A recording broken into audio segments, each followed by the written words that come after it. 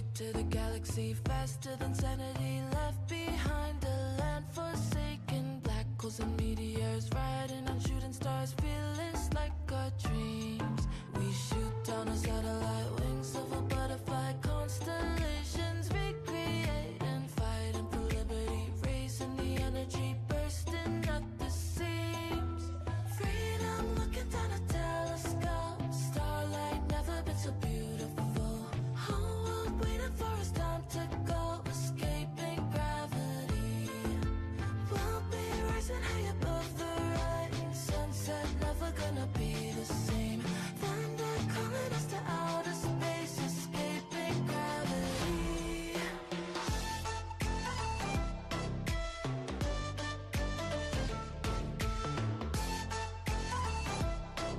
Escaping gravity.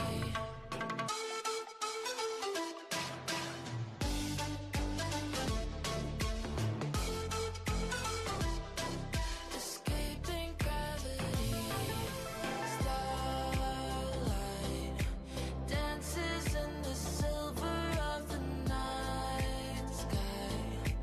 Way above the clouds we will be sailing high, sailing high, sailing high. Ooh, you and me, we're gonna touch the stars, find the center of the universe. New reality in front of us, escaping gravity.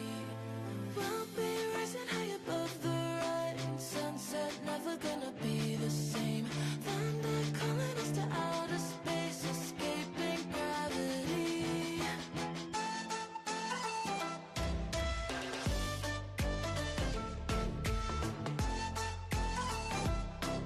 Escaping gravity.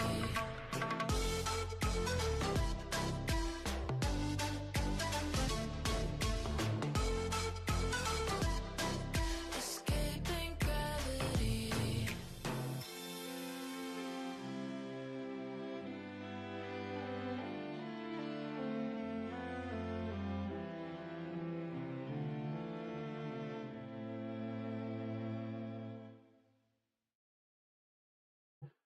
All right, so let's go ahead and get things started on here.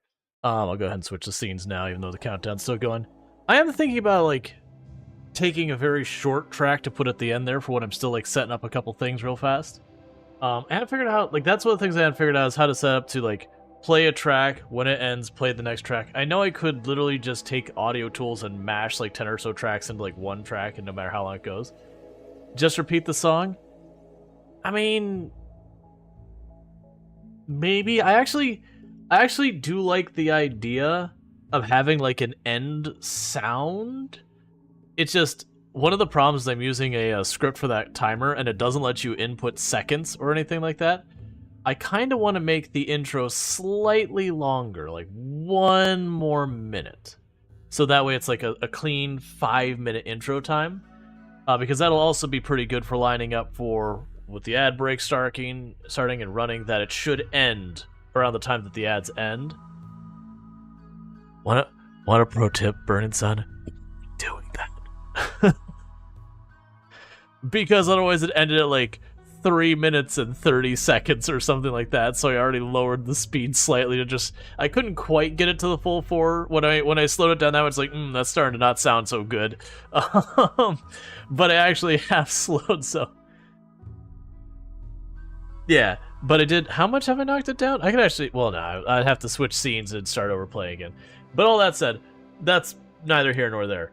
So, the plan for today is we're going to be picking up with RimWorld. I have actually been doing a lot of data crunching over the last, like, 24 hours after stream and all that. Because I'm starting to get enough data into my new tool that it's becoming useful. And I was just kind of doing a brain dump on the Discord again about, like... Hey, like, here's kind of my thoughts, whatever. There wasn't, like, anything super tangible, which is actually kind of me venting on that a little bit. There's a lot of times when I do those brain dump kind of things, it's like, okay, I can very clearly see, like, trends are going this way, and this way, like, I could start making decisions based on that. And my brain dump complaint kind of thing was that this particular time, the only trend I could really bring out of it was that Baldur's Gate 3, Power Wash Simulator, and Slime 3K did not perform well. Those are the only conclusions. And if you want to, like, it's real bad too. Where's the one for Slime? Yeah, here, I'll just show, like, I won't go through, like, the whole big data thing, because there's just too much to cover right there. But, like, tell me, chat, can you guess the moment we switched to Power Wash Simulator? Can you guess the moment we switched to Power Wash Simulator on this particular stream? Is there a certain moment on here that seems like things were just kind of downhill? I mean, there's like, we said we were going to be switching games, and then we started Words on Stream. We took a big hit there, and then it just kind of generally trajectoried down. Considering this gray area is the high-low of the streams we had there. Can you guess based on the bar at the bottom where it says Power Wash Simulator? Yeah, I realize that as well.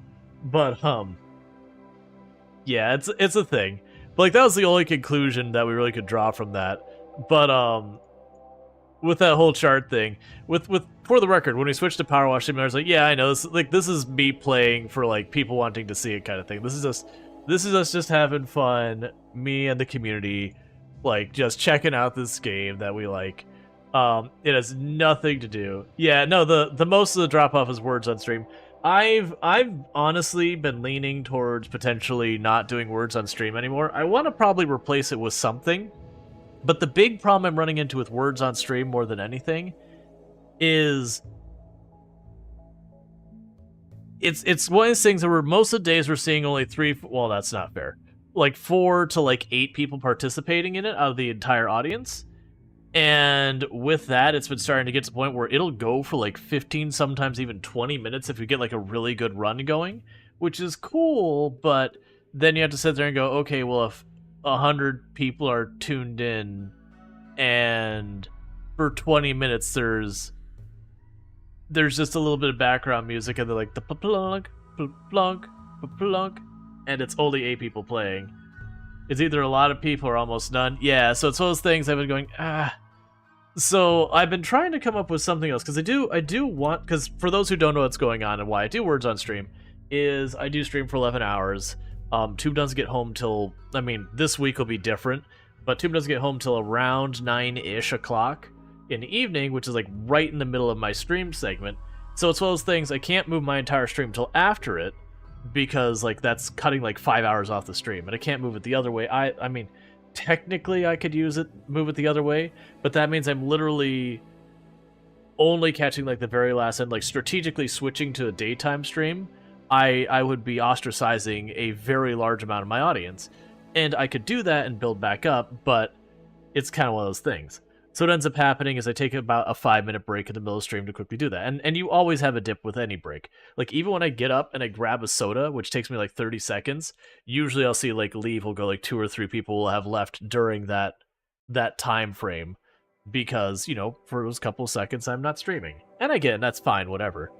But, the issue kind of being that Words on Stream, that break goes on from being like 5 minutes till, like, and I'll get back and I'll have a conversation while it's playing, but it's not something that's engaging people. I've also noticed Words on Stream, like, its view count on the platform has just been diving as well, which it's fine. Like, it's a fun game, but I think people are looking for different things.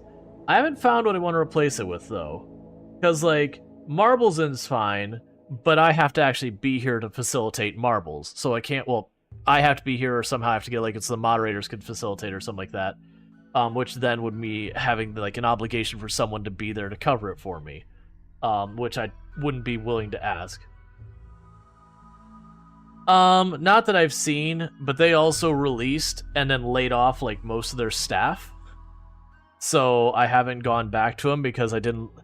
The way they ran their business, I did not care for at that point. Like, it seemed on the up and up before then. They were working with creators, they had all that, and then they just did this mass layoff, like, right after it dropped. And I haven't looked back at it since. It could be good, it could be bad. My issue with that was, like, the last of sound normalization, so you'd have, like, things explode super loud. Yeah, I went to that racing game the other day. There's a grand total of 3 streamers running it. Yeah, no, I think the bad PR they got when they did their layoff kind of killed the company. Like, it's not gone, but like, it put a sour taste with content creators on the company, so it's been in a rough place. And then, like, Marbles on stream, like, every round you're required, like, you need someone to, like, start the round and do all that sort of stuff. I can't just tell it to, like, automatically run through rounds. So that kind of hurts that one, because then I could start the Marbles on stream, and then you get to watch it, like, you know, an end race screen for, like, a minute and a half while I'm still finishing up. I think Gartic Phone is the same way, where you need someone to, like, run the helm kind of thing, which is fair, but I'm looking for, like, a 5-minute thing. I think ultimately what I need to do is I need to edit up a 5-minute video of a bunch of clips. Like, because putting up the away screen with the random clips, that's fine. Like, that works okay-ish. But, like, if I actually had a video that was edited and properly done with music and yada yada yada and all that, and had, like, 2 or 3 versions of it that are, like, 5 minutes, you know, that way people are watching the same video every single time, I think that might be the stopgap. But I have to actually stop and do it. Anyways, that's getting off into left field. But it's something that I might be doing less words on stream, because I have mentioned that I need to sit down, and there's a whole discussion that people have around their channels, which is what is foundational to your channel. So, like, what is the thing that people come to your channel to expect? Like, is it super sweaty gameplay? Is it, like, super chat engagement? Is it, like, multiplayer stuff? Is it, you know, deception games? Like, whatever your thing is, that's the foundation. I think this is the basis of my channel. Everything should be in support of this, unless I am actively moving to switch that, which most channels don't do, because that's literally choosing to change what your audience expects, which is a very hard sell.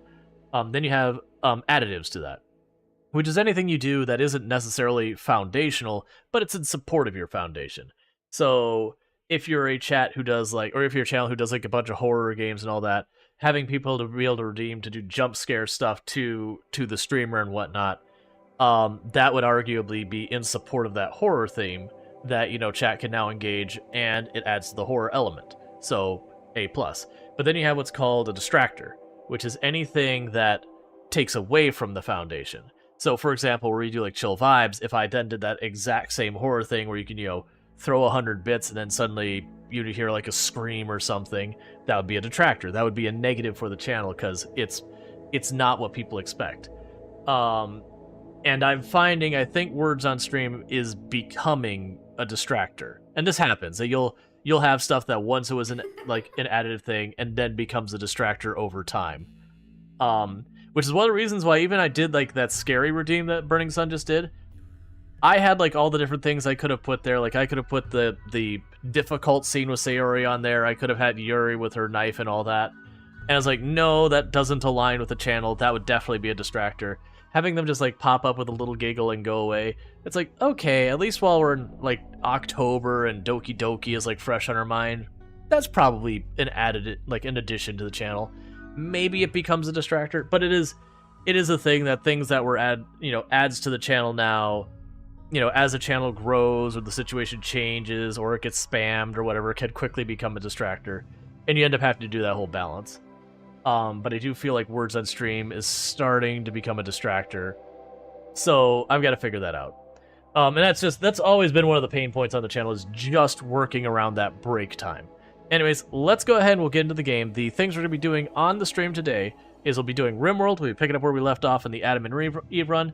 We did suffer our first 2 casualties on the last one. Now, that said, we grabbed their bodies, threw them in sarcophagus in the freezer right away. So technically, we can Resurrection Serum and bring them back, if we get lucky. Later on in the stream, I do plan on playing My Time at Porsche some more, because My Time at Porsche has been performing extremely well on the channel. Like, we had it was yesterday's stream that, by and large, the RimWorld part of the stream kind of just did okay. Like, it was in the range of views we had, but it was, like, on the lower end. Oh, hang on. Let me go ahead and... There, the queue's open. So, go ahead and shoot the join again there.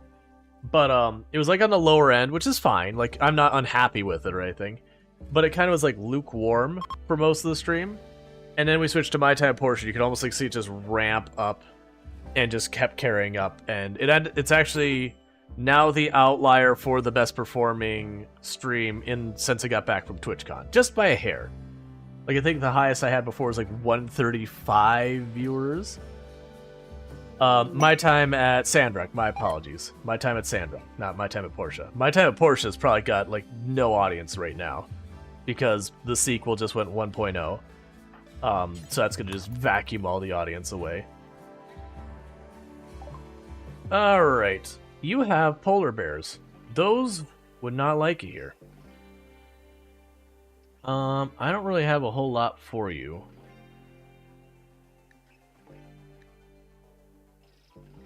I have plenty of money. I wish I could see on this screen how much they like us. So you're with the people of... we're the people of the canyon. You're with the Tosin Confederacy. Tosin Confederacy.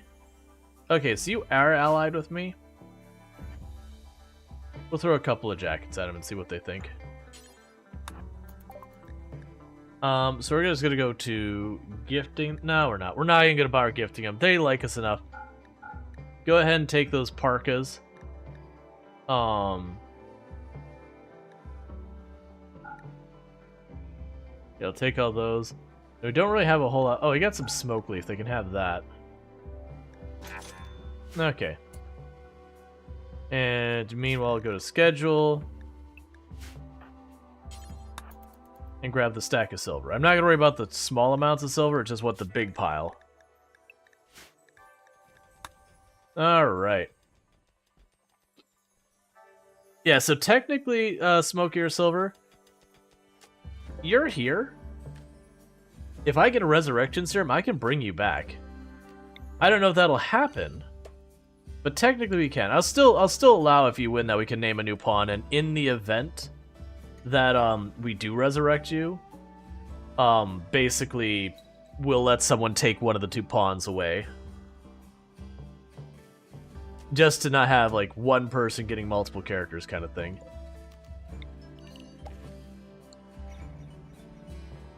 Okay.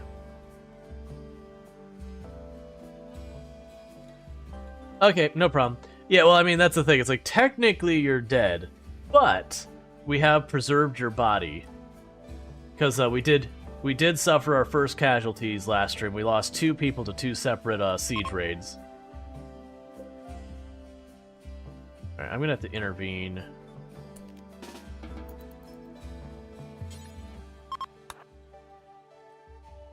I don't mind the rest of these blocks being broken. That block cannot be broken. Because that'll just let the enemy just bypass directly in. And we're falling way behind in our food. Because I have all these prisoners. I think the prisoners are only here for like another day or so. 4 days. I mean, that's still not that long. At least you didn't say F and abandon the colony. We almost lost Ichitenma to that yesterday. The Ichitenma was up here and gave up. And I barely managed to grab them like 2 tiles from the map edge. It's like, oh god. That would have messed up a lot of things if that happened.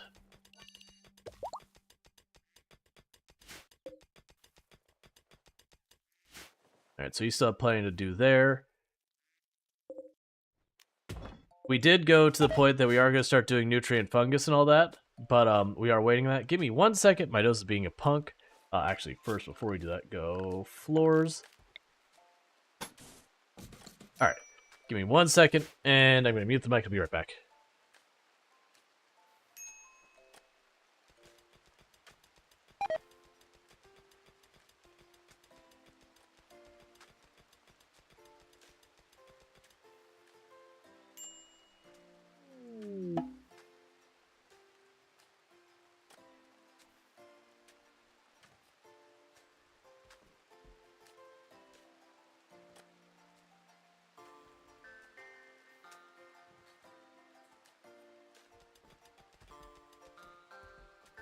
Alright, sorry about that.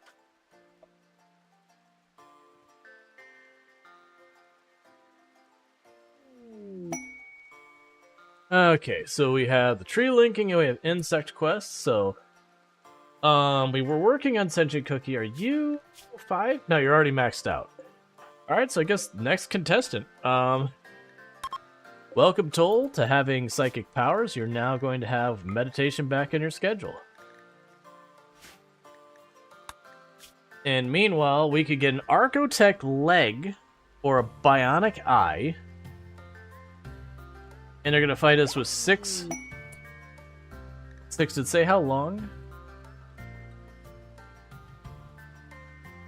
Because, I mean, getting Rhetorical a second Archotech leg sounds like a move.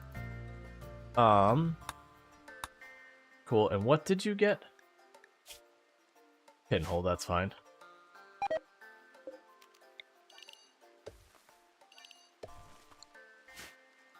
Alright, we're slowly expanding our mushroom farms in here.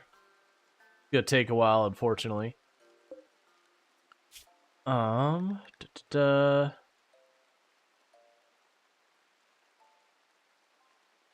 so you need to be unassigned from meals for a moment. Ambrosia sprout. So I'm gonna need a second dedicated cook. Well, that's just waste food. I'm gonna need a second dedicated cook, and we're getting to that point. And we're still waiting on more stone to be cut. That's fine. Alright. But we are slowly recovering things. It is taking us time, though.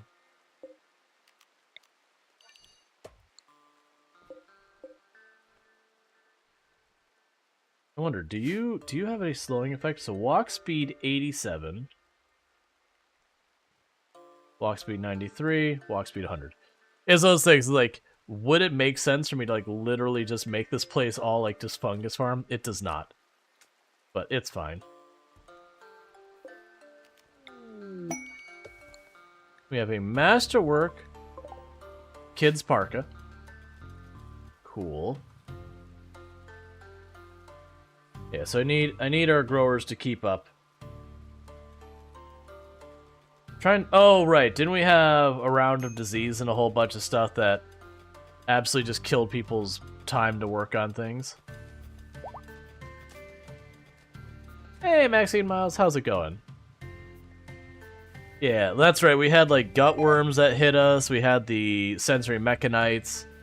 We had a whole bunch of, like, our animals keep getting injured and require a whole bunch of medical attention. So we've had to be dealing with that a whole lot. I can put the door there. Got plenty of food happening back here. We do have all the stoves set up so they only take ingredients nearby.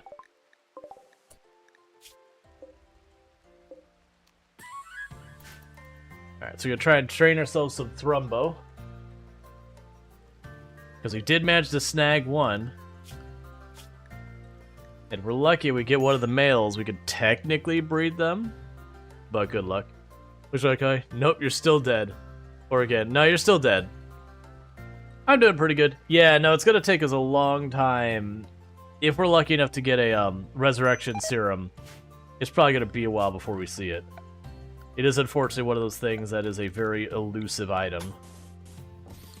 I mentioned it last stream that I have, of the runs I have finished, where I have, you know, launched the ship, done Arco Nexus, done that, I have had more of them where I've never had the opportunity to get a resurrection serum than I have that I have had it. Now granted, there's things I can do to improve stuff, but not too worried on.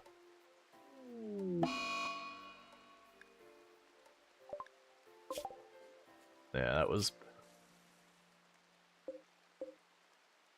Yeah, our elephants are starting to get pretty roughed up. The bunch of them got lung rot because we fought, it was something like 73 Arctic wolves here. And the fight went fine, but we had a couple elephants downed. But just them being in the area with the sheer number of corpses, even trying to like get them out of there, just the time it took me to rescue them, a bunch of them developed really bad lung rot. There was just so many corpses there.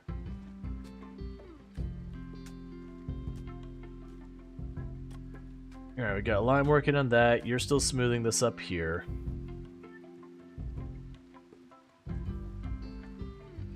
We'll end up having to expand and make more rooms. That's fine.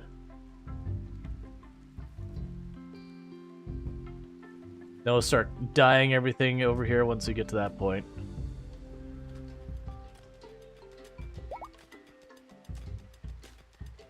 Alright.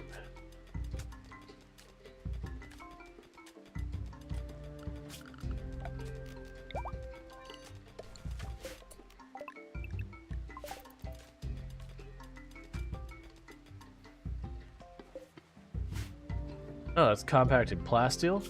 Nice. The downside is compacted plasteel takes an absolute eternity to mine.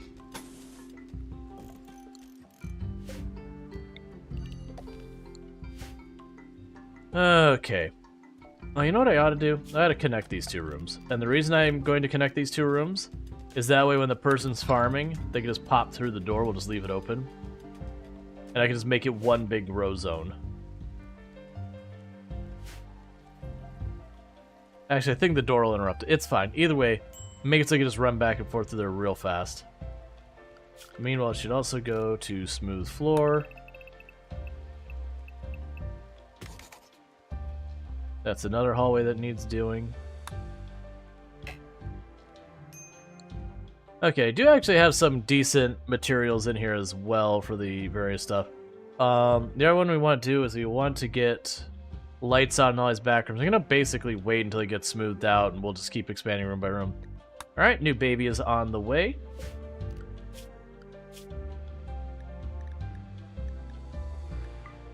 We're getting more animals tamed. We're now starting to get a mix of multiple people who have animals under their control. As you know, we have 2 people are taming now.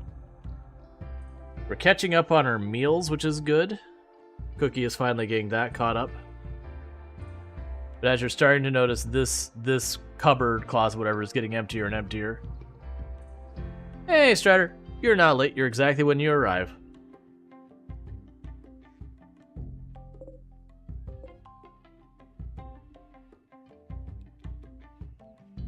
This cupboard's doing mostly okay.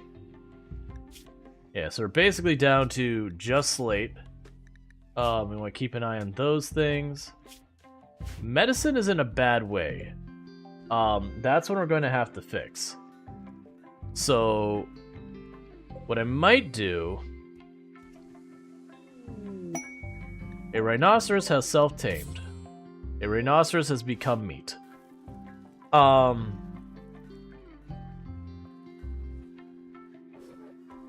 So I don't want to take away from our foods up here. And I'm not seeing a whole bunch of hops laying around. Because if I saw that, then we'd be like, okay, we can cut into the hops in a big way. No point in wasting it. So I think we're just going to make another field down here. That's heel root.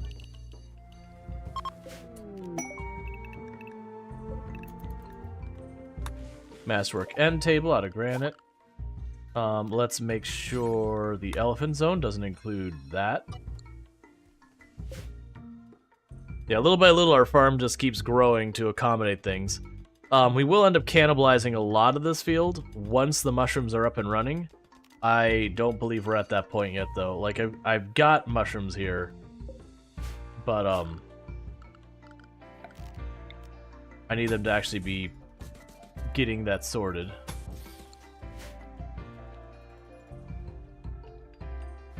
More than likely, I think what our bedrooms will do is we'll end up making probably 4 mushroom grow areas, and I'll have the rooms surrounding it.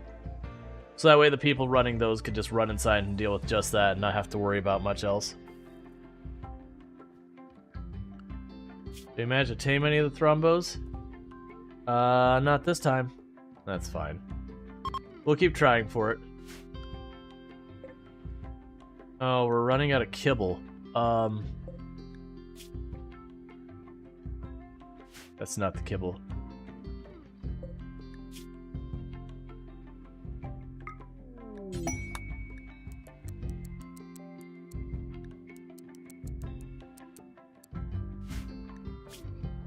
Danger pods.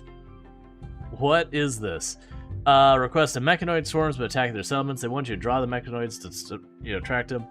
It would be 2 centipede gunners, a lancer, a militar, 2 pikemen, 3 scorchers, a scyther, 2 tesserons, a water or weather control, 5 unstable power cells, 3 mech nodes, a mech lower shield, 3 mech capsules, 2 mech assemblers, 1 mech drop beacon, 4 auto inferno turrets, and 7 charge auto turrets.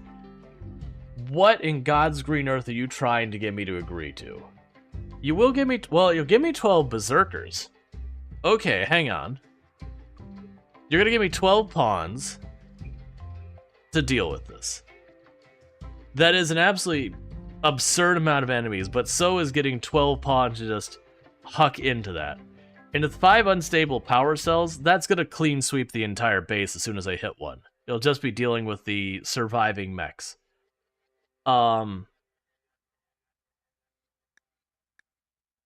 I don't think we take it, though.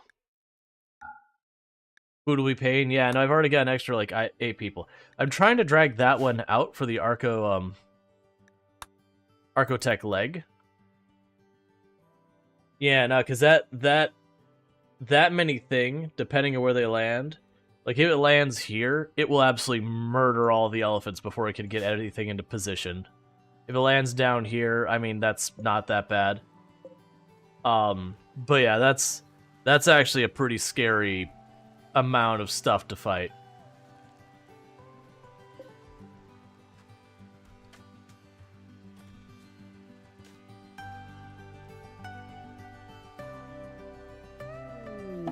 The shuttle has arrived. Please get these people out of here. Can I just grab a budget and say load shuttle? No. Carry. I clicked out of the window on accident. No, I do not want to turn on shield mode. That is a misclick. I do not want to put the chat into emote only, sub only, follower only. Clear the chat, all that nonsense. I appreciate the offer, Twitch, but no, I think I'm good right now.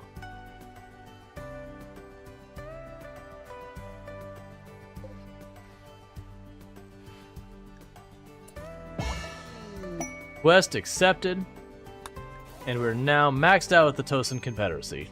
We are now officially besties.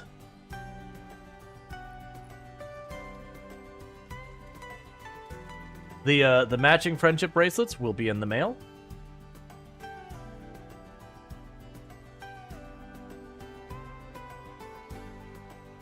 We'll get those little heart necklaces that, you know, it's split down the middle. It says BFFs forever. That'll be just sterling silver. We're not made of money here, though. Like, it'd be the cheap version of sterling silver, though. Just keep it in mind, it's magnetic because it's mostly nickel. We went to Claire's and we got it. Look, the colony's on a budget. It is what it is.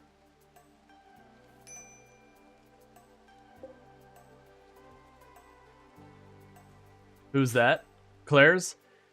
Claire's is... Man, what do you even call it? Like, I guess it's a fashion store for, like, tweens. That their target demographic is tween girls. So it's got, like, a bunch of cheap silver jewelry. Like, when I say silver, we're not talking, like, silver. We're talking, like, cheap, like, sterling silver-looking jewelry. They do horrifically terrible piercings. And by that, I mean they don't do piercings right, so it hurts your ears real bad.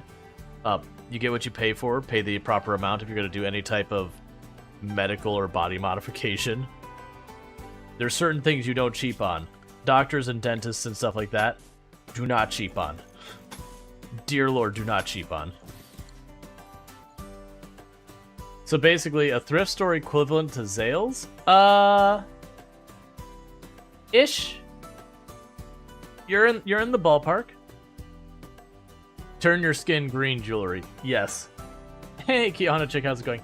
And before I forget, I forgot to say, well, thank you everyone who's been popping in. Burning Sun grabbed the first today. We have Donkey Duff, Kalaria Star, Smoky or Silver, Illicit NZ, Sniper Spice. I think I already said Smoky or Silver, but if not, I mean that now. Maxine Miles, S2D Vitez.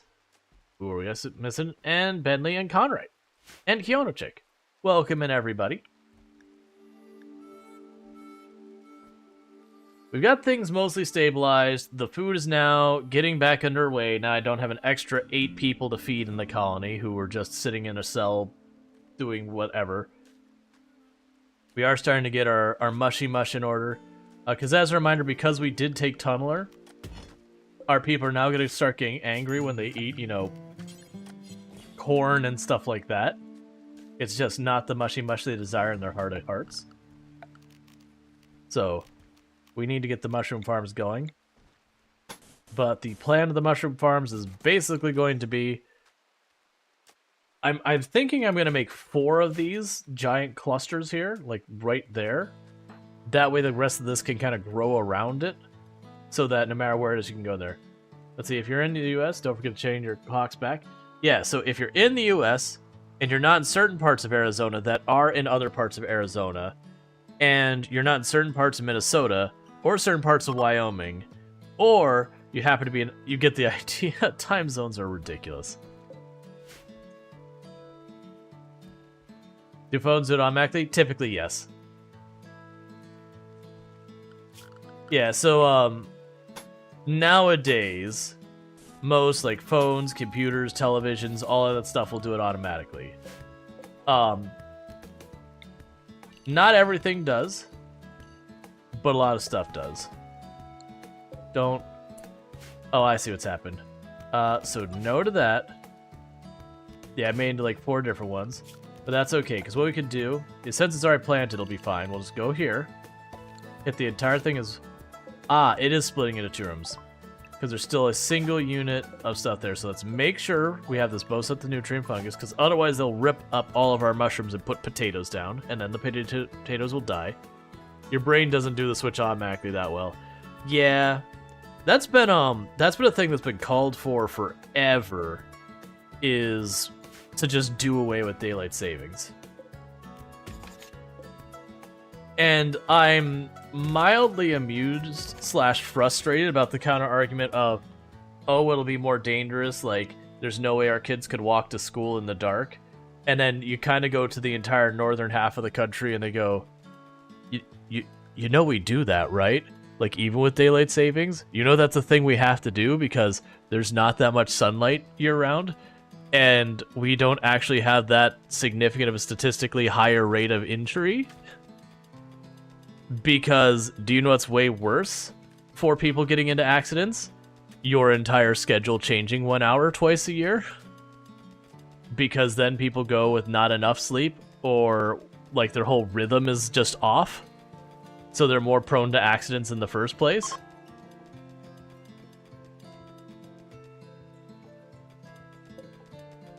Like, that was the thing. There was once upon a time we actually did away with daylight savings. Like, it was just gone. We got rid of it.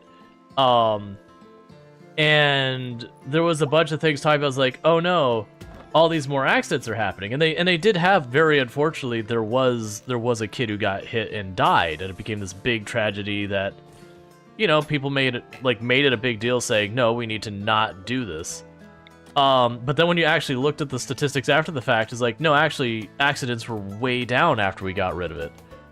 But it just, this one unfortunate tragedy got all the publicity because it was a kid.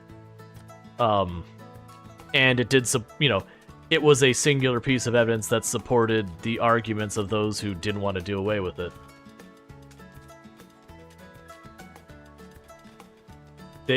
Daylight saving is the only time I'm happy I live in Arizona.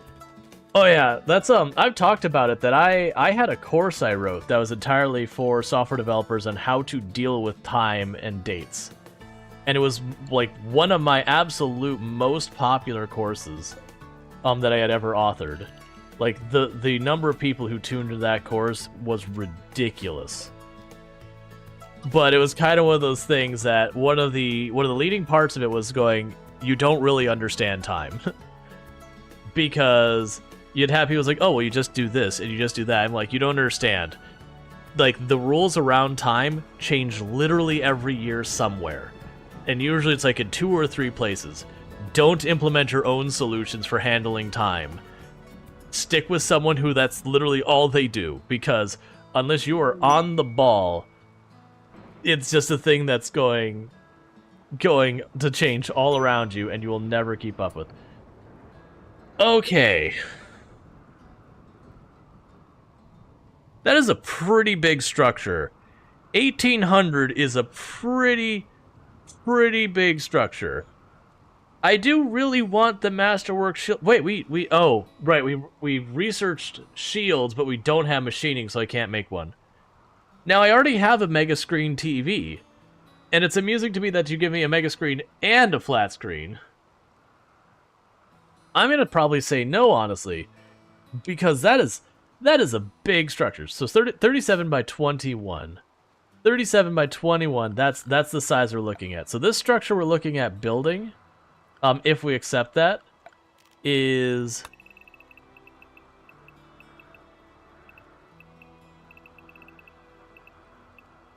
that big. That is a really big structure. Almost 2,000 stone. Yeah, I'm gonna pass on that. Where the heck would I even put it? Oh, I mean, I guess actually that actually would work just fine down there. Yeah, I'd have to put it either here. No, I don't even think it'd fit over there. Like, we don't know the exact design. I'll have like areas that cut into it. I can barely fit it over here. And I can definitely fit it down here. Those are the only two places I can fit it, because this has got water cut through it. This I can't fit it because there's a mountain on it. Literally, it's just there or there. The only two choices of where I could build it on the entire map. I mean, I guess maybe I can tear that down and turn it that way. No, because the water's in the way. Yeah, that's gonna be a big old nope. Or I get a pile of 21 Luciferin. Like, don't get me wrong, the legendary chain shotgun is fun. The Masterwork shield belt. I don't care about the TVs. I've already got a mega screen TV. The plastile's nice. And how long would you even have me build that for? 33 days is a good amount of time. I don't think we do it, though. The juggle I'm putting in my head is like going, wait a second. If I put it here, I can basically stop mech clusters from dropping in that area, and it gives me more cover from mech clusters. But I think the answer is no. It's tempting, but that is stopping all of this construction and just going for it. And right now, I urgently need to get the mushroom places in order.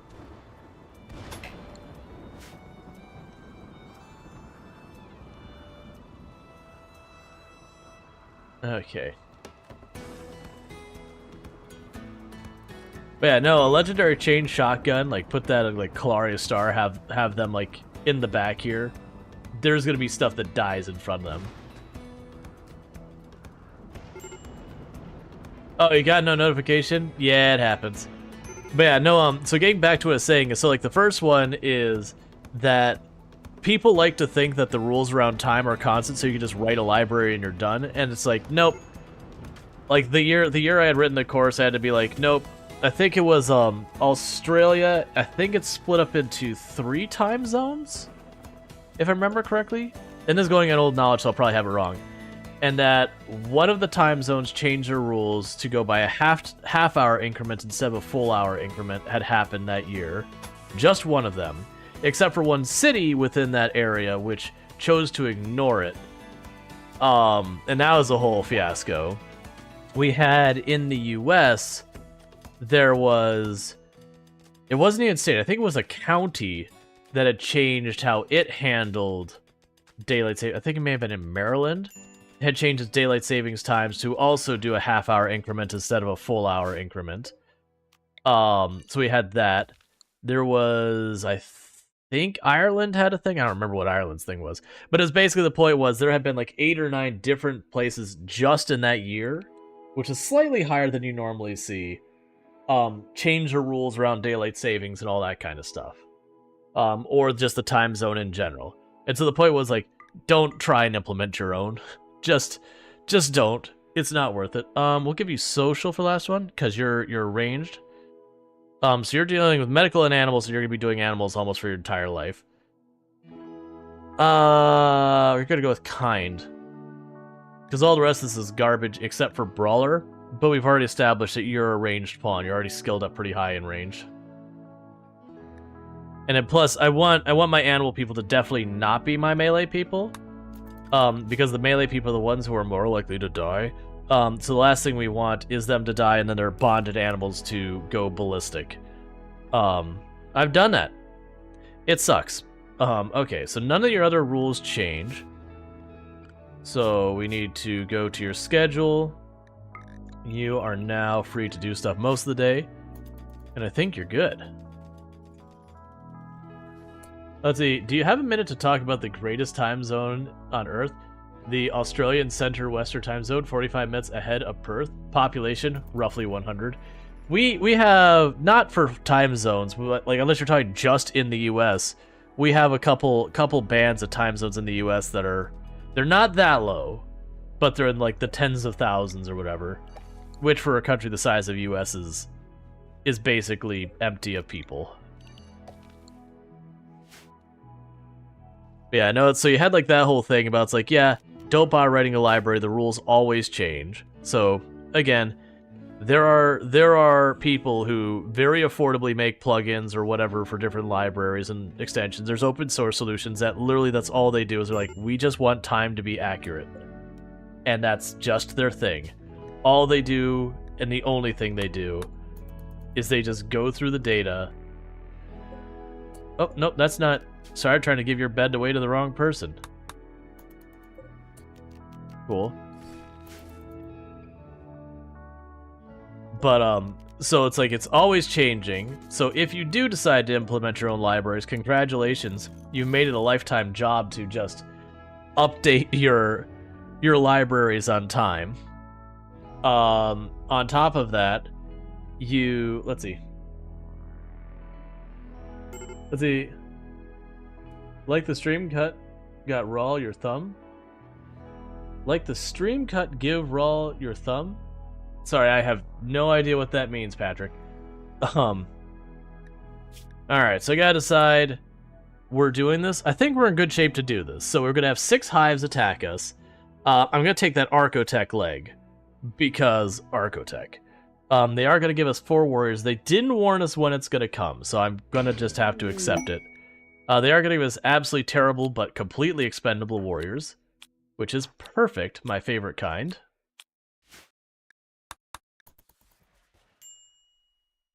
Now, the only way that goes really bad is if it shows up here, or someplace like that, or like down there, or down there.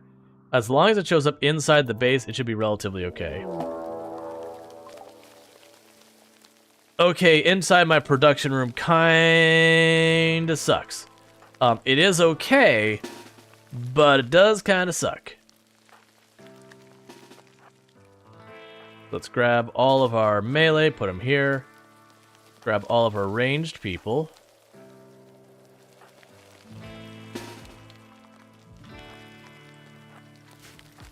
We'll have Rum Shackles join the party so they're not on their own. Okay, so hopefully those two get back in time.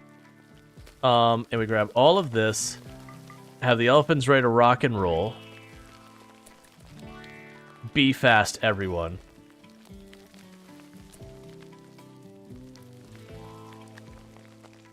Not feeling the best about Rhetorical's approach, which of course is... So those two are going that way. I want you to take this route, please.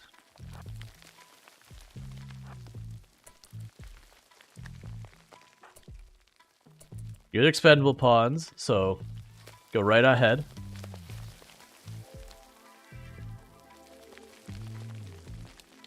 Should pop out any second now.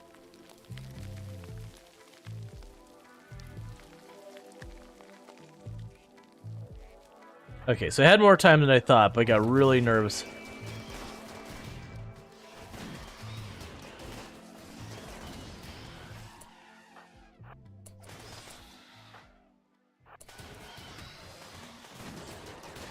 Okay.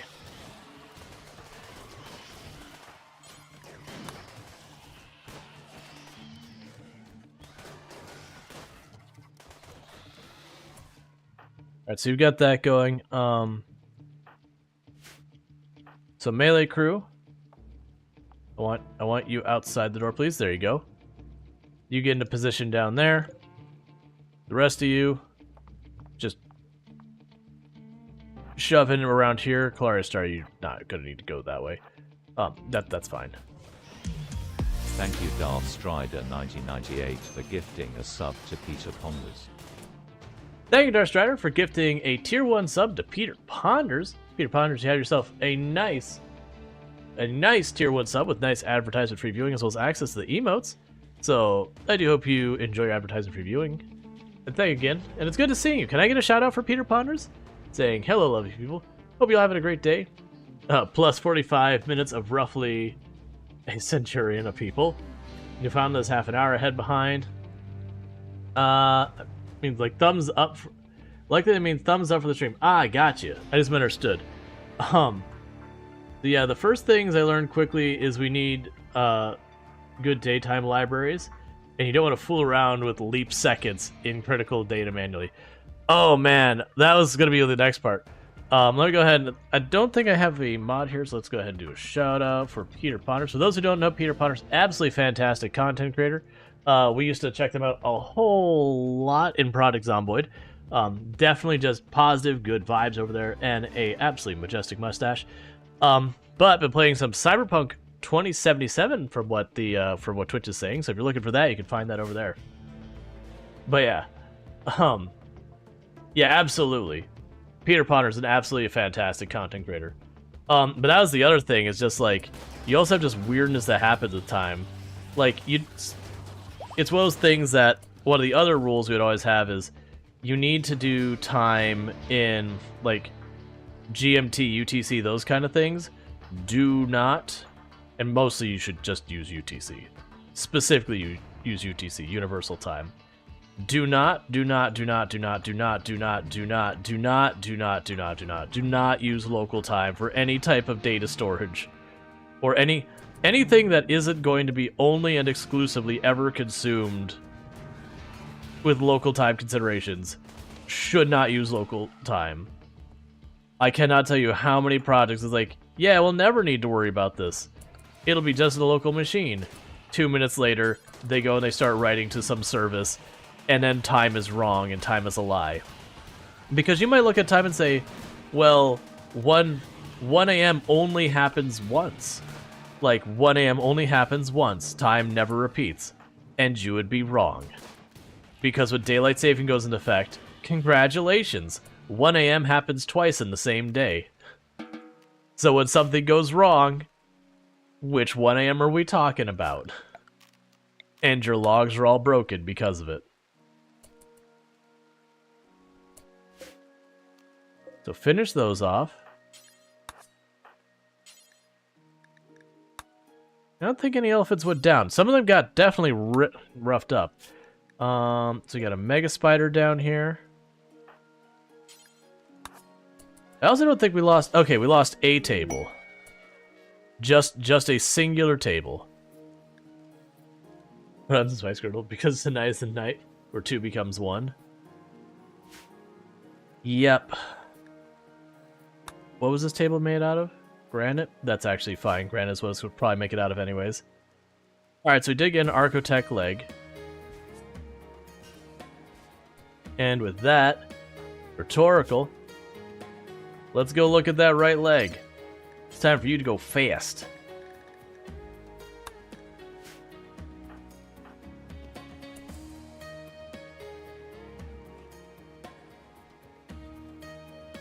Alright, so this whole place is a mess. Like I said, I think we didn't lose much, because we didn't have the shelves built in there yet, so we didn't lose those.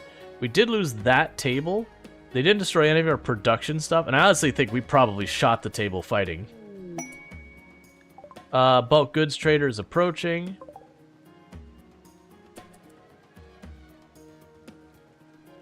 I'll be with you in a minute. We're busy bandaging up all of our elephants. Symbol of ethics desired. Oh, they did destroy the symbol of ethics. You jerks. You destroyed a religious symbol. No, they don't even get me into with the logs having local time Deb horror stories. Oh, yeah. Well, that's the thing. Like, if you use so in development, when you're considering storing time, anytime you're writing any type of time to anything, if it's not a clock in the bottom right corner, it should be UTC. Now, once you put on the UI, like to show to the user, it's totally fine to take that UCT number you've got in the back end, which is again universal time, and then translate into local time. That's fine, but never, ever, ever, ever, ever, ever, ever, ever, ever, ever, ever store local time. Like, you can run into situations where technically it's safe, but it's just better to have a hard, fast rule that says, no, never. Just don't do it. Just don't. Because if you have it in local time and you ever, ever, ever, ever, ever end up needing to consume that on anything else, congratulations, you're screwed.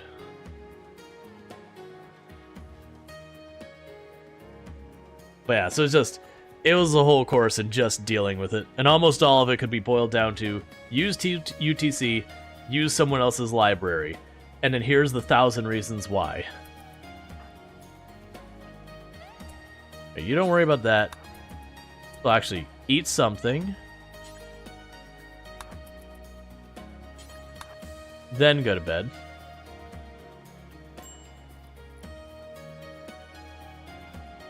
Alright. Just turn back time with Cher. Excellent. Yeah, so we didn't actually lose a single elephant in that fight. Some of them got pretty roughed up. But considering it was 6 hives attacking us, and the elephants took the brunt of the force, like, we definitely put those other people who came to help as, like, frontliners as well, but the elephants kind of were just in the middle of it. That's fine. Cool. Other Architect leg was installed successfully. Congratulations, Rhetorical. You're half woman, half machine.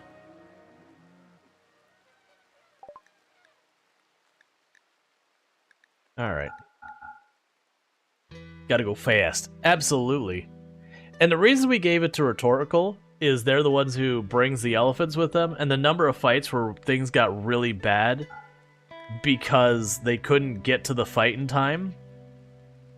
Because they're also the mother of our colony. The whole colony. Okay. So we can increase this by about 61. So let's gift. How would you like a bunch of random fabric?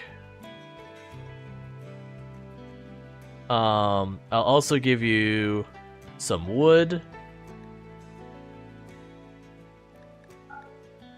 Take some worn clothing to mix in there as well. Let's go for allies. And a giant pile of money. Done. We are now allies. And all it took was a heck of a lot of bribery. Okay, unrestrict you. That's not the right person. Unrestrict you. All that. Haul that. No, say haul that. Basically, get this money out of here. Yeah, so Itchy 10, or sorry, not Itchy 10, man. Rhetorical answers getting pretty solid now. Alright, so good. So we're already repairing that. The downside is I do think those corpses and those rooms aren't going to get cleaned fast enough. Just because of that in general. But yeah, no, it was a popular course. I liked writing it because it made me have to like really dig into the time zones and all that. And then, you know, of course, Arizona is the one people usually pull out as the outlier of, you know, how absurd that time zones can get.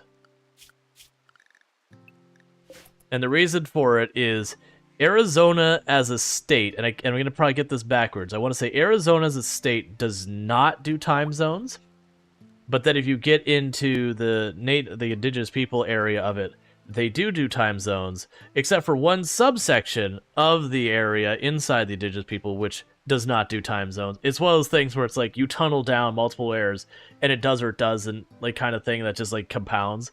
that all within one state you have like, 4 or 5 different sets of rules. You live in Hawaii, they don't do daylight savings times? Good. Good. That's the correct answer.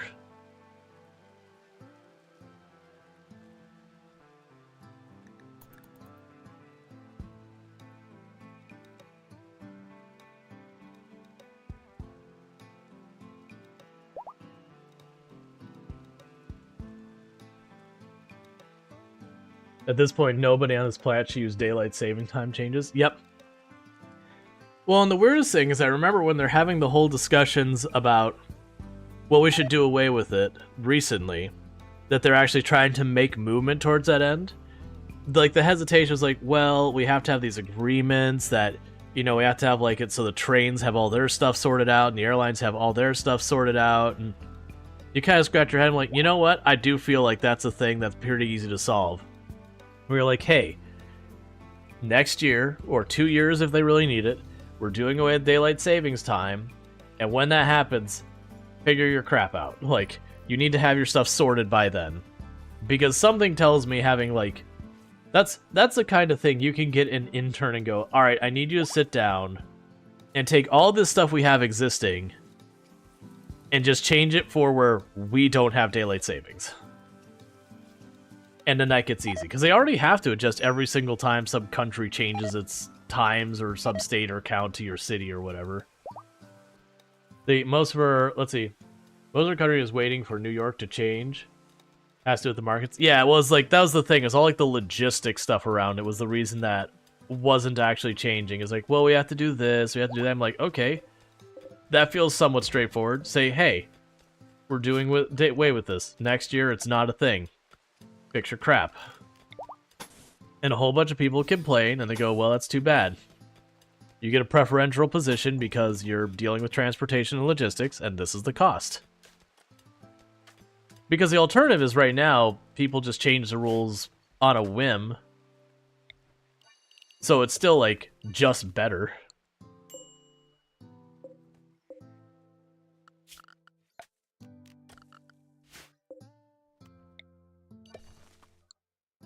Cool.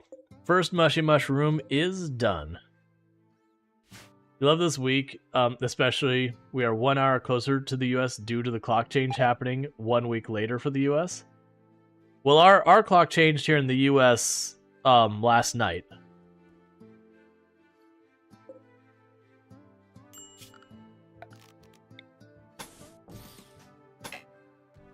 I believe it was last night. Either way, time change, like, no, it happens at 2 a.m.? I can't remember. Did I do, like, an extra long stream and not even realize it? No, probably not. Because it probably didn't update my clock yet. Oh, daylight savings time. Alright, so you want me to build a new thing. You would give me a mono sword. Ah, your stuff changed.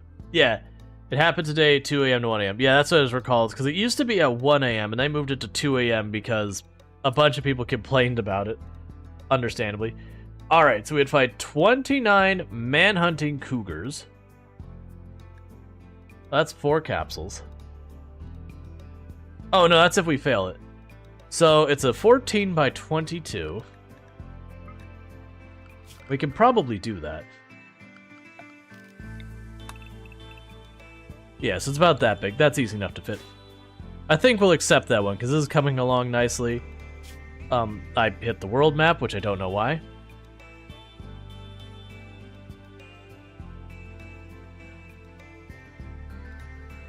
Alright. So, I do think we're going to accept this monument building. I get how long to build it? 26 days, which is plenty of time. And we'll build it down here somewhere. So, I could take the mono sword, which does a really good job on doing lots and lots of melee damage. I'm not too worried about the vest. The goodwill would be nice.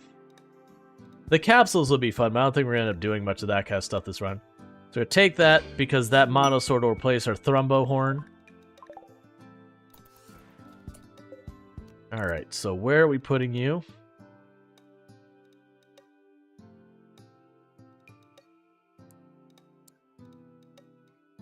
Basically trying to decide on places I could put these, with the intent on using them for cover for later problems. Honestly, you slot in that spot a little too well.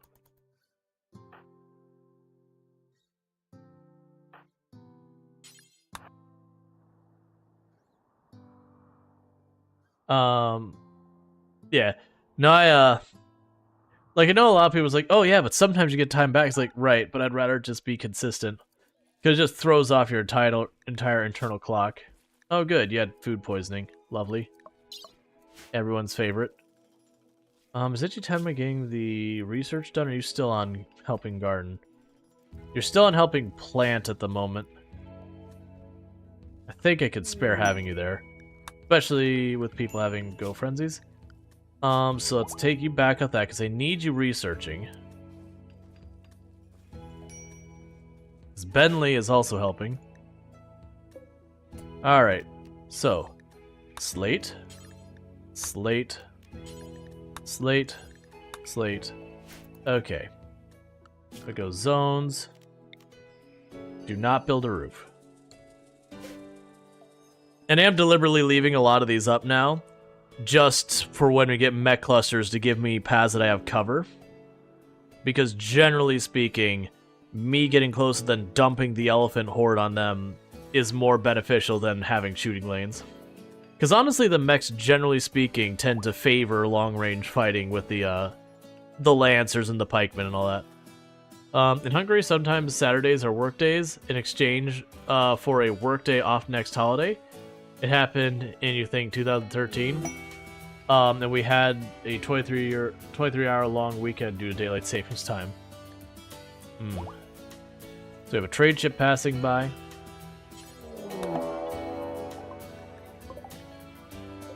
Ooh, that is a lot of pikemen. Oh, those are wild creatures. Like, why are my elephants all out there? So that attacks immediately, I assume? They will prepare. Now, most of the time when it says that, they're still rushing in. So grab you two. Put down here. We'll put Rumshackle down here as well. Meanwhile, grab all of our ranged people. Not you. All of our ranged people. The Michigander has the baby. Where are you, Michigander? Oh, you need to also be involved. Put down the baby.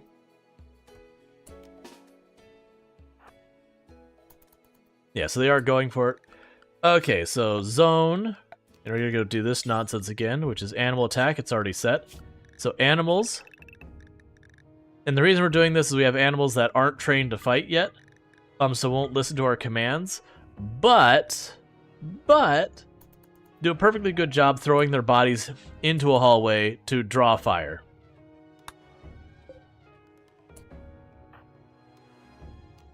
We are going to use our commanding shout thing to make our people better at fighting. Oh, let's have you pop down here and you take that spot. If you got a sniper rifle, you'll start firing first.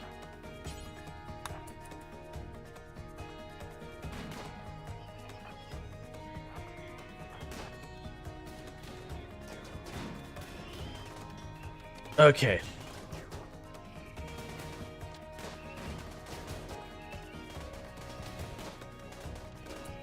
Why are the elephants not... Oh, because I haven't told them to. Makes sense. Checks out. I hope we didn't screw ourselves.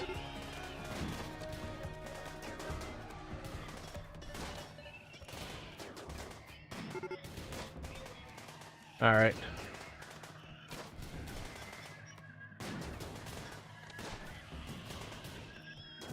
You shouldn't be allowed to shoot from back there. You took a hit. How bad? Torso hit a little rough. And unfortunately, none of the psychic powers work on them. Someone took a headshot here. Who was it? Was it you? Alright, you just took a jaw hit. Someone else took a headshot. That's not making me happy. You're about to lose your eye. Should have grabbed the MPs. Can you grab those in time? Rumshackle, you got a job. Be fast, friend. And think this through. Rumshackle, get in the danger zone. You're a little late to the party, but EMPs away.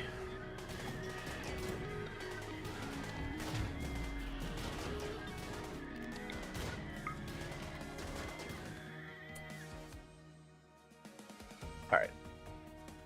I'll just keep you with the EMPs for now. Okay, so we did have a couple people took some nasty hits. Some of our elephants got pretty roughed up. There's a combat command thing should buff animals too. This will be perfectly balanced, I promised. But so you hate the opposite of this when they take away an hour of the day? Yep. Well, that's what I was kind of expecting to happen. Oh no, that's the reason I was throwing way ahead. Rhetorical was way in the back. But yeah, that's the danger of like biotech limbs and archotech and all that. Is just the whole you go and you throw the EMP and suddenly your best fighter collapses because their entire setup is just all bionics. Oh no, you should be area 1. You get reset to the elephant zone. That we get all the animals that don't need to be here out of here.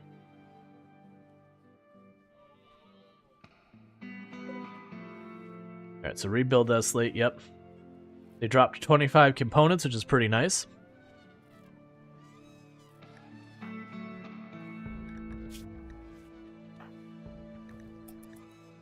Alright, everyone's starting to patch everyone up. Oh, thanks for the Aurora. Make us work faster. Because we'll be in the light versus the dark.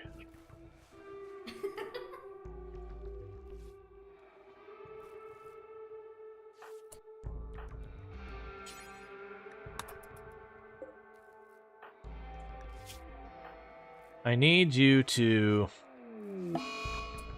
Yeah, I know it's coming. It's fine. We're gonna always lose a couple of elephants in those really big fights. Alright, I need you to rest. You tend to dad. What days you're going to change that command to issue /ban Burning Sun, and I'm gonna trigger it. Nah. No, a command like that I don't see like ever, because reality is I'd just turn off a command if it was truly annoying me. This poor elephant has been through so much. It's lost its trunk, it's got permanent brain damage, it's missing it, like its eye is all damaged. We put these elephants through way more than they deserve to be put through.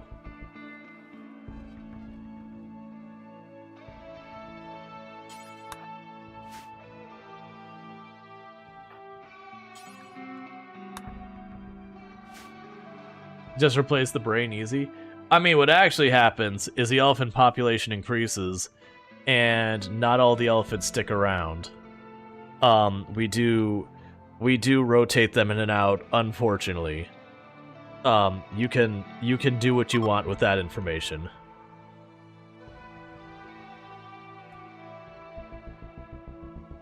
And we lost a column back here. It's a wood column, so we're not gonna replace with another wood one.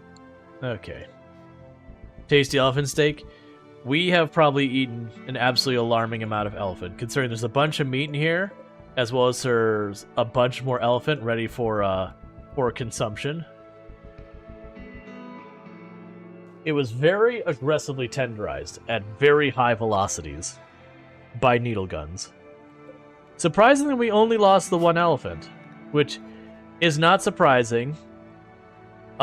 Just ignore them. Most of these shots are from us. Just don't worry about that. Those charge rifle shots, the machine pistol shots, definitely the mechs who did that. Absolutely was not our doing.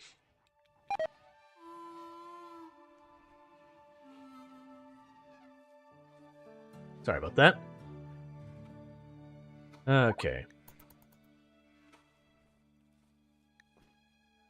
I got people getting food poisoning. Fun. Yeah, because we've oh good, we're already ready to link again. So let's do that again. We're just massively getting psychic powers. Colonist runs in places with a machine gun. Mechanoid. See, they did it. Yeah. Like, not elephants. We're innocent. We never endanger you. Neural heat dump. Okay.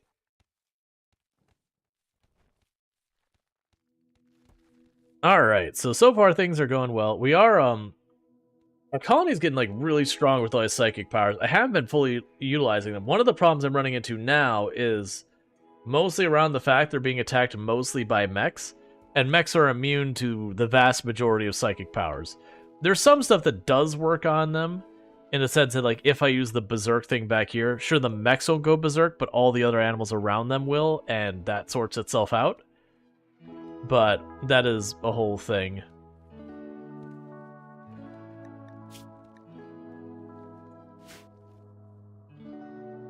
What I need is more time to research stuff. And granite.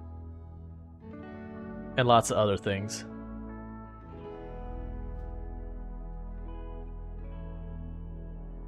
Okay. That room... Oh. Hang on. This is Cureless's room, I believe. Yeah, there we go. Misassigned. It is interesting that with all them being siblings, they're totally fine just sharing a room. I've not run into that before. And it doesn't even seem to give them a mood penalty for sharing a bed in the same room. Like, they get the thing where they're sharing a room, so it's a barracks as opposed to a bedroom. But they don't seem to get the other penalties you normally associate with it. Like, they'll get interrupted sleep because that's just the nature of how that goes. How's our research doing? So we're still waiting on machining. We do have shields. Biosculpting would be fun. I kind of want to get the de-aging thing to try and keep Rhetorical and Ichitenma as, like, you know, young for as long as possible. To just be able to perpetuate the colony. Just because reasons, I don't know. We'll see how that goes.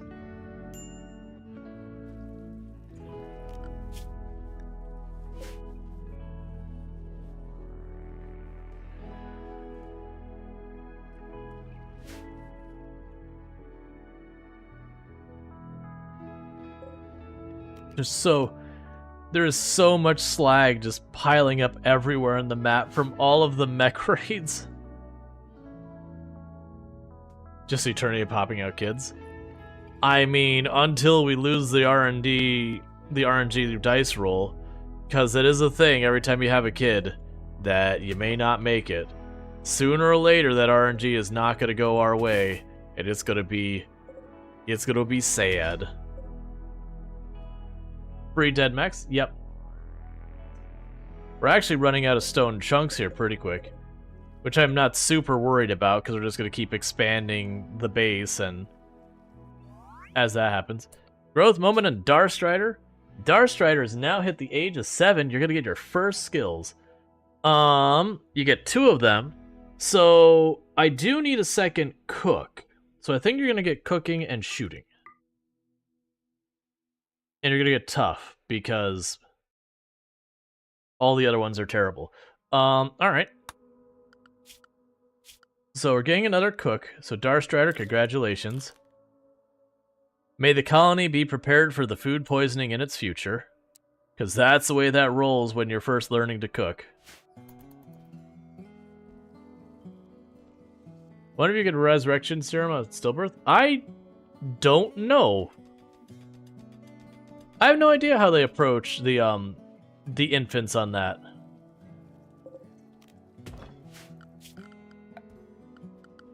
It'd be an interesting thing to try.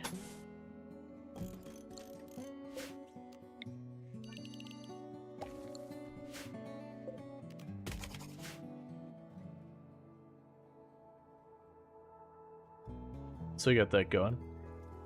Hey people, how's it going? Oh, I saw you pop in here earlier, I think. No, was it people? I missed so many. And thank you for everyone else who's been popping in. I've been missing some of the chat because, you know, mech raid's gonna keep us busy. You don't need to have all that marked as urgent. I get there's a billion dead monkeys up there.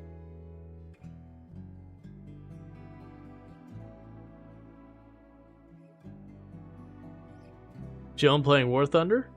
Well, I'm doing good. Colony's been holding up alright as well.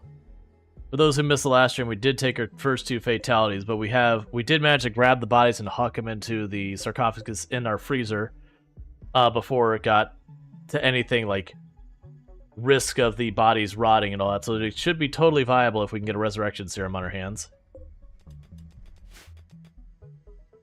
Oh, there's 1 tile left in that room.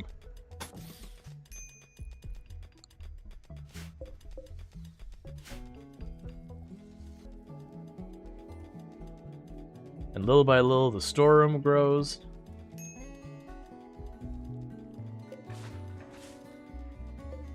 Don't destroy that. Okay, so those ones will be linked. I'm gonna grab these settings, I'm gonna copy these settings. Paste them here. And what that does is it makes it so this room should only store weapons and clothing. Because that was the intended purpose of that room, is like to be a little armory.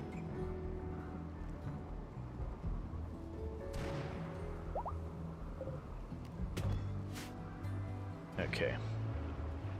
We're getting our first mushrooms up, which is good, because we appear to be quickly running out of food. Which is a pretty big concern.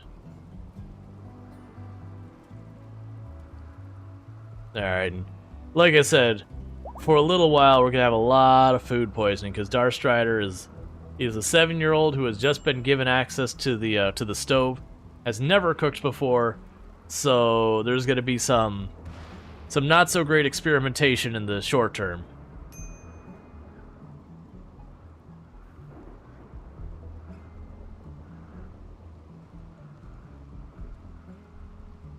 But they'll get there. Rumshackle's, sky dreaming literally as far away as they possibly can.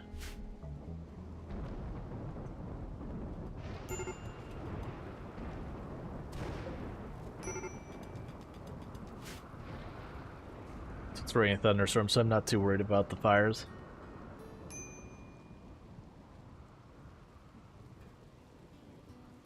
I wonder if I get all my people to have psychic powers, like, at what point do I stop, like, is it just not a thing I have to worry about anymore, that, because they're already at the point that very continuously it's like, up, next psychic, binding is ready, next psychic binding is ready, next psychic binding is ready. How's our wealth doing? It's getting there. Alright.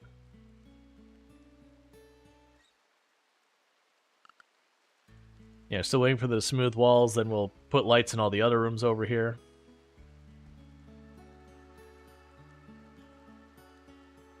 Give him a chance to catch up on smoothing everything out.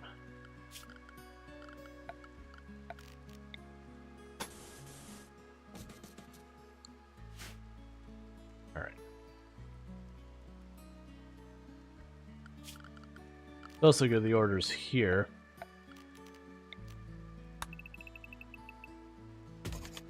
And then smooth the outside perimeter of that room. And eventually we will expand this hallway around here, put more bedrooms. I think we'll end up putting more fungus there, more bedrooms up here, probably more stuff over there. We'll make, probably somewhere around here there'll be another entrance-exit area. Because I want to have enough entrances and exits to our base that in a pinch, when people need to get through, they don't have to run the whole way around and be just too late to the party for an infestation. They just go in the respective door and get to the right place. Alright.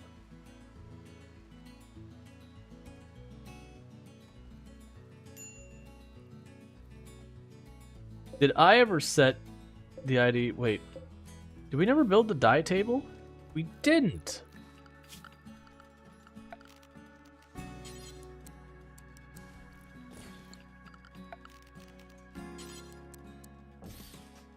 I think we were going to, and a raid showed up.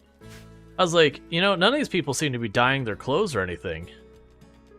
That would explain it. They won't dye their clothes if you don't give them the things they need to dye their clothes. It makes sense. They won't do the things that they're physically incapable of doing.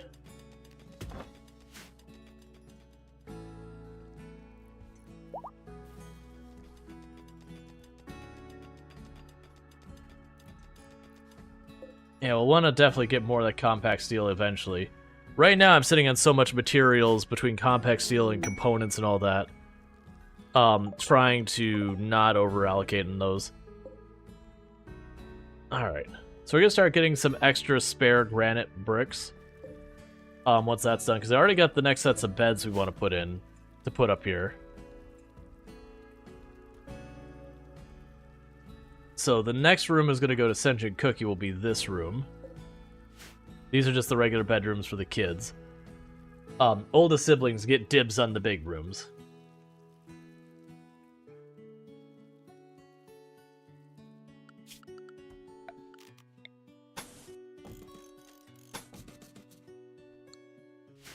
Alright.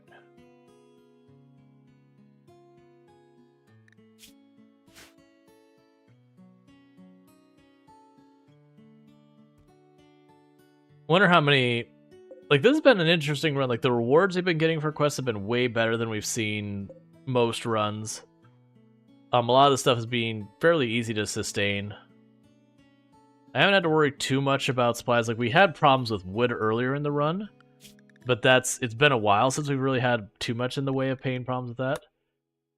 We probably should be going after these ancient complexes, because those ancient complexes could have resurrection serum.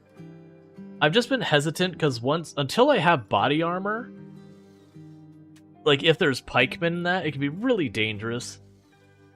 And I just, with as big as the raids we're getting, I don't really want to split my party any more than I have to. But part of the solution to that is I can wait till like right after Cassandra raids, and then turn around and immediately run out with people who are well and see what we can make happen. And then plus, with the animals, we've been struggling with food lately again. That's more, honestly, not having the right distribution of efforts.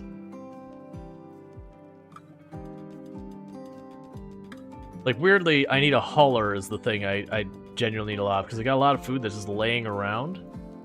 So I need to get that going. We've got our second cook going, so pretty soon we'll hopefully have Strider just working on dealing with making way more stuff for like the what's the word I'm looking, the kibble and all that. That's the thing I need to do, is I need to have Strider make kibble. Where are you at, Strider? You're sky dreaming? No, you're not. You're making kibble. You're butchering stuff and you're making kibble. That's what you do here now.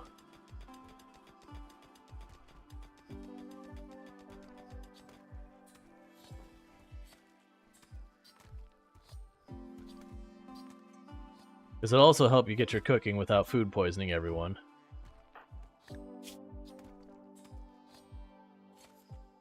So how much we could get from that? So you're at 2294. Yeah, so like 200-ish per. That should help quite a bit.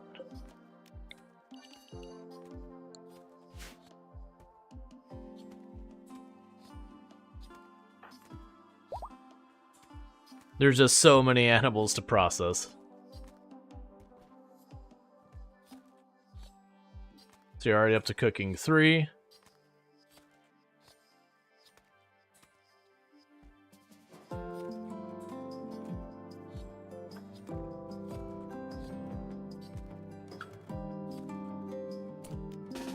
Alright. You can go to bed. Alright, so the good news is once Strider ages up, Strider should be able to get a lot of stuff done when it comes to supporting the colony so far as the food front. That way it's not Cookie doing it full-time and occasionally some of the other ones moonlighting as people to handle food. Wait, where's your TV? We literally moved these things over here for the TV. Where did the TV go? Did you move into storage? No one destroyed it, right? Oh, you know what probably happened? In that one big mech raid, maybe it got destroyed. We didn't have anyone run around and steal it, but I'm not seeing it in this room. I didn't accidentally sell it, I'm pretty sure. You know what? It doesn't matter. I'm actually not worried about recreation. It's not been a problem because meditation counts as a form of recreation and people have to do it all the time in the colony. So things have been pretty stable recreation-wise.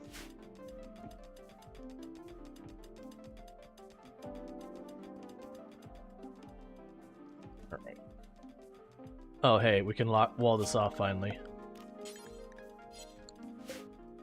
Can we actually have them mine that tile? We'll just leave a door back there just in case we have like an infestation pop up in that spot, but I'm not going to use that spot. Yeah, because I can't fit a room. That's as far as I can edit stuff. As far as build walls and all that.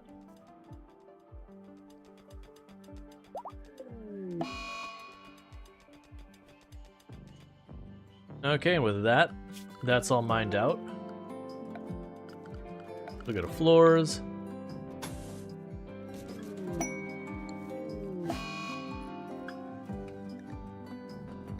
There's solar flare and an eclipse. And we made a cape. Why can't I do that tile? Did we already do that tile? Must be placed under a thick roof. Okay, so there's one spot here that's not thick roof, so I can't fungal whatever. It's fine. That's one tile. And it's not like there's any cost for me doing any of the stuff in here beyond the labor of actually just setting it up. Okay.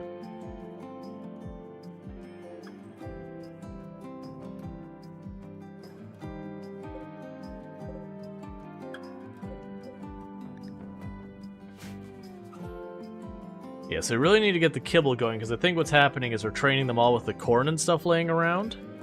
And that is just becoming a problem. But my hope is we'll catch up with meals, or the meals entirely. Shelter for a plank cutter. Let's see, we have a person here, they're allies with us. We get psychic powers I don't care about.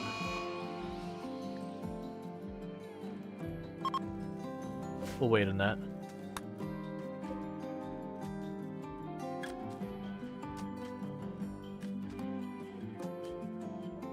Yeah, so... Alright, so you're grabbing that steel down there we marked way earlier.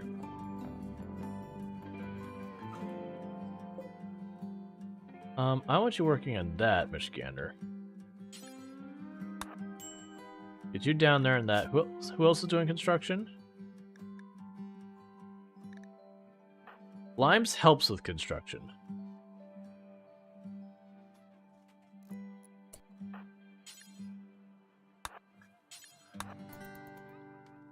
I want to get these two tiles done because that'll finish this so I don't forget about it.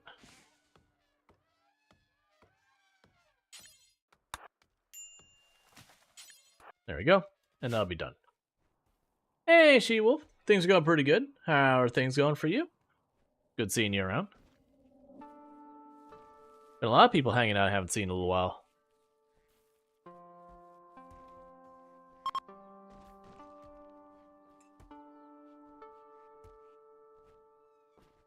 Alright, so we've got a lot of corpses in there. So what we could possibly do is go bills, details. You must have work level of 4. You must have level 4.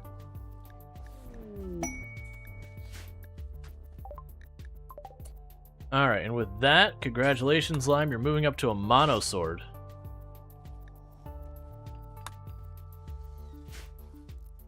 Cool.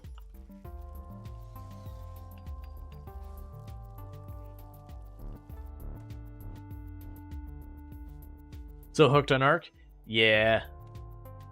You absolutely get for people into those games, they can be like, the Thrombo Horn is cooler. It is, but is it better?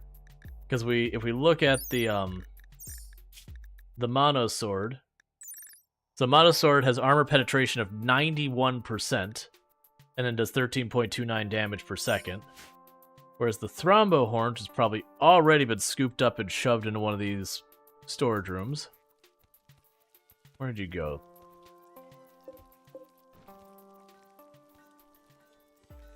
Oh, hey.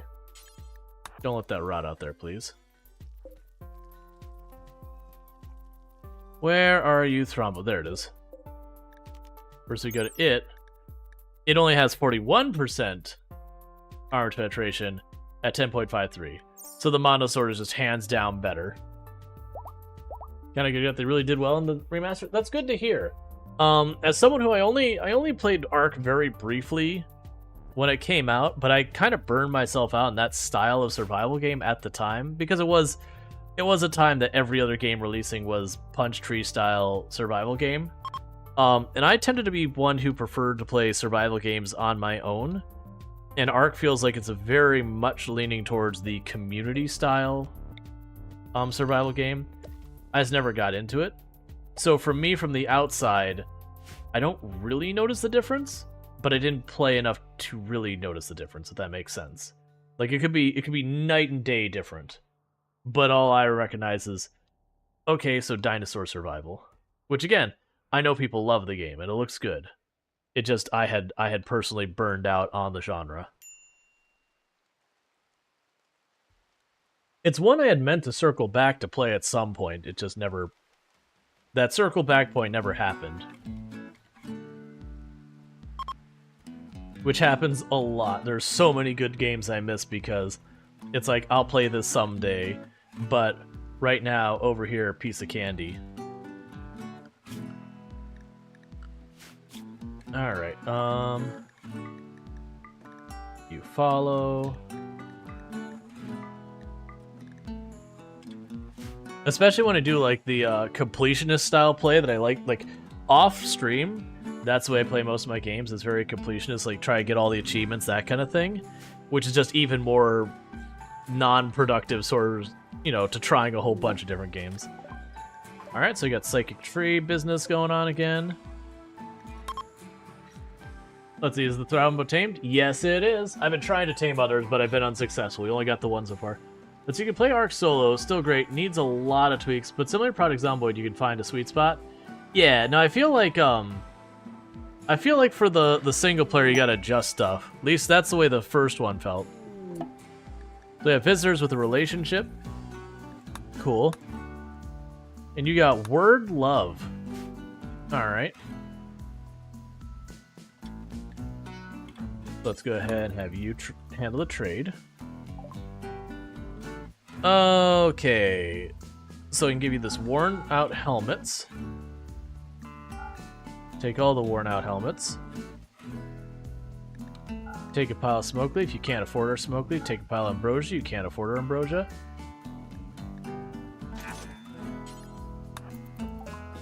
So we're not allies yet, but we can work on that.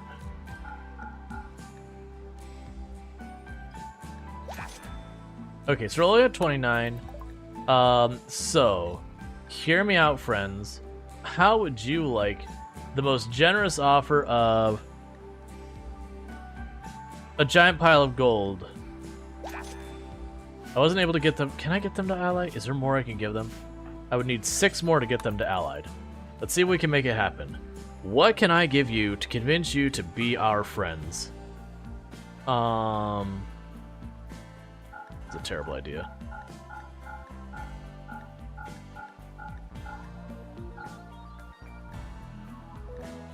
And I'll throw 66 silver on top of it. Final offer. And we are allied.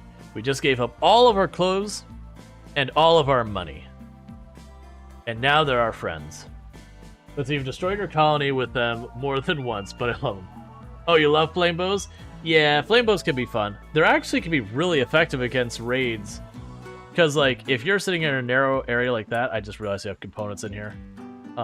Get those out of there. If you got, like, a raid in this narrow area and you start tagging them with fire, they start just running around in a panic. And it can be really good. The downside is if anything is flammable in there, then you got a problem. And then the other thing is you forget one of your people has a flame bow and you get into a fight by your farm and then suddenly you have a really bad problem. So how are we doing? Literally we've got everyone allied with us but one group. That said, we're getting almost exclusively mech raids now. Because that's how that works. The game when you start making friends everyone goes, oh no, I'll back off, I'm sorry. It just goes, alright, well you took out half the people it's going to use against you, so now you get just these ones. Which is the reason why you've been seeing since we got there, almost nothing but mech raids.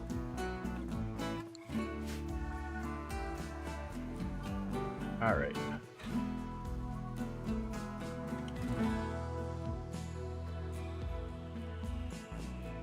We definitely need to get more stone cut. We're definitely running out of stone in the area.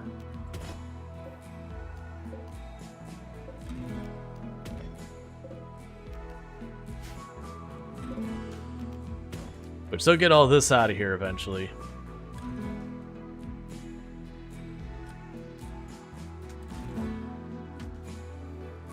We've got the mushroom coming in.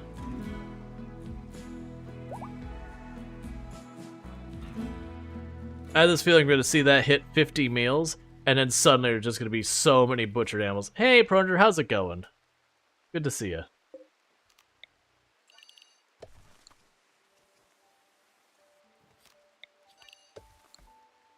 Alright, well that's that room done. Okay. And I'll keep doing the construction up here. We got that done. Like I said, I'm just going to put a door up here. There's not enough room for me to really put a room worthwhile up there. It's just that was iron in that wall, which is the reason you see this whole area cleared out. And I just want to make sure there's a way to still get in there. That way, if we have like an infestation, I could deal with it.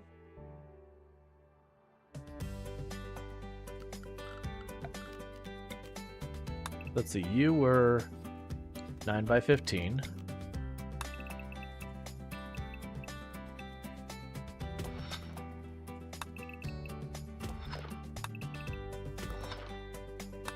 And 9 by 15.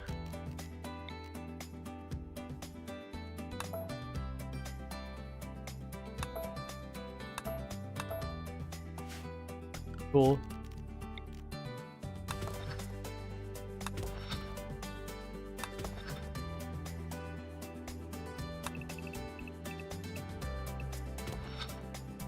Because like I said, my plan for this is I am going to, I'm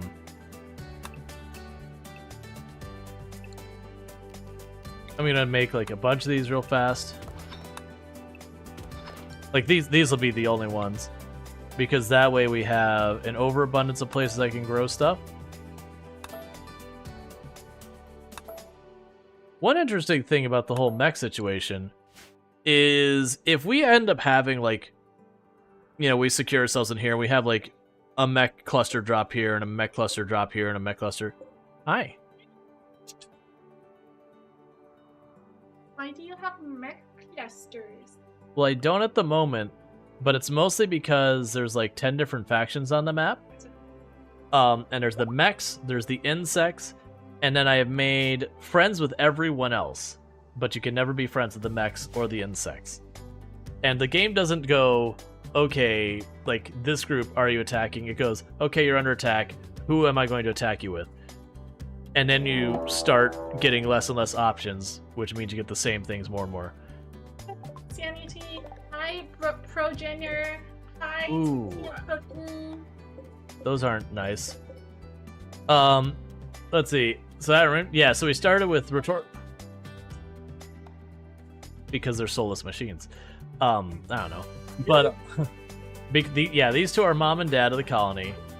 And if you look at it, every one of them here are sons and daughters. So all of these are their children. Look, I'm wearing Rual's avatar on my shirt. Uh-huh. Showing off merch. Yeah. And then there's also two other children here in the sarcophagus. There's a dead elephant. Don't worry about it. There's definitely not going to be more dead elephants here in a moment. Skeleton. I mean, I'm about to have a bunch of really angry mechs with big, crazy sci-fi guns pop in here, and my counter strategy is elephants. The counter strategy. But the poor elephants. Puppy, that's so mean. It is what it is. I could. Okay, we need to go to animal zones. This is gonna actually be a pretty messy one. I'm a bit concerned about that because I still don't have body armor. I love you.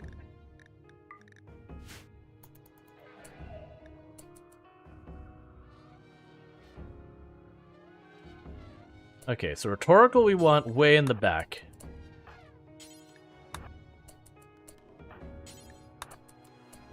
Because they have Archotech limbs.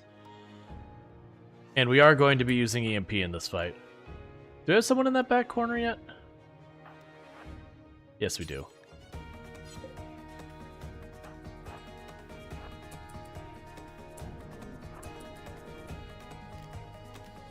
Go here. All the animals will be on aggressive. So I do like that the 2 Lancers are taking point on this one. I'm also kind of concerned about the fact that they have that big, scary shield.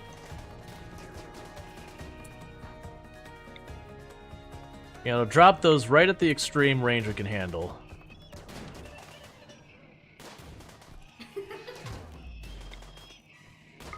Right there should be good.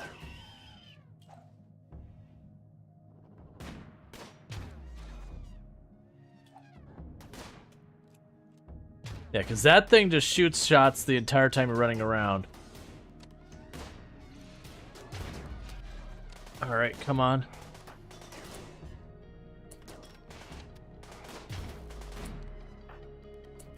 Please get your elephants into the zone. Let's see. I've already got them assigned, it's just... Alright, the shield's down. Elephants, I need you in there, friends.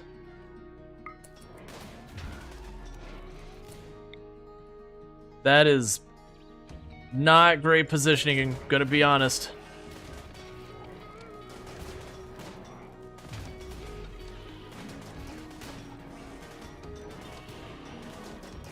I'm trying to keep as many of them stunned as I can, as long as I can. Okay, they're bunching up, that'll work. Oh, they're getting adapted. We do not have enough damage.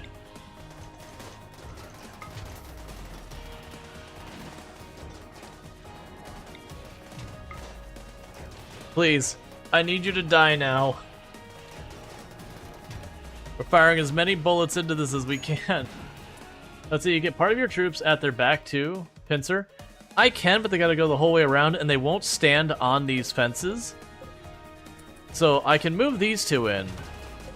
And it might, honestly, it might not be the worst idea. Don't go that way. Please get out of here. I want you to go around here. Yeah, so they won't even go. Alright, so we lost that one. Yeah, because that's the whole thing, is where they're not stopping to shoot me very much. Colonist needs a record. Oh, that is not good. Darth, buddy. You are now taking over EMP. Yeah,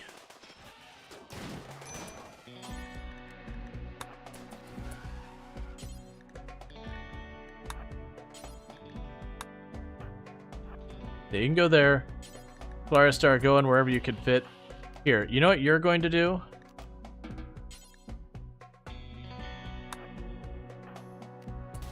Rescue Rumshackle. Because you can't do much in this fight. Just get the kid out of here, save their life.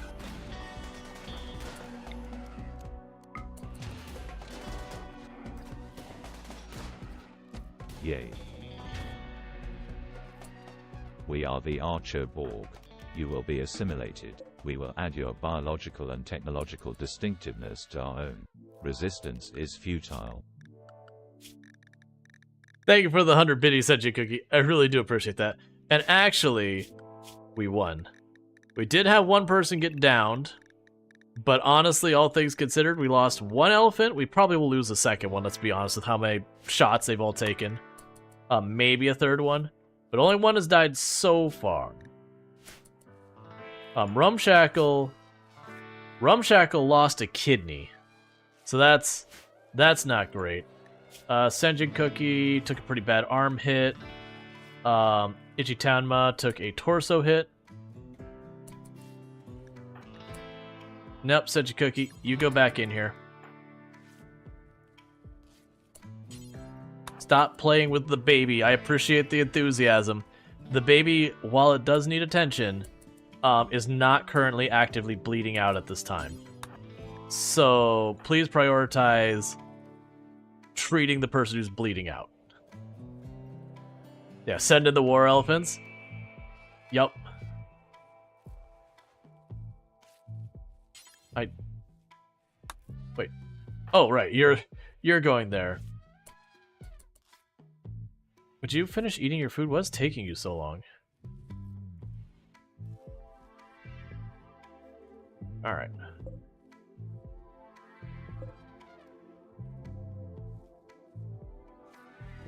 Hunter lacks a ranged weapon. We'll deal with that in a minute.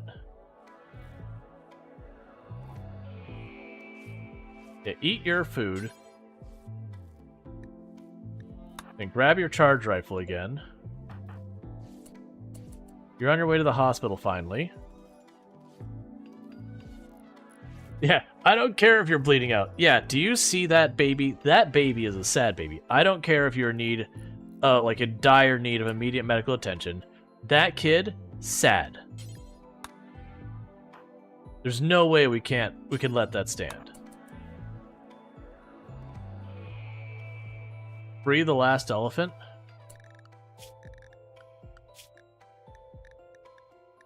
It's free. Oh, no, there you go. The elephant's like, why? Why must I stay? Do not build the wooden column. Build a slate one. All things considered, that didn't go that badly. We got a little roughed up, but all things considered, that didn't go too badly. No one suffered any major permanent injuries. We lost just one elephant.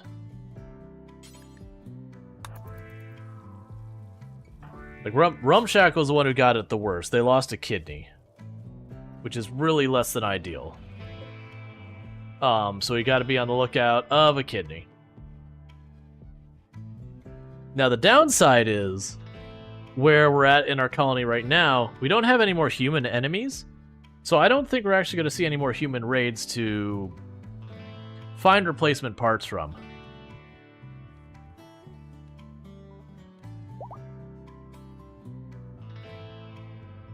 I also don't particularly expect to see any drop pod people anymore because their population's very high, which means the game will deliberately suppress those kind of events. I don't think it ever makes it so they physically can't happen, so much as it fudges the number. Your ponders. No one suffered any major permanent injuries. Well, Rumshackle lost a kidney. Rual Storge 2023. Yeah, but that's the thing. There's these things called organ donations. They work great.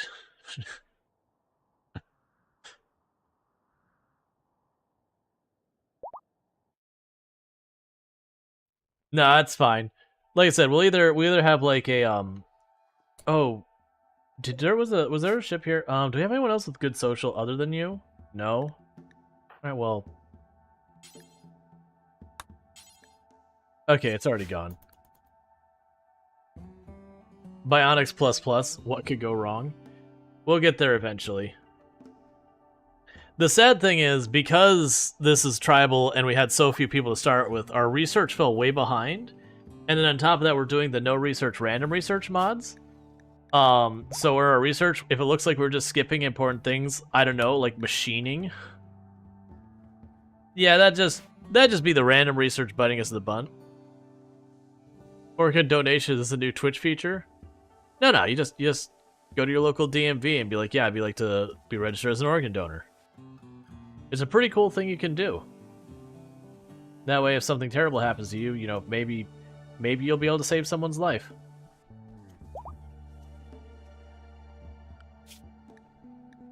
Obviously, everyone makes their own decisions and whatnot. I think it's getting pretty close to duck calling time. Yeah, because we only keep 4 adult female ducks, and I currently have 23 young female ducks. It's gonna be... Smoke's over. It says, "I'm gonna break it to you. I don't want to be part of the organ part of the organ drive." Well, that's the thing. Your character's already died, so we can't actually take your organs anymore. So you're safe. There is a uncomfortable feeling about organ donation drive, like it's a blood drive or something.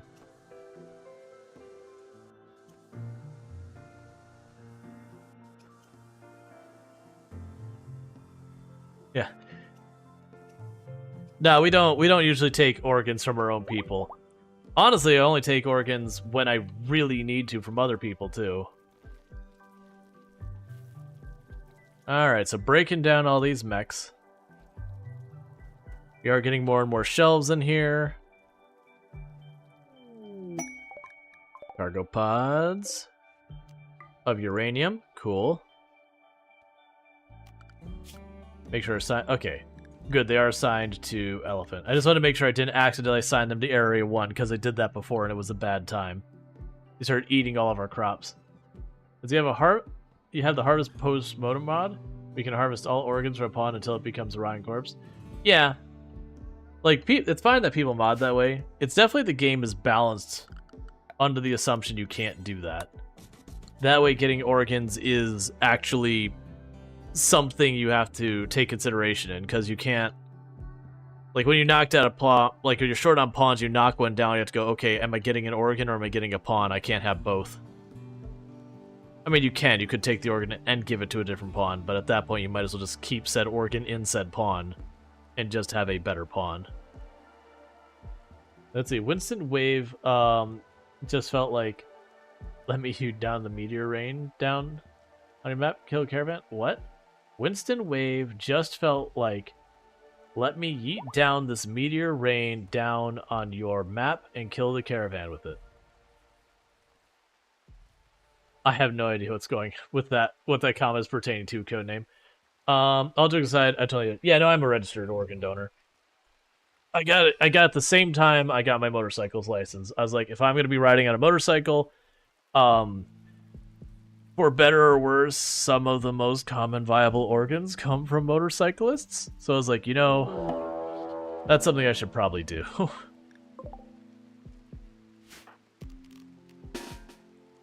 Okay, well.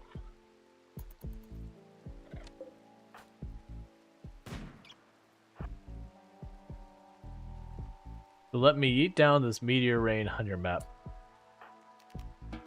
Alright. Winston is a TVE story. Oh, okay. It's a mod storyteller. Gotcha. Or notice I could just go hand in hand.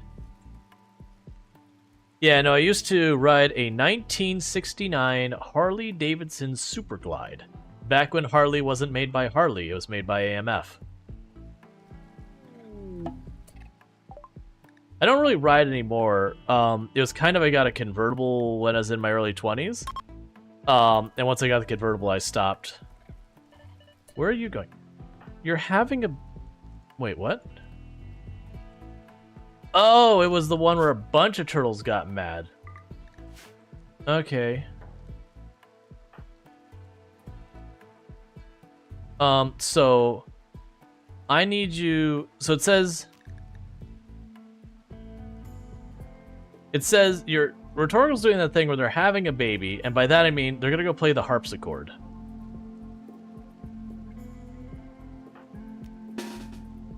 You deal with the turtles.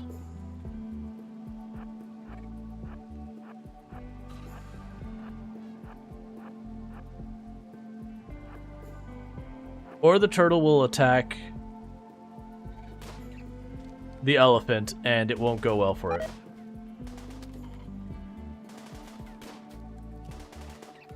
Please actually kill the turtle. There you go. Alright, you have yourself a good lurk, Smoker Silver. Thank you for lurking. If you get too many organs too fast, then my wealth balloons and the pig raids sooner than I want. So the mod is generally balanced.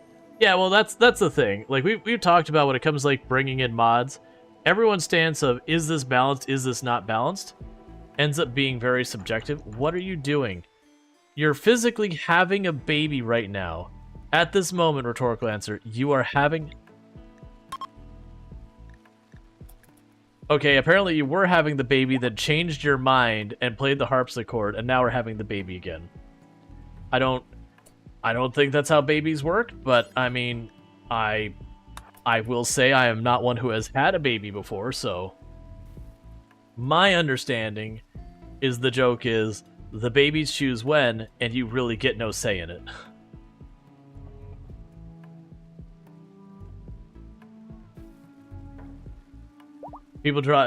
inspiration from many things. Yeah, it's like, blinding pain from being in labor.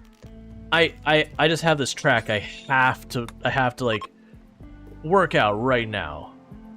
Like if I don't do it now, I'm gonna forget it.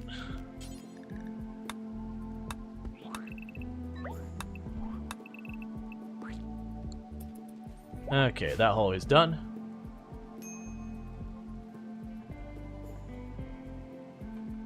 That must be some awesome harp because it is the second mommy that played it while delivering. Well, it's the same one.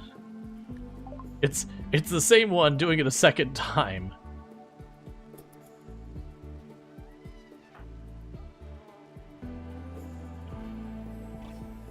I can't actually see the progress on it, but I guess you just keep going, I guess.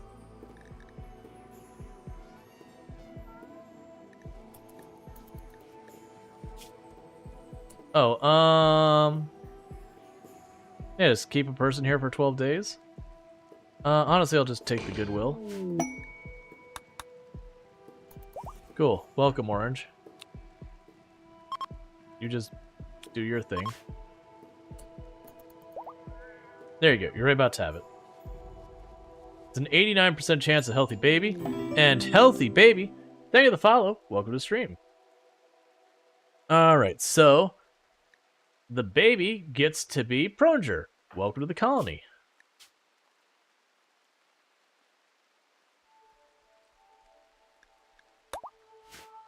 Alright, so you do the radio call real fast. You handle the baby. We'll go to the baby's feeding. Mom does not take care of it. Dad does send you a cookie, does not. All of you can help. Not Darkstrider because you're gonna be cooking. Michigander can. Limes can. Moonwitch and Bentley no, because they're dealing with the Okay, and the reason we said it that way is I want the people who are dealing with food and all that to not deal with childcare because they just don't have the bandwidth to do it. Here I have a tiny bit of smoke leaf. Oh, it hurts. I can't, like, there's physically they don't want anything, but that's a Zeus hammer. It's fine. I can't have it. Too late. Even if I sold literally all the components, we couldn't afford it. How is Tomb doing? Tomb's doing good. She's chilling in the other room. She's been pretty obsessed with Doki Doki Literature Club after she saw me play it. So she's watched just about every other creator she could find playing it as well.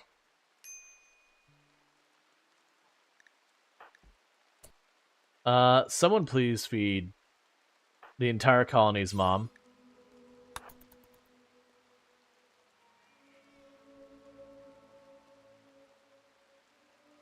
Alright, so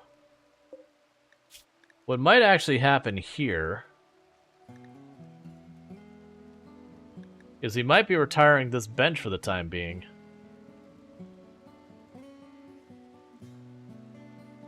And the reason I'm thinking this is they're just not making much progress on all this stuff over here.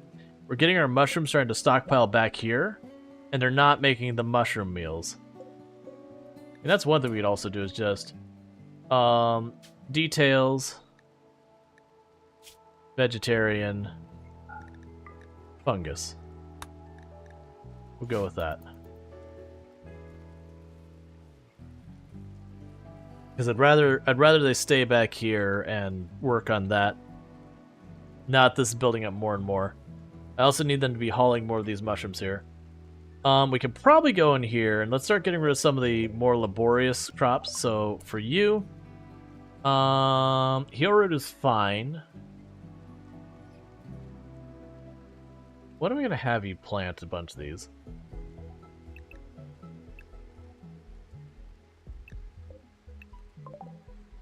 Because like I'm partly afraid of getting rid of too many of these too fast.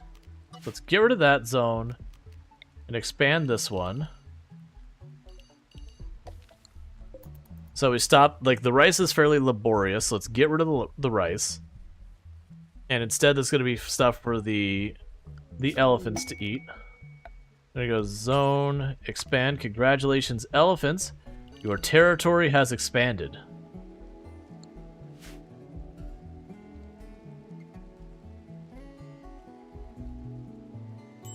Wait.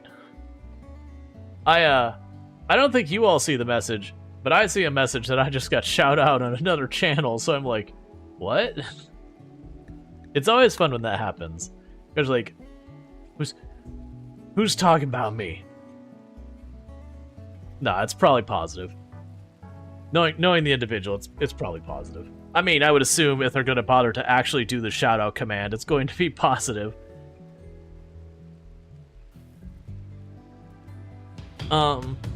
Oh. Okay, that... Hey, Tangerine Blade, thank you so much for the raid. I do hope you had yourself a good stream. What were you streaming? And thank you for the shout out, by the way. I was just like, wait, what? Why am I being shouted out? No, actually, okay, well, we both shout him out, that's fine.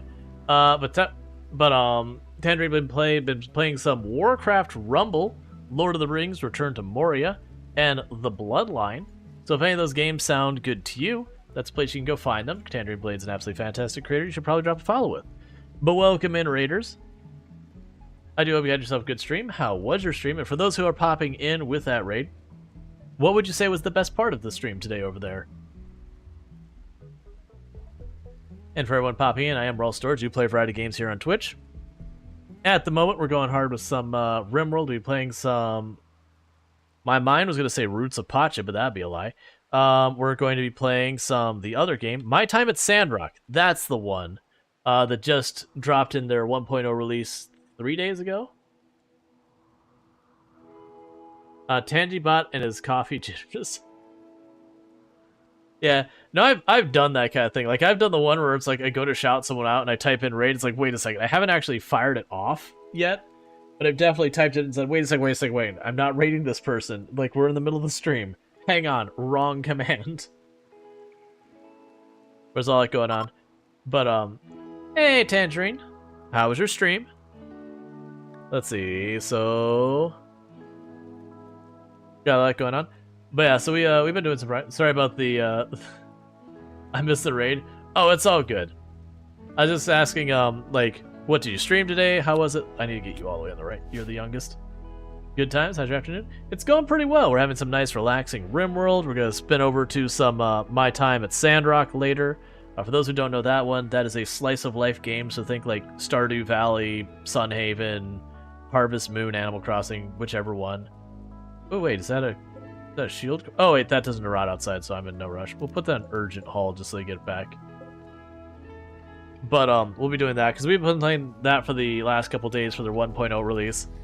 Kind of in a Coral Island 1.0 waiting room situation where I'm very excited for Coral Island going 1.0 and I can't wait to play it. But also that doesn't happen to the 14th. So kind of twiddling my thumbs waiting on that. But in the meantime, we've been playing a bunch of RimWorld. It's been going really well. This is what we've been referring to as an Adam and Eve run. So like this person's a guest. But these two are the parents of all of them. And maybe them. But it's been a whole thing where every one of our colonists is just purely family. Like, we look at our social stuff here. It's just sons and daughters the whole way down. And a bunch of dead relatives. Don't worry about that. They came to us causing trouble. We wanted to not kill them. But, like... When Uncle rolls in with his shotgun and says, I'm gonna go blast, you know, kind of takes out of your hands. But in the meanwhile, this colony is getting really good. The big downside is we're horrifically behind in our research. I am using the no research random research mods, hence we're tribal, but I don't know how to do trees. So what happens is when we research, the bar just goes up and eventually it goes, okay, you got this research. And then the next one happens. Behind the scenes, it's actually choosing a research, but I don't know what it is. And if I want something, I have no research button. It's too bad. I just don't get a research button. It's too bad. Lung rot. Alright, who's lying on corpses again? Where's the corpse? It's not that corpse, right? That's too far away. I don't really care because we're right about to do a mass culling of the ducks because their population's getting too high. I'm more just confused at where the Ryan corpse is. You played Warcraft Rumble. Still trying to figure this out. I don't have any idea what Warcraft Rumble is. I know what Warcraft is. Like, I used to play, like, almost every Blizzard game back in the day. I don't... Is Warcraft Rumble, like, their, Okay, another duck has got... Well, that's because you're actively sleeping on top of a corpse. I'm not gonna tell you how to live your life, but... It's like Clash of Clans or Minion Masters. Oh, it's like Clash of Clans. Okay, that makes way more sense. I was gonna say, is that like, Smash Brothers? Because there's a whole lot of games been doing, like, their equivalent to, like, Smash Brothers and Mario Kart. But, you know, their IPs has been, like, a recent trend lately. Like, Clash of Clans. I can see that. Hey, Goso, how's it going? Oh, your family's getting pretty big? Yep. It's been going pretty good. So we're actually getting stuff done in a timely manner now. Research is still behind, but that's mostly because it's just been behind in general. We finally got, like, what was our main freezer, and now this freezer is being brought up to speed. We're working on it. We have switched to eating the mushy mush. It's just the way we are.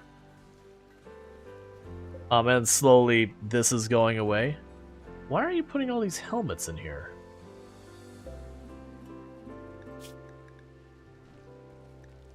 Why do you have weapons and apparel assigned in here? Wait. Copy those settings. Did those get linked? That's what's happened. I see now. Okay. That's the problem. Alright. So I've got these ones, so I should be able to scooch in here real fast. Make sure we don't select any other ones. So link these. So unlink, link these. Paste the settings. Now it should be set to food. Okay. Go down here. They're no longer linked. They are also set to food, but we're going to go in here and change that to items and weapons. Well, sorry, not items and weapons. Apparel and weapons. Okay. There we go. Just getting our storage areas kind of cross-contaminate a little bit here. How are we doing on our blocks? We're starting to actually get some granite again. Once they smooth out these rooms, we'll start getting our next kids into their rooms. This room goes dibs to Sentient Cookie, who then someone else will take over Sentient Cookie's room. Because the basically we're going by who was the adult first kind of thing. The big rooms go to the older kids, and then the little rooms go to just whoever needs one. Alright, meanwhile, I'm going to also do this. This means a whole bunch of projects aren't going to get done in a timely manner, but, you know. So I believe it's 6 deep? Yeah, it's 6 deep. That size. Go like this. And we cancel those. Now we have choke points for infestations.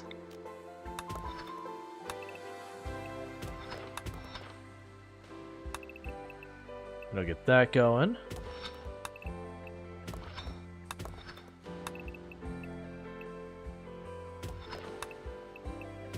And get another big room there. Okay, that'll be 4 more rooms ready to rock and roll. Let's see. Do you have hand-me-down clothes also? Absolutely. It actually doesn't happen in RimWorld very often. How's your helmet doing? That helmet's got to be on its last limb. We've been using that thing forever. At 36%, that's better than I thought it would be. Oh, that was going to be at like 5. Okay, Psychic Power Tree time. That puts you up to 3? No, 4. Man, the rate we're getting the Psychic Powers, because more, like, right now, Rhetorical, Ichitenmon, Limes, and Sentient Cookie all have Psychic Powers. Moon can't. They have the thing where they aren't impacted by Psychic abilities. So that means they also can't use them. Alright, so what did you get now? You have Smoke Pop. I need to use that more. It basically like a smoke grenade that disables turrets.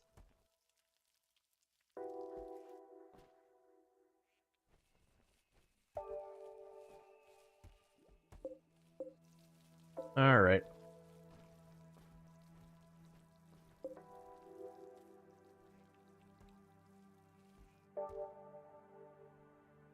I need my dedicated hauler. I've got so much mushroom in here, but I need them to actually get hauled.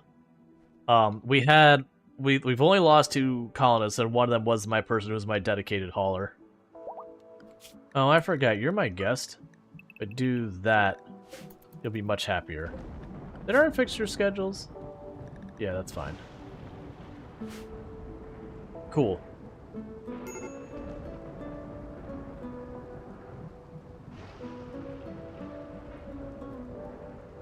We've almost got the walls smoothed out so you can run the power line to put lights in these rooms.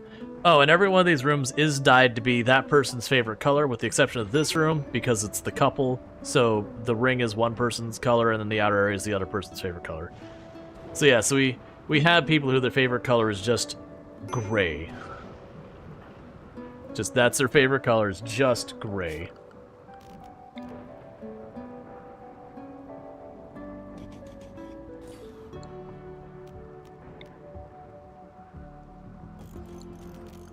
Don't run the power anyways.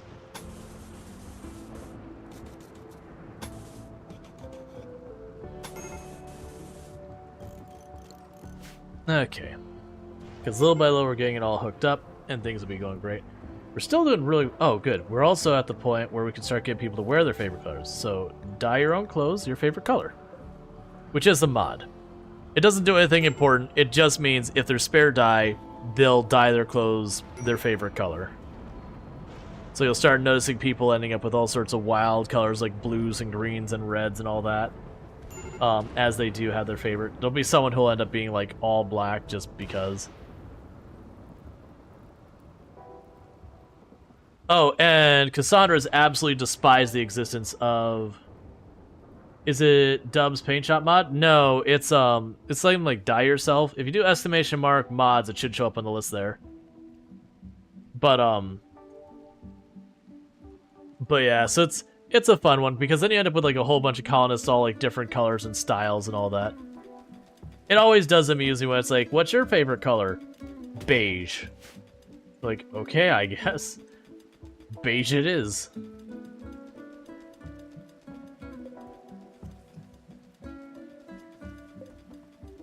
Alright, so we have Rumshackle and Darstrider. Oh, Rumshackle.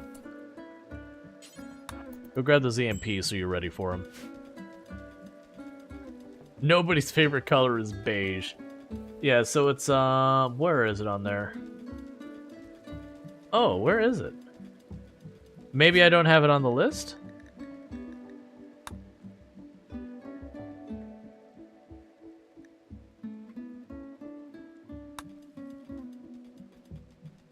Yeah, you can dye your clothes in vanilla and on this table. It's the thing that this adds is the dye self. Because normally what you have to do is you have to right click, you have to change, change style, and then go through it. I must have the mod missing from the list, so I apologize for that. It's something like Dye Yourself, or Auto Self Dye, or something like that. And you can set it to be like their ideology color, or have them do their favorite color. Because when I did it manually, the way I would do it is I would have them dye all of it the ideology color except for their shirt, which would be their favorite color. But it was too much of a pain to set that up. Alright, so Dick Butte is now a colonist. A little tribes person. We don't have any meaningful weapons floating around anymore. So right now you go ahead and grab the Thrumbo Horn. I don't want Butte to be a melee pawn. That's not the plan. But until I get that sorted out, at least they have a weapon of some kind, just in the off chance things go that way. Alright, you help haul stuff. Just have them go all into the favorite color? Yeah, that's what I do.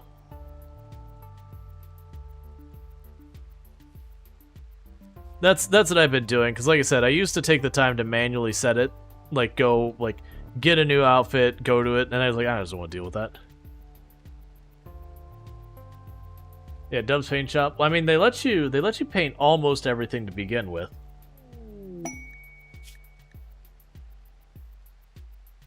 Huh. Hi. All right, so they're going to offer us a whole bunch of technology, most which I don't actually care about.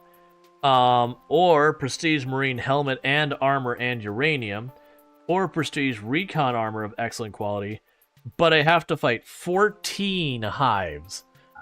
No. No. I feel pretty good about the strength of my base. 14 hives, each hive having like 3 or 4 bugs to it each, is a lot to fight. Like, I handle the hives pretty effectively, but that's gonna be a rough time.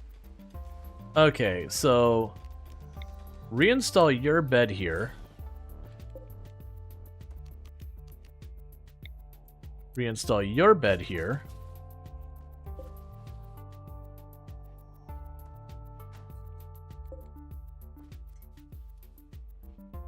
We haven't quite gotten the room all cleaned up, but we'll get there. And get more side tables. Cool. And then when we smooth out that floor, we'll dye the individual room there as well. That's technically... Let's get this wired up. Oh wait, it's still not smooth, is it? That's fine.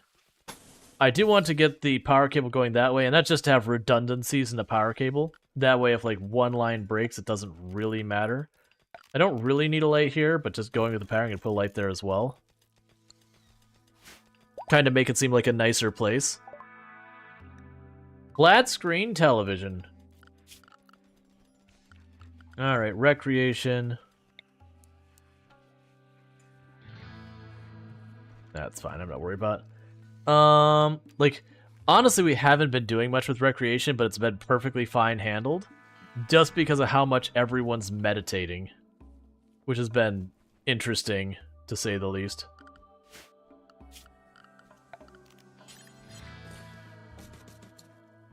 Get some doors in there. Get a door here.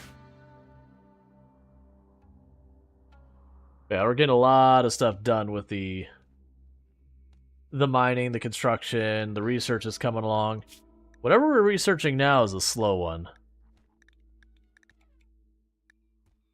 So maybe medicine production or neural supercharge? It's fine either way. Yeah, we're at speed 100, that's fine. What I would like to do is get the stuff out of this barracks. And, well, actually, that should probably still, like, that could probably stay like a nursery, but I could see getting everything out of the barracks and making one of these, like, the dining room, rec room, and the other one the temple. I wonder if it could still be a temple with baby cribs in it.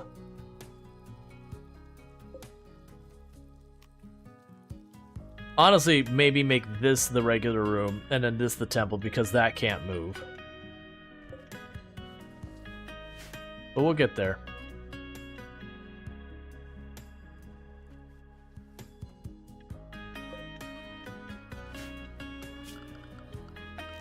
Furniture, double sandstone. Do that. And that. That and that. Go frenzy, inspired surgery, that's all fine. I don't want you doing surgery anyways. Yeah, so we're hurting a little bit on the weapons department at the moment, which is okay. I definitely need our cooks to catch up. We just have corpses heating up everywhere. Piling up everywhere. But the good news, we are getting there. How's your cooking going? You're already at 5, Darkstrider, so you're doing good. And we're getting primarily mushroom crops now. Or meals now. So that's solid. I probably won't need those ones. I'm just making that for kind of future growth. Masterwork marble shelf. Getting close to finishing all the marble stuff.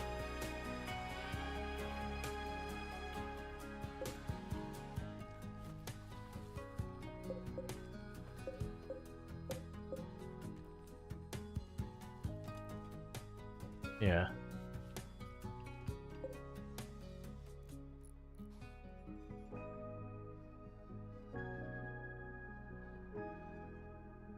Just got checking on the plant situation around here and see what we got.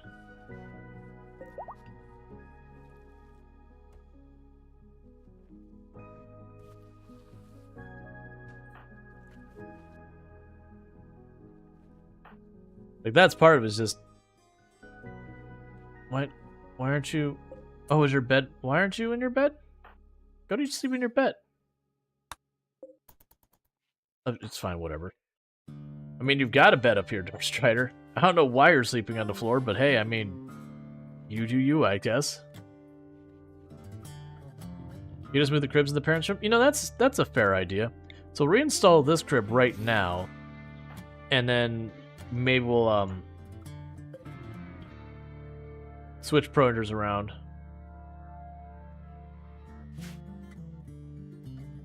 Yeah, because I like the idea of making this into the dining room. Let's see, you sound like you're talking to a cat. Why aren't you sleeping in your bed? Go to your bed. Yep. I spent good money on this bed, and all you do is sleep on my bed. You drag your bed into your room, and you don't even use it. You just leave it right in the doorway where I could trip on it, cat.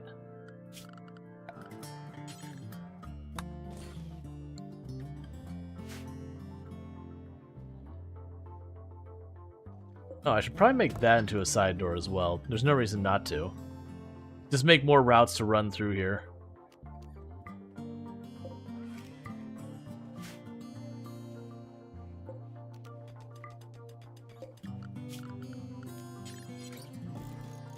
That way they can cut through wherever they want, shorten the travel time.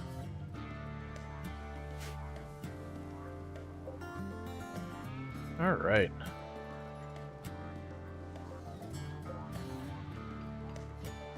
Yeah, that's the sign. Oh, you know what? I bet you're getting to the point. Expand area 1. No, it's set. Okay. For some reason, my head is like, oh, maybe I just didn't include that in the area 1. Like, because I've done that before. I'll be like, okay, you can take this whole area, and then we'll start building out here. That'll be just enough outside of the range so we can't. Yay. We have one of our elephants is now named Bianca. There we go.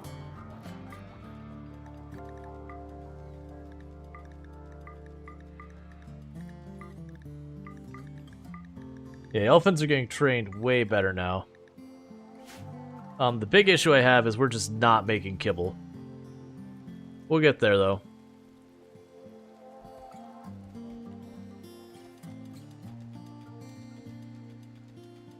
I mean, generally, it's like they are struggling just to keep up with food, period. I'm wondering if they're training using the meals is the problem. Like, I'm wondering if that's just a thing I'm not catching. Let's keep an eye on rhetorical for a minute. You're not doing it. Like, when they're training, what they're doing. Because I know they were taking baby formula before, and that was very frustrating. Because I didn't see a way where I could say, hey, don't use this to train the animals. Like, just use the food made for animals, please.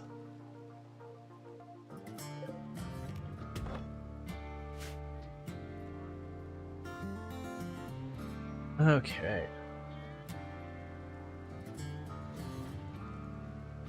It'd also be really nice if we get our hands on being able to make any type of firearms, because I'm getting to the issue where we don't have weapons for everyone. The shame of Taya. I'm actually surprised they're still giving me pawns. It's also kind of alarming that this person's like, I will join you. 3-star difficulty. No, I don't know what's chasing you, but I don't want it.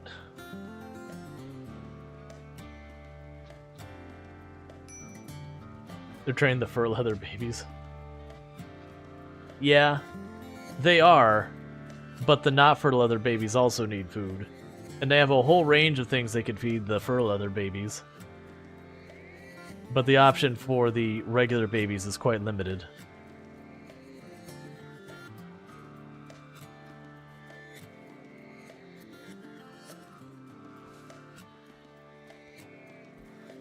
I think I'm debating just expanding the hospital out this far. Might not be the worst idea, because it'll preserve the freezer. I'll probably go as far as that. give me room for like more research benches or whatever else we decide to put in here. Because we're going to actually need that space for making the components and advanced components later. So maybe I'll start planning to do that so we can go and say all that will be mined out. I'll go over here and say wall, door.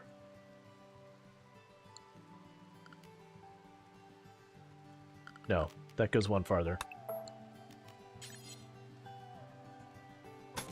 Wall, door, orders,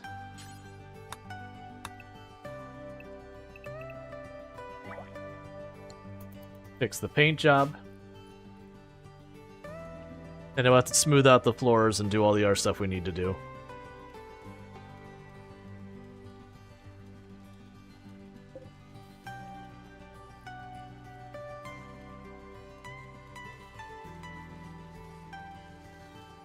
Alright.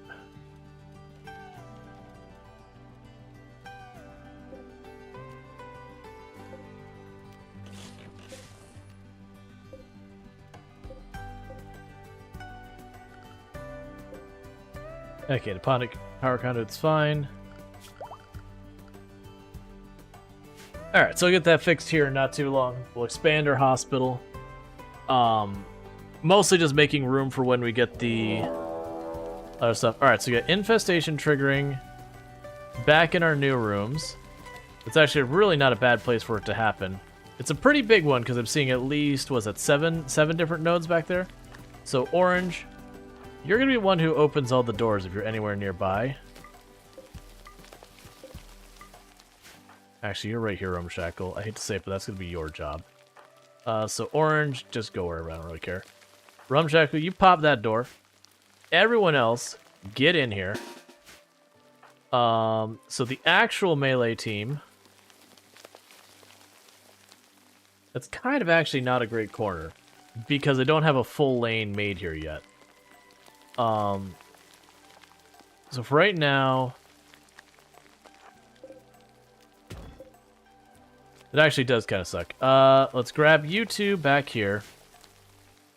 Grab all of our ranged people. Drop them in back there. Get her in position. Cassie was cruel. It's honestly not that bad. Pop the door. Good job. Get out.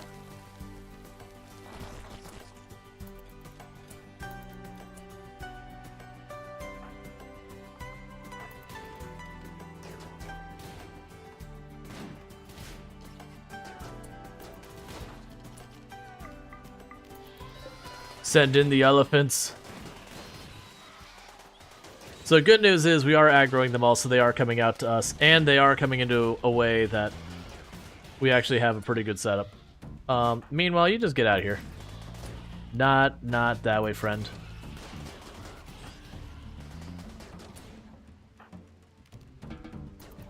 Here, you do your thing. You do your thing. You just have a nice time, kids.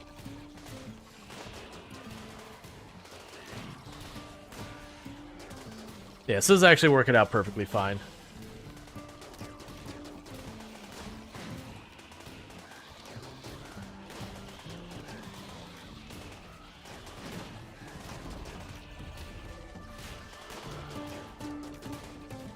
Like I said, infestations tend not to be that big a deal for me.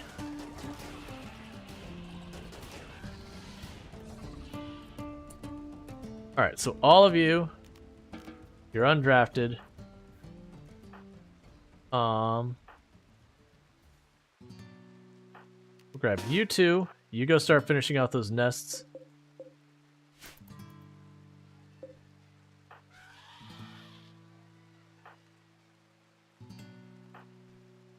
Once the others have a chance to... Oh. Alright, how many of them are still alive?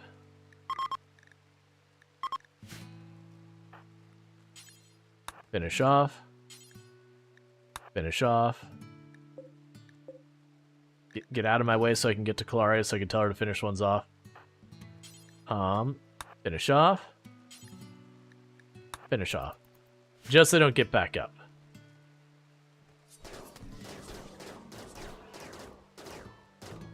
If I remember correctly, elephants aren't actually afraid of mice. They're afraid of things that kind of startle them. And that's the only reason why they do jump and startle by mice, is it's just something small that catches them off guard. They are very afraid of bees, though. Like, very afraid of bees. To the point that when people try and deal with keeping elephants off their property in ways that isn't killing or poisoning the elephants, they'll usually put up either speakers or beehives around their property, and the elephant's just like, oh no, not the bees. No. Absolutely not. No on the bees. I guess, from what I recall, elephants actually have very sensitive skin, so bees, they're not team bees. Elephants are very, very bee-averse. But it's a whole thing they've done for conservation efforts for the elephants, is going into places where elephants and farmland are nearby each other and setting up, again, speakers there to play the sound of bees, or, you know, doing actual, like, apiary where they have, like, the beehives that they farm and all that. And just elephants are just like, nope, absolutely not. I'm going, that's the way I'm going. You got bees over here? Nah, man. Nah, that's not the life for me. Absolutely no.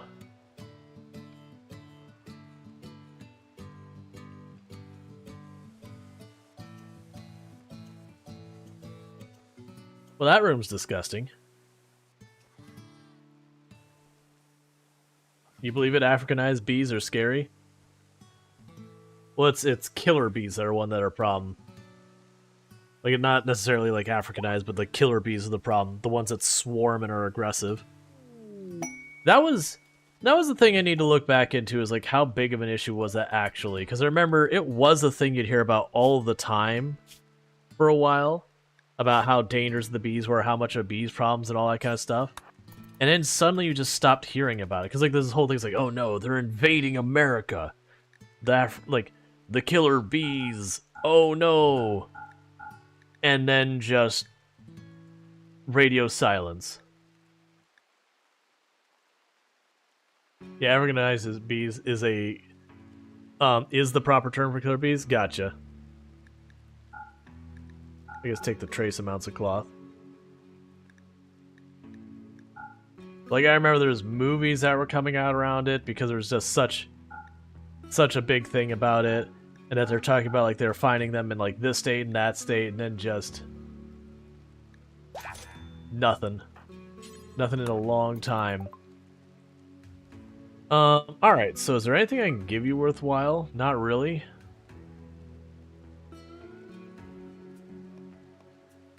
No, not that I want to give you. It's just do without. Something for hornets. Oh yeah, murder hornets. Yeah, murder hornets are ridiculous. The thing I actually, we've talked about it before on the channel, the videos they have out there for... Oh, you won't haul stuff, that's right. The beehives, when, like, they get a murder hornet in them, and how they actually will kill the murder hornet by just literally balling up around it, and then dance, like, just kind of jiggling, so that they build up their ambient heat to the point it literally just is beyond what the hornet can handle, so the hornet cooks to death. And it's only like couple fractions of a degree different from what the bees can handle temperature-wise. So, like, they're going, like, right up to the fence of what kills them to just, like, do a little dance and slowly cook the invader to death. It's just like, geez, nature, you are hardcore, man. Let's see, you have had several located killer bee colonies here in Vieiro. We actually have specialists in the county trained to remove them. Gotcha, so it might be that they've been still getting around, but, you know, where before it was like, oh my god, here they come, what do we do, we probably have a strategy for handling them. Yeah, I think it blows away is how they figured out. It's one of those things where, like, alright, there's certain paths in nature that you can kind of look and see, I see where they came, like, how this led to that kind of thing. And then there's stuff like that, like, how did that come to be? Like, how is it that evolutionarily they went through a path where they started dancing to cook this hornet alive? Like, What led that to being a thing? Because that's not how they handle most of their threats. Could give them the Thrombo. Not doing anything. The Thrombo's helping in a fight. The Thrombo is actually, like, I would love to get a sec... Well, I mean, the Thrombo is currently being cannon fodder, just standing in the way. But that still helps. I'd love to be able to get a, like, a breeding pair of Thrombos and train them. First they started by killing it with love, and then hugs, and then it evolved. Yeah, they're like, let's just try and be friends. Maybe they'll stop. And then it just, one day the love got a little too aggressive. Okay, so this is now going to be Sentient Cookie's room. So we're going to go here and go, is the floor all smooth? Yeah, floor's all smooth. We go orders, paint floor, eyedropper.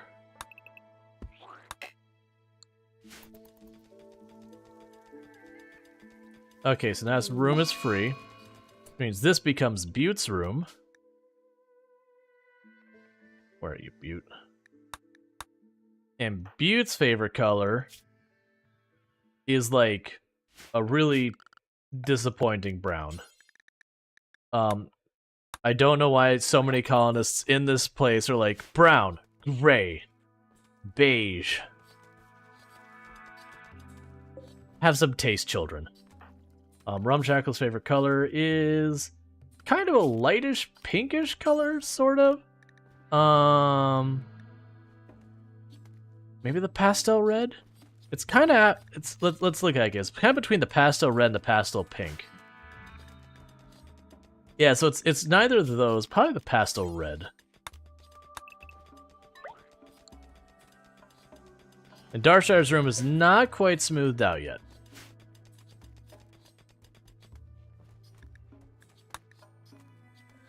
Yeah, they all piled on top, and then the Hornet died, and they started to think, huh, wait a minute. What did that with their body heat? Yeah, the thing though is, like, a lot of those animals, especially the ones that are hives, like, the individual intelligence of them is not super duper high. It's much more instinctive kind of stuff. So it's figuring out how that became instinctive is always the thing there. Like, certain stuff is obvious. You know, they started finding food in a place, so they got in the habit of continuing to get food in that place. Cool. Easy enough. But there's just a lot of where you kind of scratch your head and go, but how?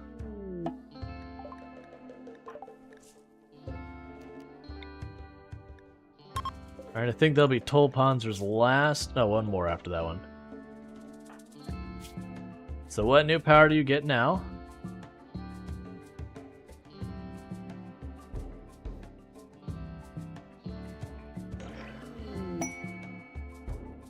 Bar skip.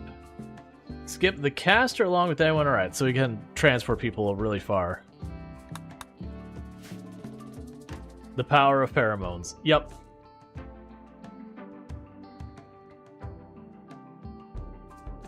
Yeah, friend is a bee PhD. Oh yeah, no, bees are fascinating. Like, and it's, you know, all communication by what's effectively sense of smell.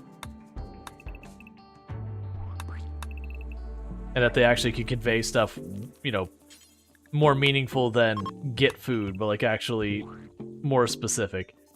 But it is fascinating. They will geek you for over the... I don't even know what that word is. Have you considered half sword yet? That demo's amazing. I have no idea what half sword is. So this is news to me. So sadly, I don't know what that is. No idea what you put there. If you missed a space after a period, Smoking Silver, it will block it because it'll think it's a link.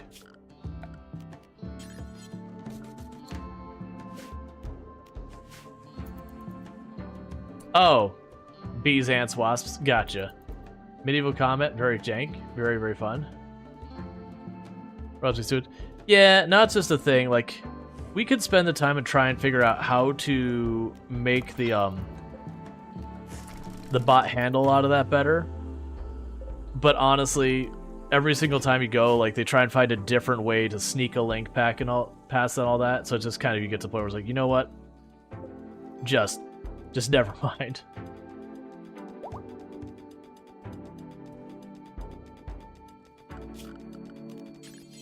it also encourages people to take that extra second to double check their stuff. And I say that as someone who's really bad, very personally, about taking an extra second to check stuff.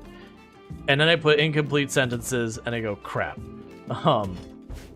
I am very guilty of that, and I do feel bad when, you know, you realize you've done, you're like, man, and you're trying to do the correction, but by the time people see it, it's going to be too late.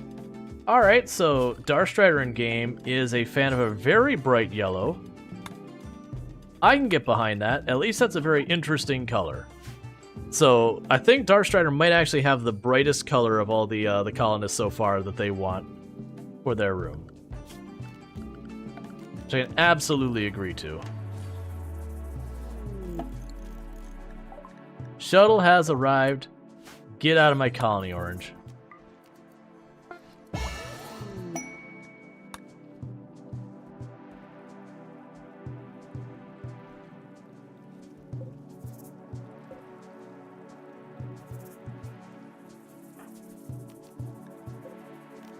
Take a sip.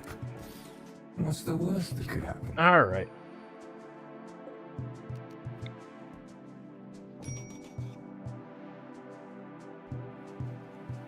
Okay, we're moving all that stuff out of there.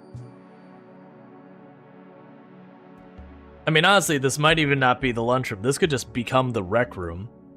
Not sure where we're going to put these beds. For right now, I think we're just going to uninstall them entirely. And we'll install them later. Big Cup. Looks bigger than the Big Gulp. I have no idea. It's Panda Express. It's what we did for lunch. Just got some decent sized cups from them. Turning that room from a nice kind of bright red to just dirt brown.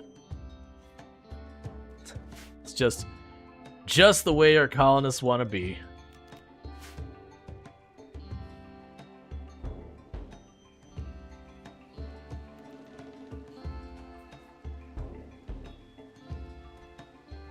Alright, so we are starting to get our amount of raw food up. So I think we're going to go ahead and we're going to start taking over some more of these fields. So get rid of that one. This is so annoying. Get rid of that one. And that one for right now. And we will expand this through here.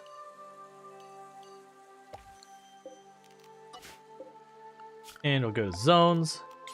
Expand the elephant zone, because now this is on the menu, elephants. And you even get a little path through the middle now. Because again, we're moving more and more to the mushrooms. I really am debating whether I'm just going to delete a bunch of these zones and not put them back. Like, not switch them to the flowers, just like literally delete them. But I'm kind of going, we'll plant it. Doesn't take that much effort. If the elephants eat it, it means they need the food, so fine, whatever.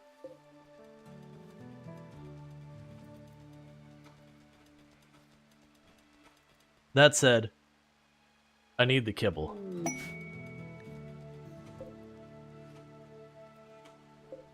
Honestly, with these, bump the kibble up. Shack of Valuables. A masterwork chain gun.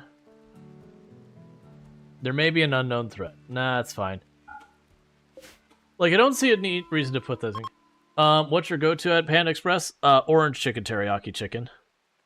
You know that authentic Chinese orange chicken, as made in the U.S. by someone of, I believe they were Hawaiian descent? Made with Hawaiian ingredients? It has literally nothing to do with Chinese food at all, other than the place was doing that. It's a fun history, that one, where orange chicken comes from.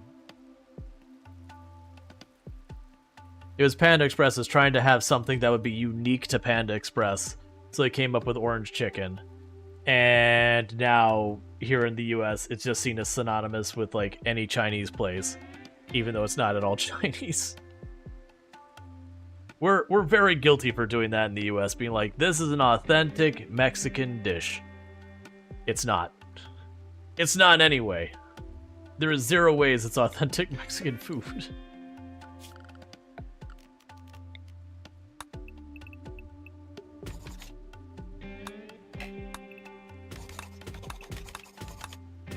Okay. Yeah, sausage? No, we're gonna make hot dogs instead. Mexican food, no nachos. Yeah, no nachos. Almost all the cheese they use is crumbly cheese. Like truly authentic. Not always, but it's mostly crumbly cheese. Definitely not yellow cheese. Yellow cheese is very, very not found in actual Mexican food. Okay, so this is gonna turn into our rec room up here. So we're gonna go ahead and put a billiard table.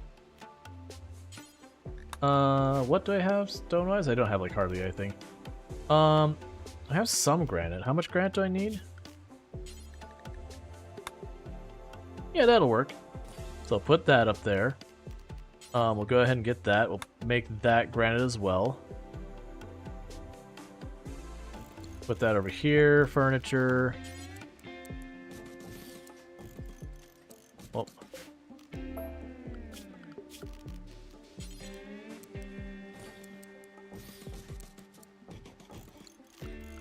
We can go recreation, flat screen TV. And reinstall that and put in the corner. Deconstruct that entirely so it ceases to exist. You have 700 slate? Yeah. I've been saving the slate because that's what all my defenses are built out of, so I'm trying to never have, I'm trying to always have like some set aside. The other thing to consider now is we can go and shove this in here, nice and cozy and unreasonably cozy. Where do we want to add you?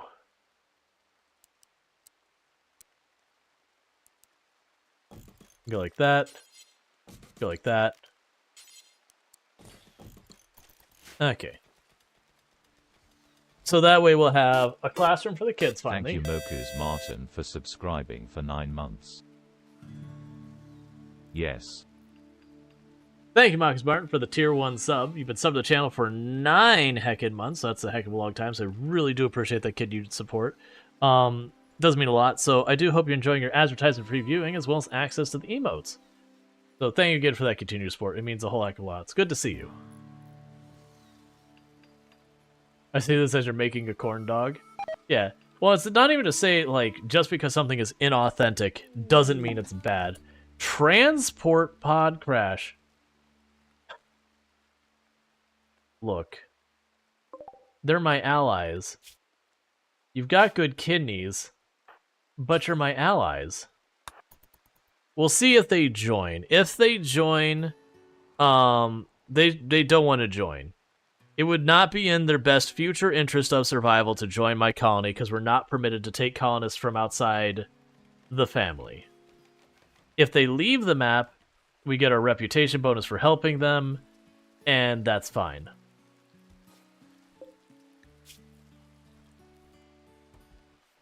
Because they become a colonist, well, let's just say they'll probably be banished, but short a kidney.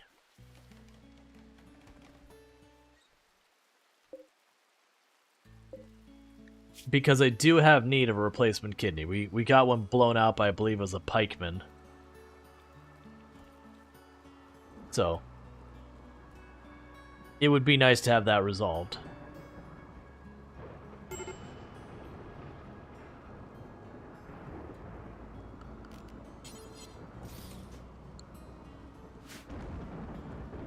Little by little, all of this is getting mined out. We're still smoothing all these floors.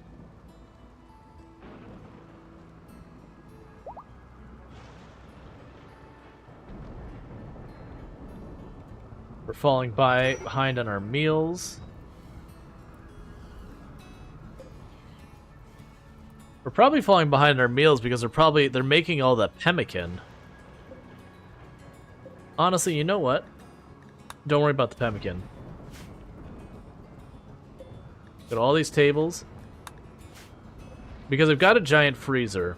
If I get to the point that I desperately need pemmican, something has gone wrong.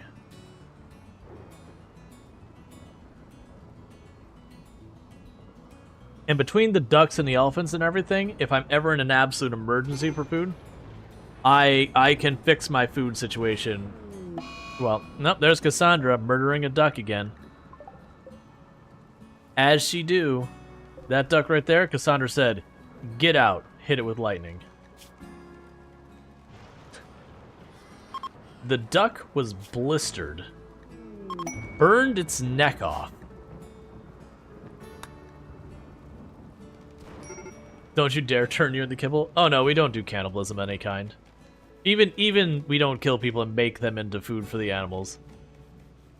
People know by now, generally I don't. She roleplays as Thor on Sundays. Oh, I understand.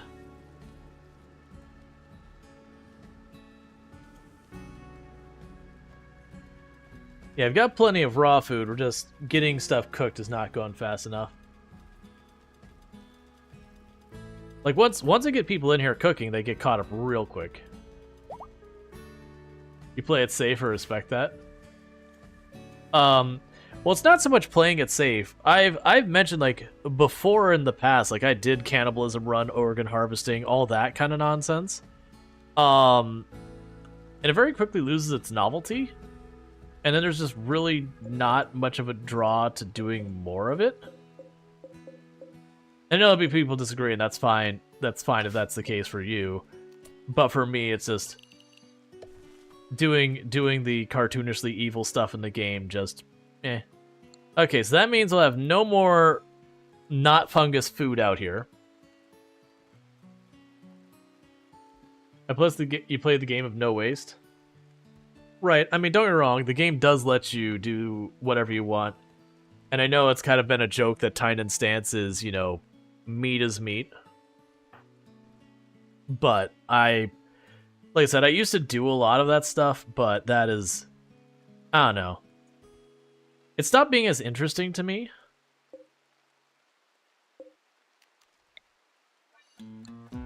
Did I miss that tile? What's going on there? Okay. And that one I can't. Those ones are support so it doesn't collapse in on itself. We're not getting nearly enough planted out here. But I think that'll be okay. Yeah, we've got the grow zone going there. We've got plenty of raw food. They just need to keep cooking. Let's double check. I'm pretty sure the baby food can be fungus as well. Yeah. Baby food can use fungus. That's fine. That when evil is tempting and easier, there is a challenge in taking the high road. There is. Yeah, no, I get to say, like, it doesn't make you evil to play a game in a way that you are doing bad things.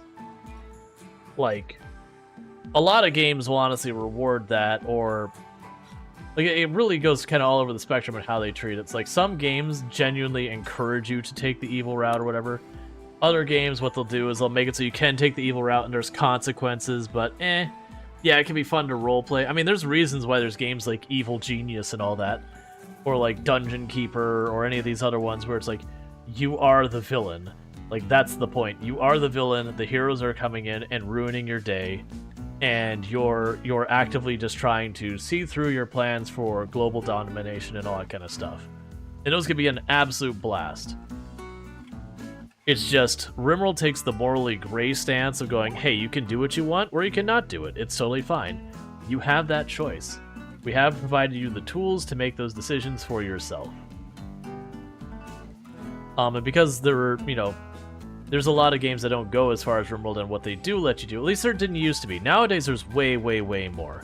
And honestly, there's games that take it way farther to the point that I'm like, okay, no, actually, I'm not comfortable role-playing this. Like, the games where it goes from just, like, the simple stuff to, like, sex crimes kind of thing, where you're forcing people, like, whoa, hang on, I am not interested in role-playing that. That is not a place I want to go. Even in fake, even in roleplay like that, if I play a game and it's got that kind of stuff, it's like, all right, if it's one scene I can ignore once, sure, whatever. But like if it's a game mechanic that I have to deal with, it's like, all right, hang on, no, like that's just not something I'm comfortable with. That's totally fine if other people are, but for me personally, it's like, no, okay. So the exotic goods trader, I probably don't have what I need to get anything from them.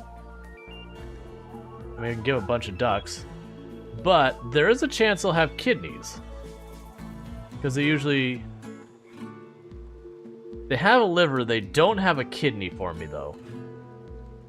That's okay. Take the elephant tusks, please.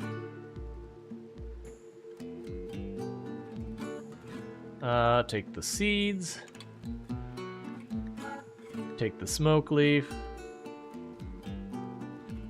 Ooh, cataphract armor pattern. That'd be nice. I don't think there's a way I can make it so I can afford it, though, unfortunately. Like, and all these other ones would be nice, but I'm not as worried about them. So yeah, sadly, no kidneys. But this would be the trader who would have the kidneys, by the way. I was actually going to look to see if I had a pile of baby elephants that we could part with. Let's see. Do your animals eat smoke leaf as well if they're hungry? I honestly don't remember. They'll buy a lot of things. Or eat a lot of things. I feel like they don't. Like, alright, let me take that back. I think they'll eat the plants in the ground. I think once you harvest it, they won't eat smoke leaf. I could be wrong in that one, though, because it's not something I've particularly gone out of my way to make happen.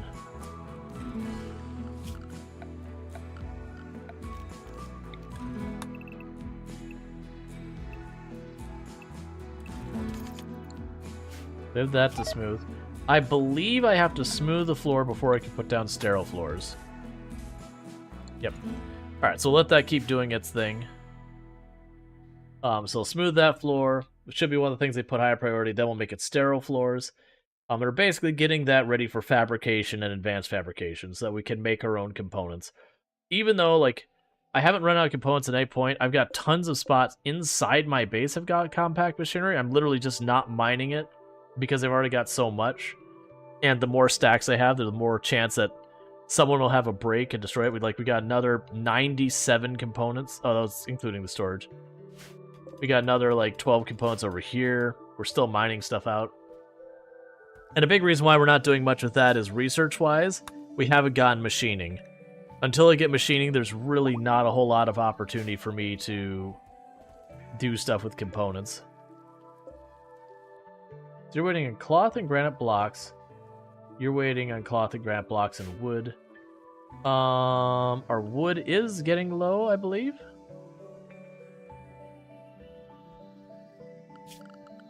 It probably won't happen anytime soon, but let's mark a couple trees to get cut down. Just like one batch of trees over here, not the whole thing. I don't want someone to be delayed doing that forever.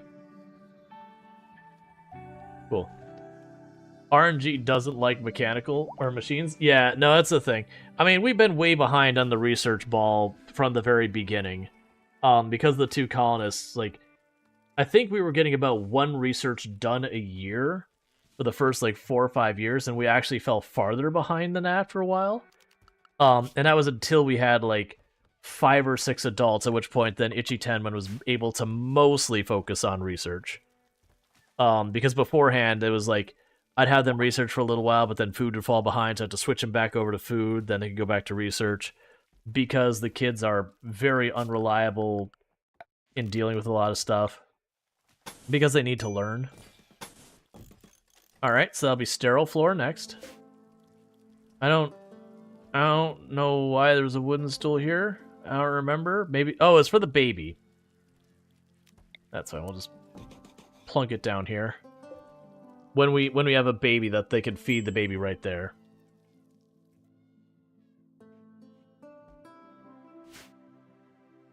Reading comes after survival? Yeah.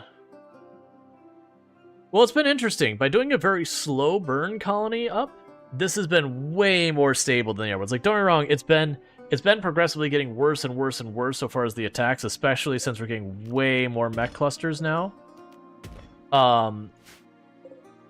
But it almost felt like with the ones that were going fast and just like hyper growing and all that, because our characters didn't get time to build up their combat skills, I would get into fights that's like, yeah, we should be able to handle this, and then just getting outshot like horribly. Like, we would have the advantage terrain wise and everything, and just getting absolutely whittled away on, which it makes sense. You have a bunch of characters who are shooting around with like 5 shooting skill against a bunch of people who are rocking like 12.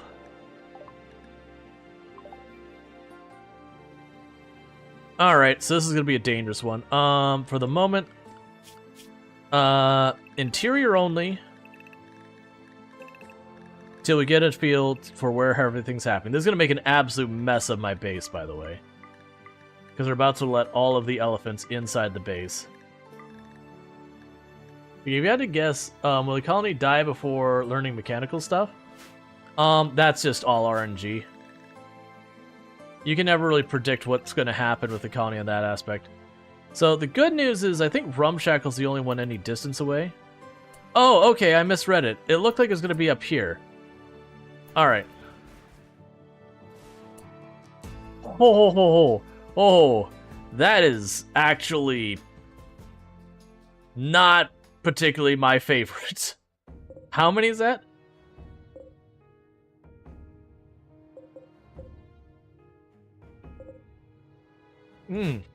That's not as bad as I'm actually thinking. That's not as bad as I was expecting it to be, but that is going to be messy.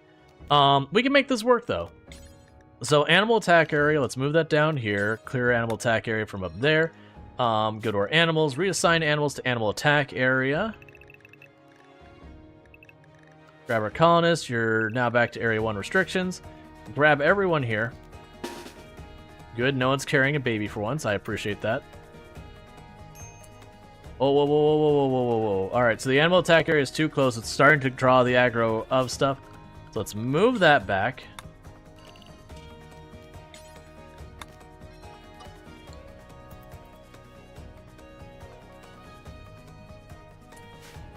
Okay, so the plan is straightforward. Get the party inside this room. We start dropping EMPs on the doors. Put our cannon fodder of elephants in the way.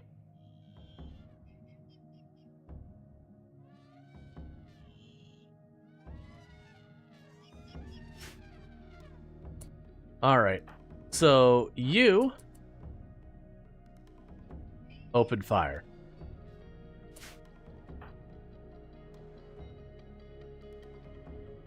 Shuffle them around a little bit.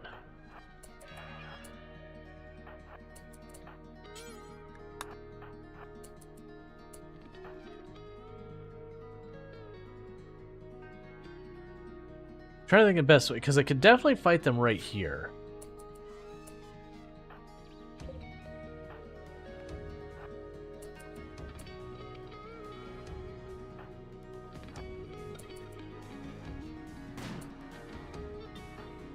Oh wait, you're not the one I want. Get out of here, child. You get up there.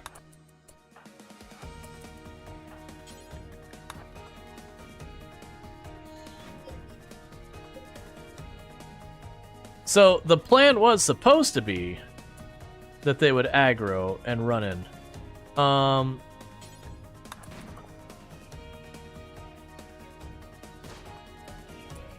What's your range, by the way?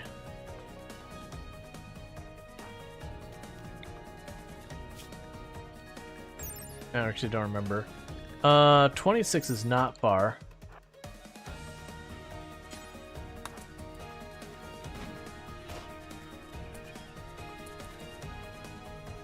There's the other one.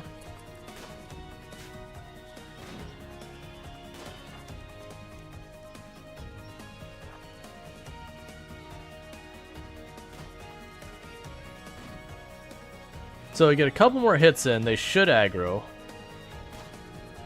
They'll be like, we're beginning the attack.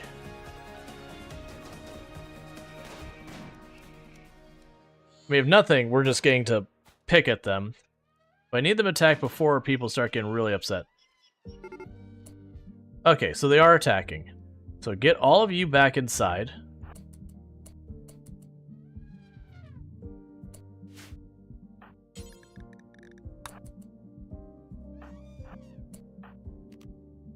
Where's rhetorical? I need rhetorical way in the back here. Yeah, so you move over here. You move there. You move here. And you drop EMP right there.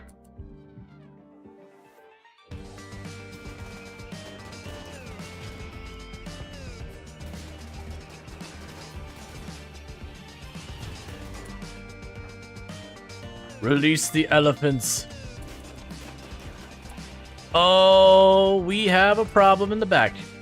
You get over here. I forgot to close the door, and it's too late for that problem to be solved now. Just deal with the elephants over here, and elephants on the other side. Just do your best, friends.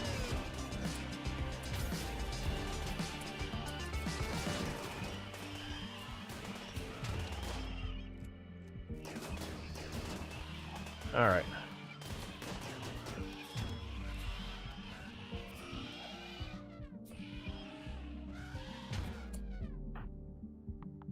All right, get in position up here.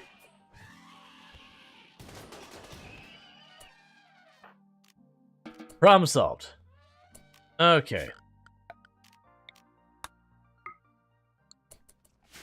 So the only ones who got injured were the elephants.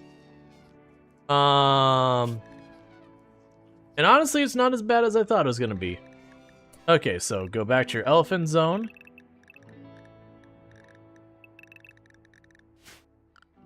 And meanwhile, go zone here, expand, and we'll attack. Clear that out, expand, and we'll attack. Put it in here.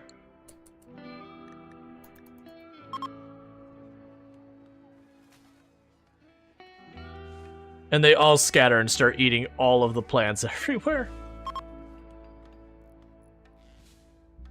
These jams are rocking. Oh yeah, the P music mod is absolutely amazing. It gives you such great music choices. Let's have you haul those components back since they were kind enough to bring us 17 free components. That's another reason why we're not dealing with many problems with components, is because we're getting mech clusters constantly. Well, mechs, not clusters.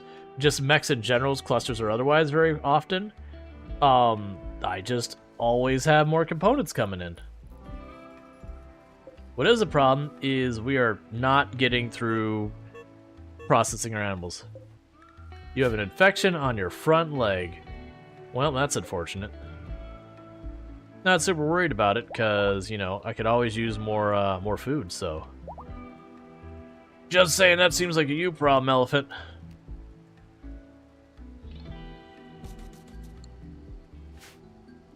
Okay.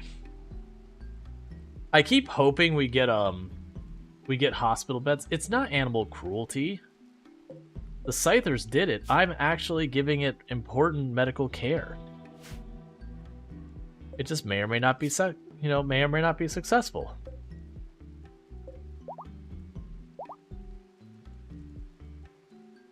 All right.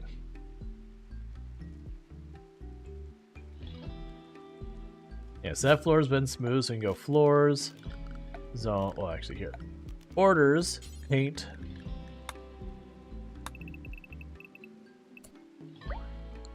Do that, paint, grab the eyedropper.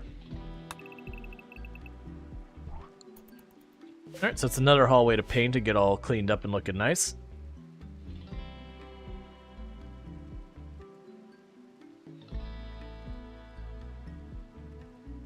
We have no prepared meals again.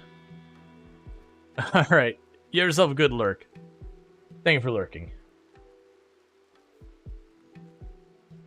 Oh, I guess the piano probably belongs in this room too, doesn't it?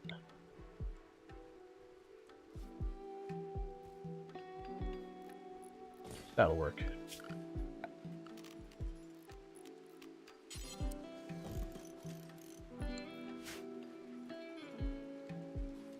Because then when I move that, it actually gives me a better spot to put the school desk and everything.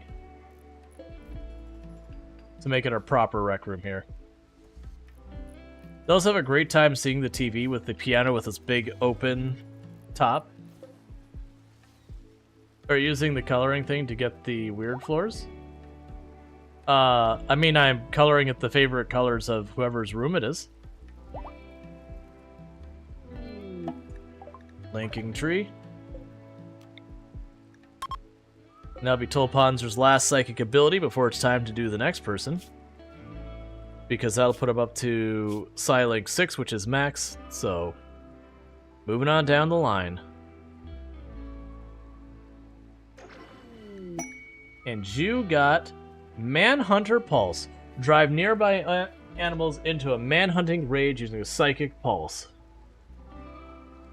Okay.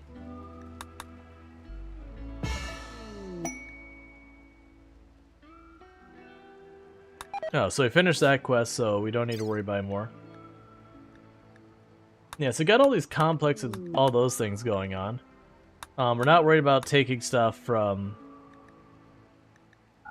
the neighboring areas. We haven't bothered with any of the artifact stuff at all. Okay, so let's see what you've got for me.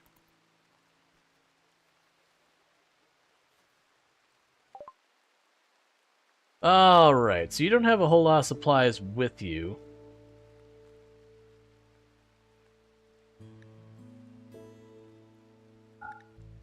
Go ahead and take some of these clothes that are slightly worn. Oh wow, you can't afford that all. You know what, never mind, just get out of here. They don't have enough money for my tastes. Yeah, so that outfit's gonna get over its infection just fine. Yeah, and we're painting the floors to make it all look nice, doing all that kind of stuff. Getting all of our, we're expanding our hospital right now with its sterile floors. I'm not going to make a second research bench because I don't really have a second researcher available. But we are making room for when we get the fabricator and advanced fabricator. I just already have space. Thank you, Corrales, for subscribing for 4 months. Thank you, Liz, for the tier 1 sub. I really do appreciate that continued support. That's 4 months you've been subbed to the channel. So I really do appreciate that continued support. It does mean a whole heck of a lot that you'd support the channel. And I hope you're enjoying your advertisement-free viewing as well as access to the emotes. So thank you again for that support. Well, you know who's dead? Those two. Those two right there. So what are your thoughts, chat? Person with Equa and person with Spear, or 4 Lancers, 3 Blaster Centipedes, a Pikeman, and 2 Centurions. I'm gonna go with the mechs. I think the mechs have this one. I'm gonna just go on a limb here and say it's probably Team Mechs who have this one.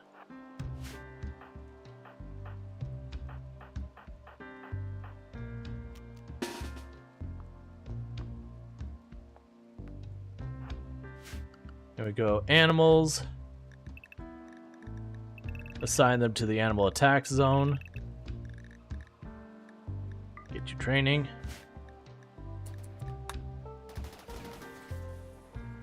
They didn't even move by like 2 steps.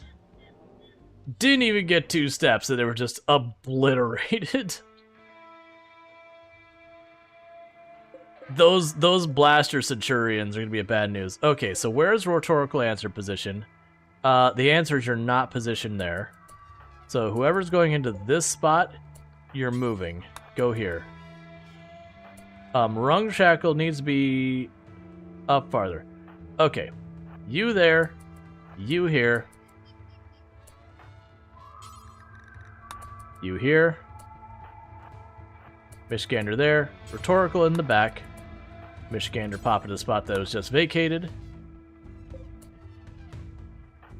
You need to be in this fight. I don't know where. Just shove yourself in here somewhere. Not that spot there. Alright. And meanwhile, this is one we use our combat boost for.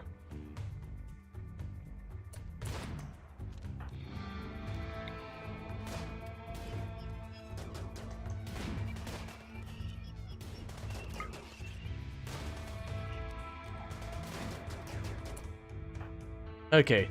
Send in the elephants. Please send in the elephants. There you go.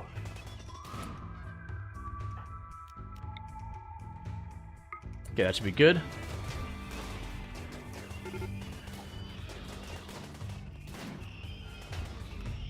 This is the dangerous spot. We have monkeys? No, the monkeys are running from the fighting up here and just chose the really wrong place to run to.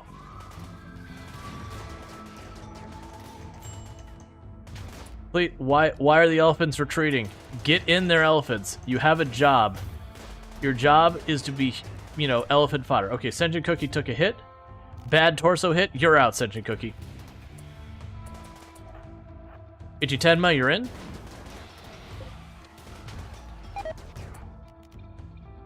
Meanwhile, I'm going to give you the permission to bandage yourself.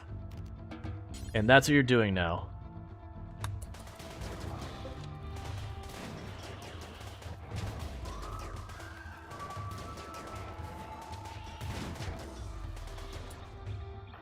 Make sure it's still lined up to drop it right on their head.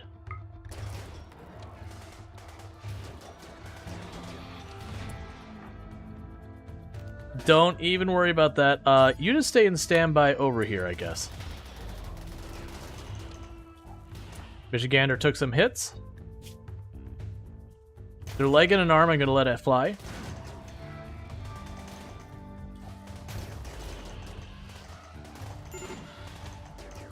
Colonist needs a rescue. Okay, Bentley was not the one with the MP. What'd you take? Oh, you took a real bad hit. Get Bentley out of there, Cookie.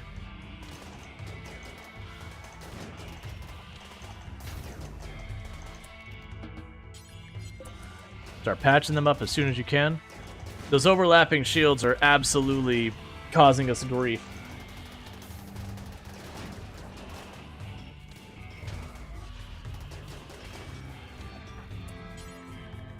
Alright, Kira, you're up.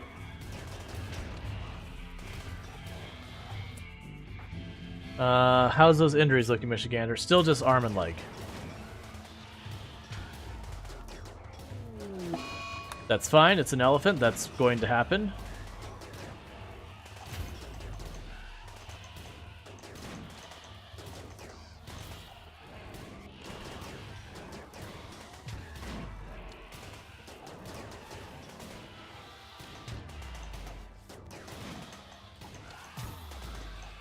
Come on.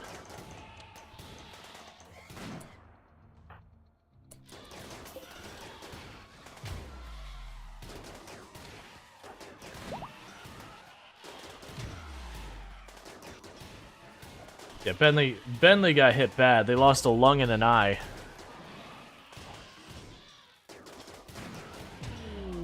Another elephant down. I think we got rid of the Centurions now. We're just down to the blaster, the blaster ones. Honestly, just get out of here. You're just standing around doing nothing. Just get out of here.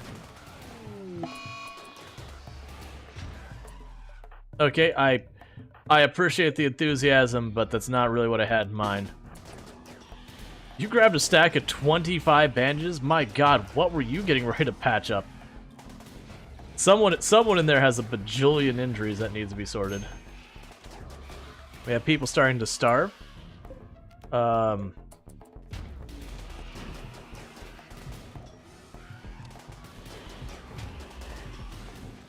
Just all of the violence. Okay, everything's down. Get out of here. Animal assignments.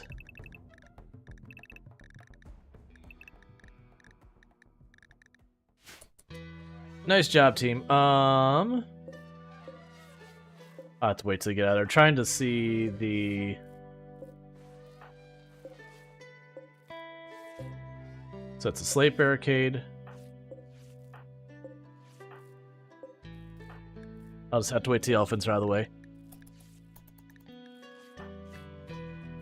Alright, so we're bandaging up all the elephants we can.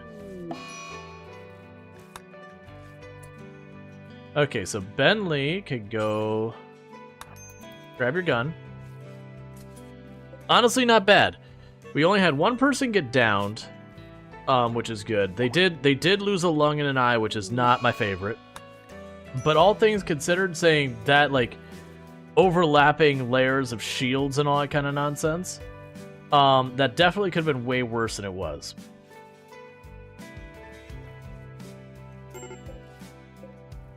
Okay, so both slate barricades.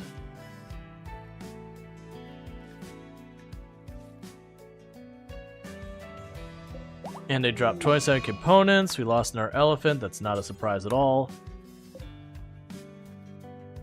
So many elephants.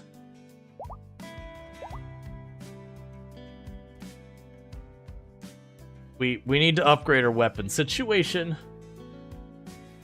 I also think I'm going to clear up a little bit more room so I can get one or two more people in the back in here. I would rather they be able to get cover, but we're at that point. We'll just be friendly firing our own people if we keep extending this out. We'll also say yes to this. I only care about the silver, and it's not that much, so I'm not going to go out of my way for it. We got other problems to deal with. Yeah. It says, I feel like you might benefit from more space there for the elephants, making like a pipeline a little bit shorter. I mean, what I probably needed to start doing is opening up both lanes. We have enough people I can put gunfire on both lanes. The downside is I don't have enough EMPs to lay down on both lanes. Rumshackle growth moment. Okay, so Rumshackle's a new one. We don't have any stuff. You're going to be crafting and shooting. And you're going to be a jogger. So Rumshackle might become our long-term carrying person. Because jogger with the carrying stuff is really good. Yep, you're all grown up. Oh, you just won't bother. You weren't kidding about 11 hours of streaming. Hi again. Hey, Admiral, thank you so much for the 200 biddies. Nope, I do stream for 11 hours.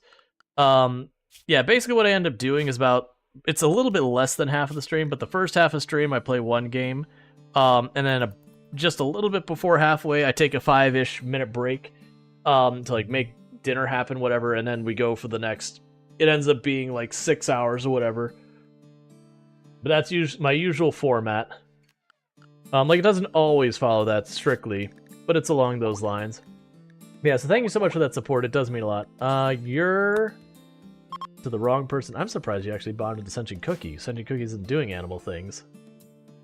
I mean, I guess Sentient Cookie was bandaging up a horrible amount of injured elephants.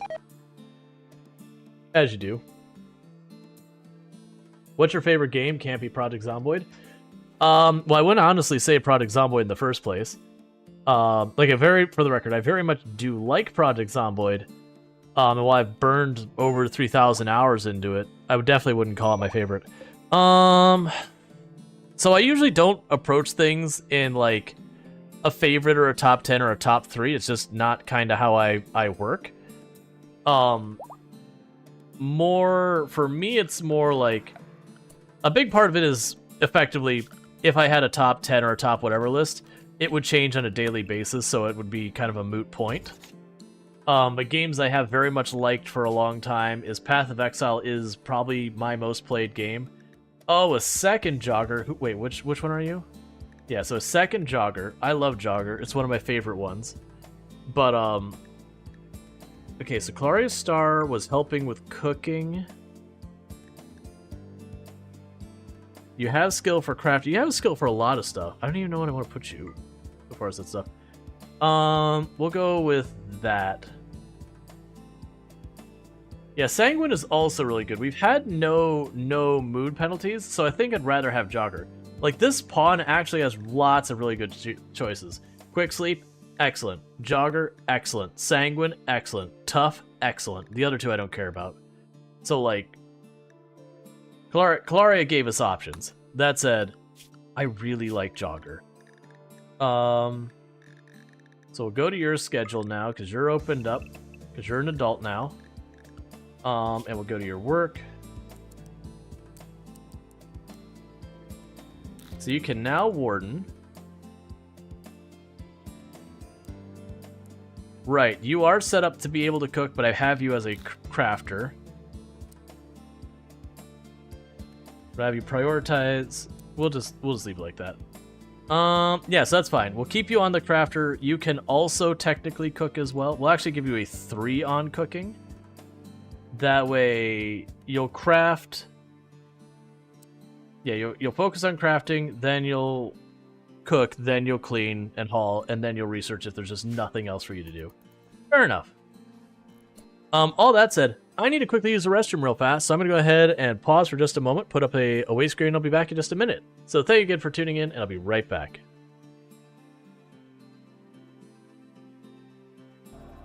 You know that wreck? That wreck I mentioned? You You might get to keep that wreck. I think that wreck belongs to you. I'll let him know, chat. Warning, maximum depth reached.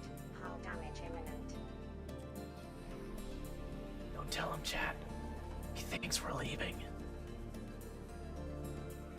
He thinks we're leaving, chat. He'll never know.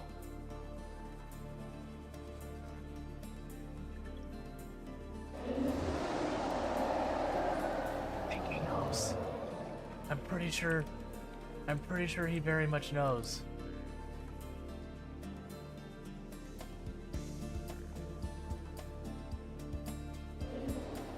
Oh, you scared the crap out of me, Sand Shark.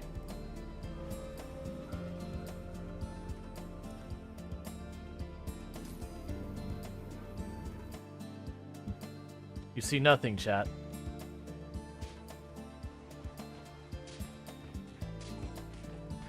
Nothing is happening here, chat. You see nothing.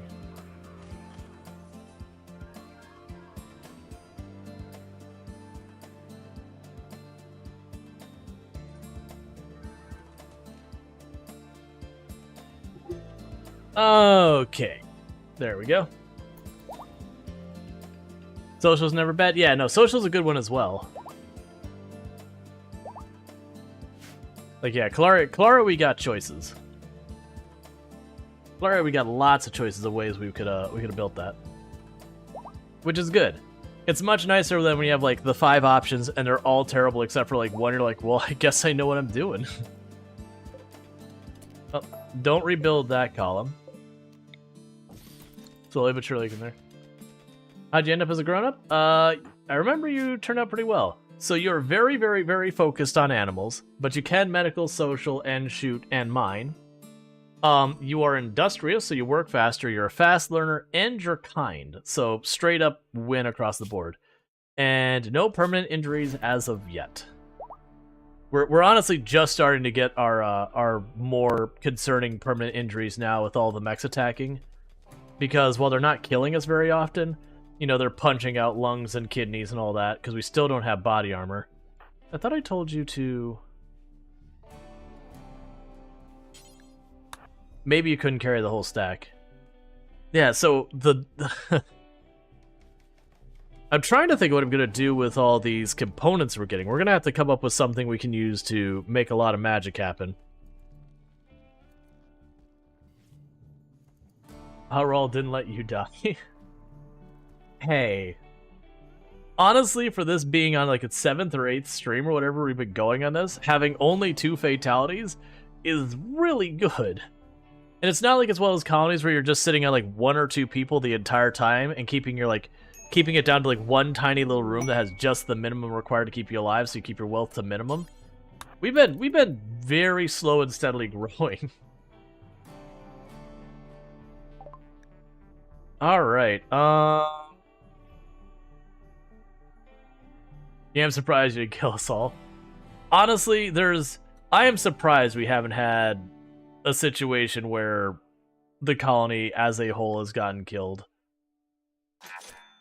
Kill them all. Yes, they're allies of ours. I do wish I could just see what they were right there. It's fine. What I need is I actually need to have more crafters and all that. We need a lung now. Yeah, we need a lung, a kidney, and an eye we've lost.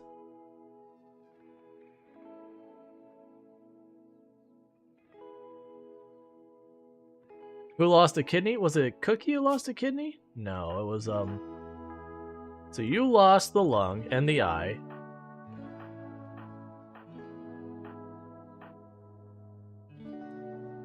Who did lose the kidney? We had someone who was... Oh, there we go. It was Rumshackle. Rumshackle's been our EMP person, got sniped by a pike man. So Rumshackle went down and Darth had to quickly grab the EMP and take over.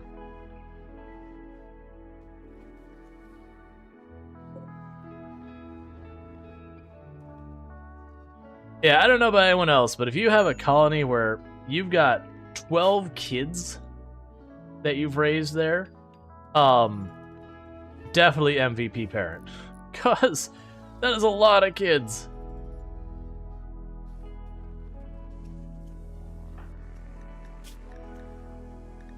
Yeah, so we gotta find a lung, an eye, and a kidney. I also really need my cooks to start butchering stuff.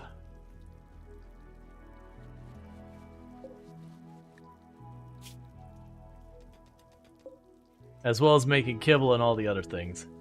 Because the bodies are just starting to pile up. You know what I gotta do? Storage. Stop accepting corpses in that one. The corpses go in this one now. That way our haulers start moving everything over for the cooks.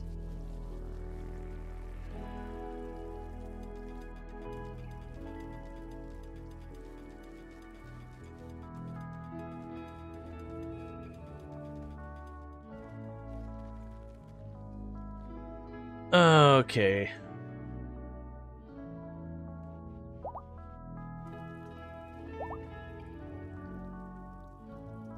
Why didn't you...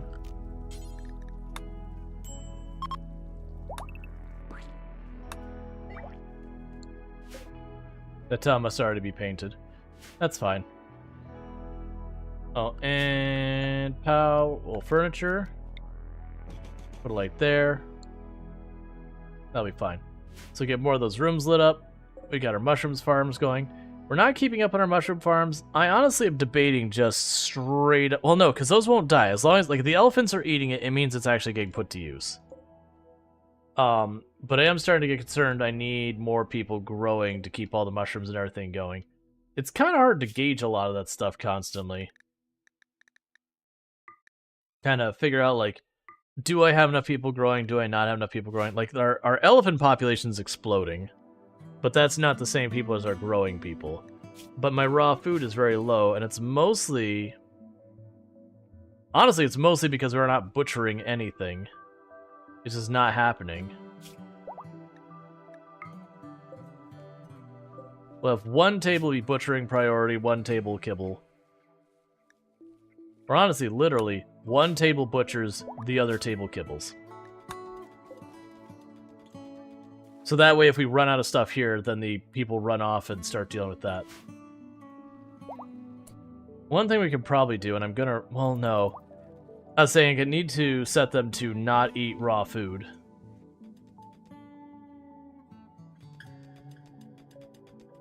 Because if they don't do that, the raw food will last longer because they'll get cooked into better stuff. But with the cooks being unreliable being the problem, that's not getting a whole lot better.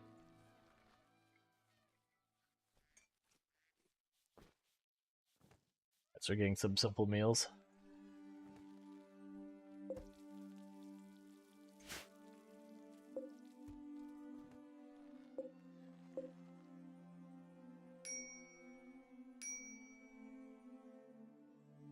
Those wild elephants down there? Yes, they are.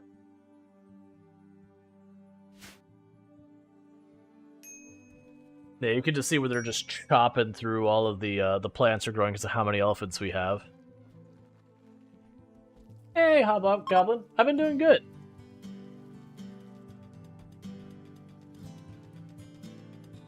Keep things going. Just all the animals in storage. But no, it's been good. Been just doing my streaming thing, keeping all that going, trying to do the best, like, live life and all that. Went to both ExileCon and to TwitchCon, which is pretty fun. Kind of traveled out. That definitely was not really in the budget, but, you know, I think it was worthwhile to do. Thrumbo has lost the attack skill. That's because we're having problems keeping them with the supplies to tame everything. As we get more of our people unlocked, you should be able to get that sorted. I think I need a third cook, honestly. Right now, let's have Kiraliz, or sorry, not Kiraliz, Kalaria Star. Have Kalaria Star step in and help deal with cooking. Right here, as experience to life, most while you can. Yeah, no, absolutely. Like, I don't regret any of that travel. Getting to go to New Zealand was a lot of fun. Even though Toom and I, like, a little over halfway through got COVID, so we were kind of stuck in our hotel for quite a bit before we head out. But the good news was we got to do everything we wanted to but one thing before that happened. So we did miss on one thing we wanted to do, which was the glowworm caves. But we got to see, like, Hobbiton, we did the convention and all that kind of nonsense. We probably got it from the convention, which, shocker. I know. No one could have ever expected that. But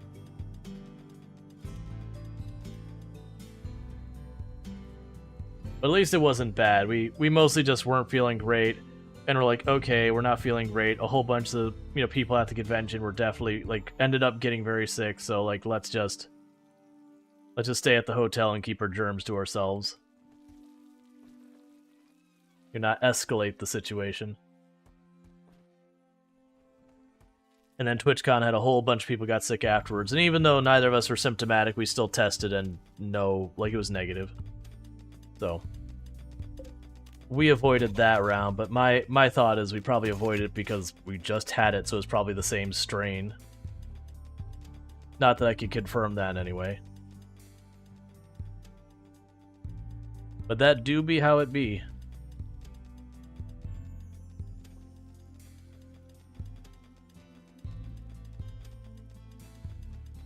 Alright, so we're basically waiting for people to get stuff done. We need more crafters as well. Like, a lot of the crafting stuff isn't keeping up. It's gonna be a big deal once I can, start making guns and all that. I could see us burning through a lot of supplies. This is a good call. You had a friend of yours who went to Comic-Con 2020, got COVID. Unfortunately, he had some pre-existing contingent that didn't help. He ended up passing away. So I'm glad you were smart and took care of yourselves. Yeah. Yeah, no, I had, like, when the pandemic very, very first began, I had a couple of coworkers that got sick and didn't make it. It's one of the reasons why I get frustrated when people, like, super duper downplay. It's like, hey, you can make your own decisions for your own well-being and all that kind of stuff, but, like, don't downplay it. Like, it is the thing it is. Alright, so let's go ahead and we can get some of these that are worn out of here. That's fine. Cool, just get a little bit of standings. That's the other thing, because they don't have a crafter, we're not actually making much stuff to trade anymore. Like, it's mostly when someone comes in and they're able to take ducks, it's like, hey, have an army of ducks. Honestly, we should be losing ducks to old age. Well, no, we're probably getting rid of the old ducks when the population maxes out. That makes sense.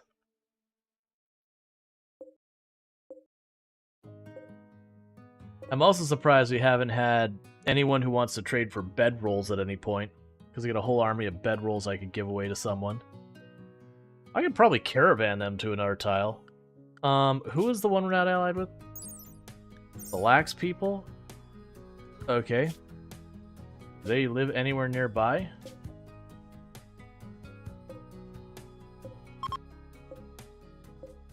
Not looking like it.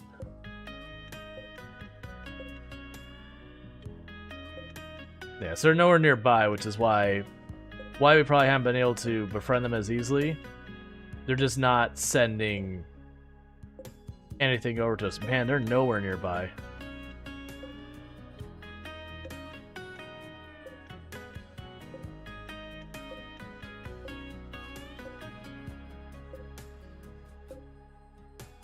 Obviously, we're not walking all the way out there just to do that.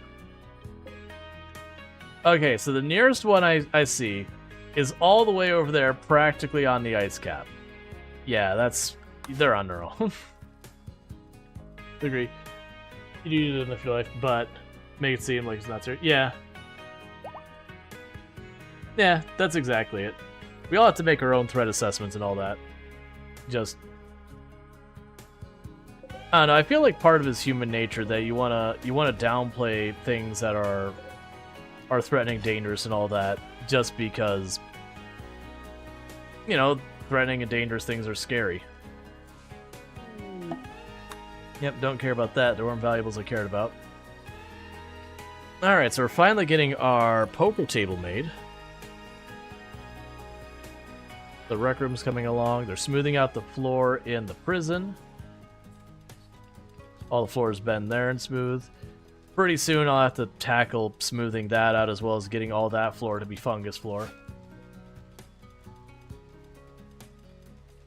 Just like people take wild animals like lions and think it's all cute. Oh yeah, every time you hear about like some rich person getting absolutely mauled by some pet lion they had or tiger or whatever, and you're like, yeah, it's not, it's like, don't get me wrong, it behaves like a big cat, but how many people have been bitten or scratched or otherwise by their pet cat? Guess what? The lion's the same idea, except, you know, a ton. A ton of raw muscle. So we're cute lion scratches or whatever. Very different scenario. Yeah, I can't put it there. And those elephants are obliterating the daisies or whatever these are. Dandelions. We'll probably need another planter. We're back up to 2,000 again, food, so that's because they're actually starting to butcher animals. Yeah, cute kitty scratches, adorable lion shredding. Yeah, it's it can actually be a lot of fun though. There's one of the things that zoos do, AZA accredited zoos, is they have a thing they have to do that's called enrichment. And so enrichment ultimately boils down to, instead of just putting a trough with food on it and then, you know, releasing your animal into its concrete box, and, you know, the animal acts super depressed, because it is, instead they go and they have enrichment, which the idea is they'll put stuff that's kind of new and interesting for the animal to play around with and figure out. They'll do stuff like they'll take the food and they'll put it inside stuff so the animal has to figure out how to get inside of it. And so it tends to make the animal act more like it would naturally, because it kind of keeps it sharp of going after that. Or they'll have something that the animal chases that has the food in it. Or like it'll be a puzzle or like whatever. But just all things like keep the animal's mind engaged and all that. And again, it keeps the animal in better mental health, makes it act more like it would in nature and all that kind of stuff. It's very important. But one of the things they'll do is for introducing random stuff, like Halloween would come by and they go through a bunch of the animals that could safely be like have pumpkins or whatever, and they just put a pumpkin in there, like a couple of pumpkins or whatever in their exhibit. Of course, they don't normally get pumpkins, so the animals are like, what is this? And they start playing around with it. And seeing this like 800 and 900 pound tiger with his pumpkin just going like this with ribbons of pumpkin going everywhere, like there's this little teeny tiny cat playing with this thing, is both adorable and terrifying. It's just like, aw, you're just like a little kitty. And then just ribbons of pumpkin going everywhere. Or the elephant who's like sitting there with the tusk trying to put the pumpkin on its tusk, so it's got like its trunk all wrapped around. It's like trying to shove it on its tusk and just has the pumpkin there because... Oh, good. Neural Supercharge. I actually don't like Neural Supercharge in the game. So the benefit of it, your people work faster. The negative is they eat more. And usually eating, like, food is more of a pain point than that. I've seen that. Those kitties loved the pumpkin. Oh, it's so adorable. I think the best video I've seen done is Disney's Animal Kingdom had one. Or you had, like, the meerkats and they're, like, digging into the pumpkins and just, like, pop it out and, like, looking around. There was a bunch of animals who were just eating it. They're just like, yeah, okay. And just eating whatever it was. But there's all sorts of ones, like, throwing them, rolling them around, all sorts of silly stuff. Okay. So I'm not going to take the Goodwill on this one, because we definitely do better. I don't have the stone, so I'm going to sit on it. But if we get close enough with the slate, I might take it for the excellent quality Zeus hammer, and then either have Toll ditch that, or maybe... Honestly, with Butte, maybe if Butte actually does get a trait, maybe Butte ends up becoming our third melee pawn, because we're at the point we could definitely use another melee pawn.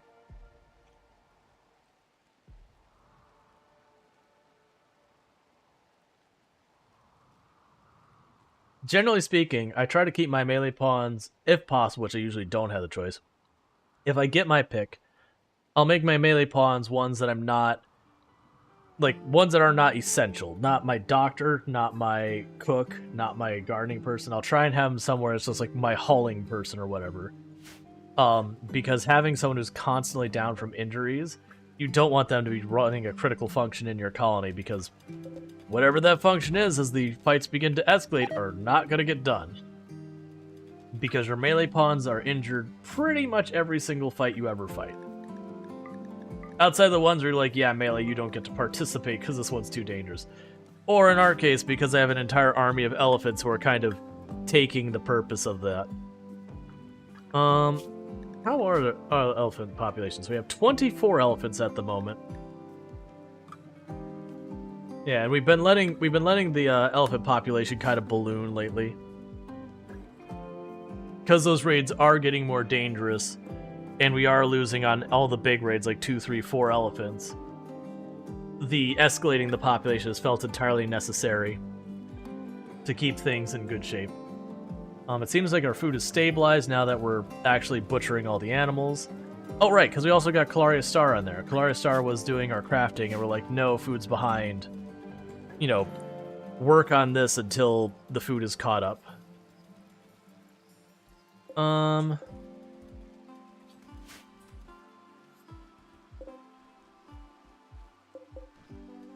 Yeah, we'll say we'll put the furniture in here as granite.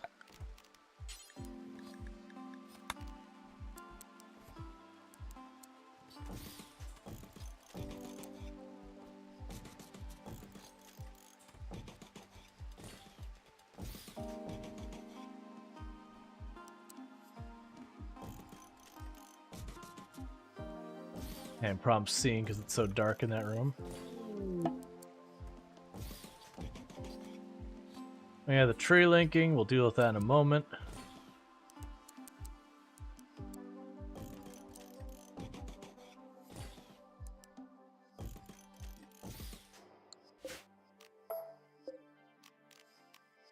It auto-saved right there. When it does auto-save. Okay, so we have a mech cluster.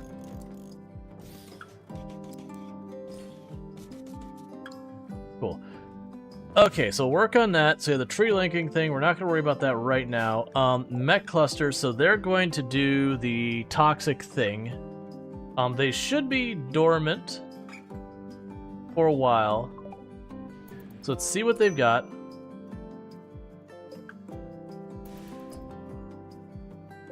Ooh, that is...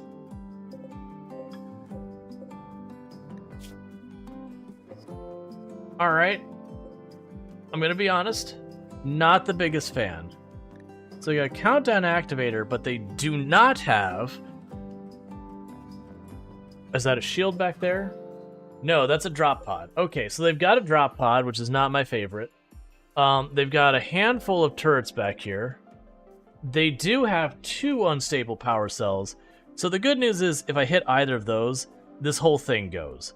Now, those will survive, but most likely it will kill all but maybe the auto charges. Can't remember if it says how much damage it does. It doesn't. The chance of me getting these unstable power cells out of here is basically 0, because they do overlap, and all of these explode. The chance of me getting that out there. Let's see, you got a fingernail stuck between your teeth for 3 hours, and I don't have floss or toothpicks to get out. What do? You're going to need something of that nature to get it out. Also gross. But okay. So, how do I want to approach this? Man, that's a big radius. You cry, that's what you do? Ah, perfect. Yeah, honestly, I think this was ones that we just straight up go bring in the elephants and go that way. Alright, so we're gonna say over there, do not fire at will. Zones. Expand. We'll start with the animal attack zone up here. Get rid of up there. And reassign all of them. And then the plan will be, once things start kicking off, we are going to throw elephants in there. This is going to be a very high elephant casualty situation due to multiple unstable power cores.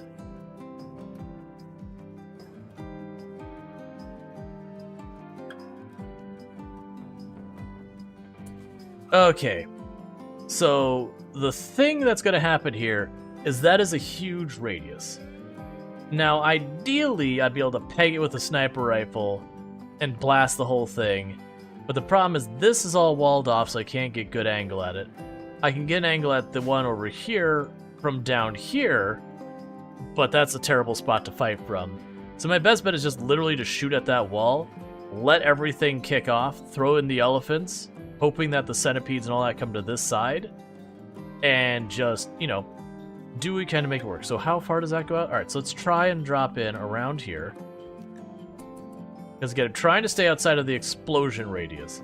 The elephants are going to get caught into it. Like, this is going to be a real bad time for Team Elephant.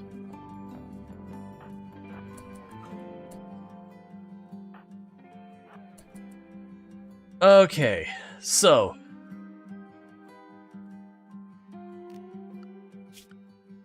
honestly, like, all of them are tamed. I've got basically no elephants. I've got... Yeah, in this case, you know what? We're not gonna worry about elephant attack zone. Because, honestly, elephant attack zone has, like, 2 elephants in it. So just put that back up here. Don't worry about it. Because almost all of our elephants are trained enough to be able to follow commands. Okay, it's time for the party. So all of you with ranged weapons, your job is simple. Shoot right there.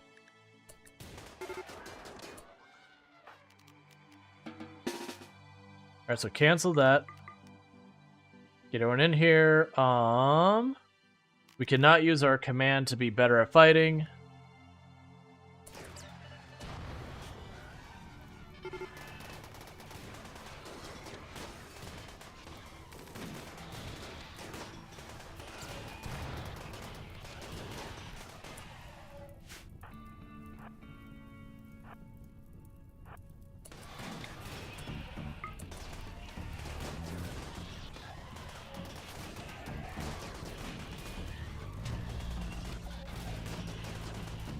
Alright, get you down closer so there's no friendly fire possible.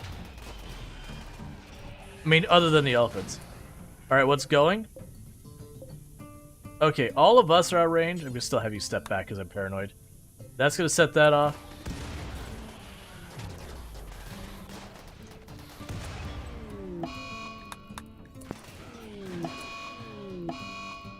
Okay, just the elephants. I saw a whole lot of dead things appear. And I was like, oh no.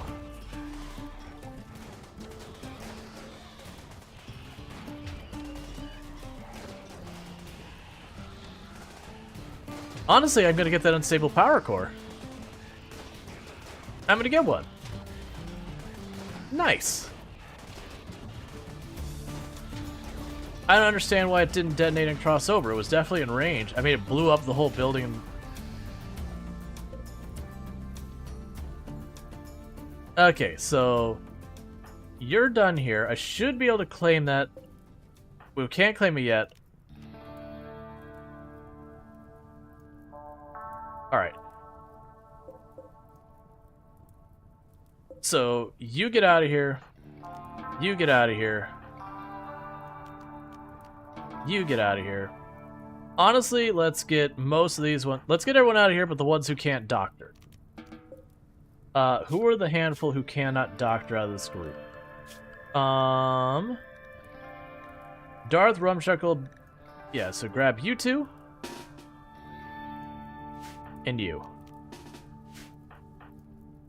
You're gonna reposition up here. So that hopefully we can't, because I'm hoping that won't explode.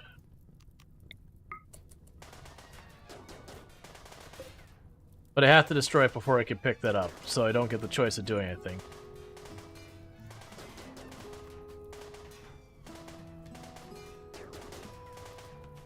Well, none of our people got hurt.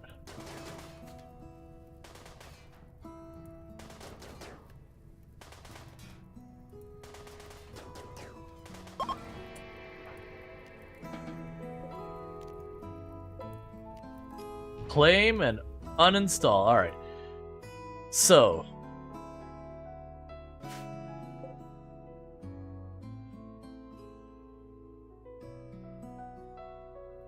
Saved by elephants? Yeah, we've got most of the ones that were there. Alright, so trying to decide where we're shoving that thing, because these things explode in a big way. And I can't really wall them off at here, can I? No, unfortunately with that, I won't be able to wall it off entirely. So I think we're going to do is we're going to mine 2 tiles in. We'll put the unstable power core in there, and then we'll wall it off. So for right now, though, we're going to uninstall it. And here we're going to deconstruct. Uninstall. Okay. Now we're going to go help the elephants and all that kind of stuff. Yeah, so we're getting medicine to try and help the elephants. The problem is they got caught in an unstable power core blast, so they got wrecked real bad.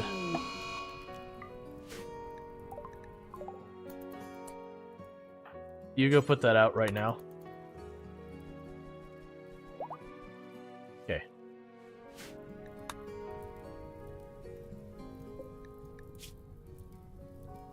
Taking some real big injuries here.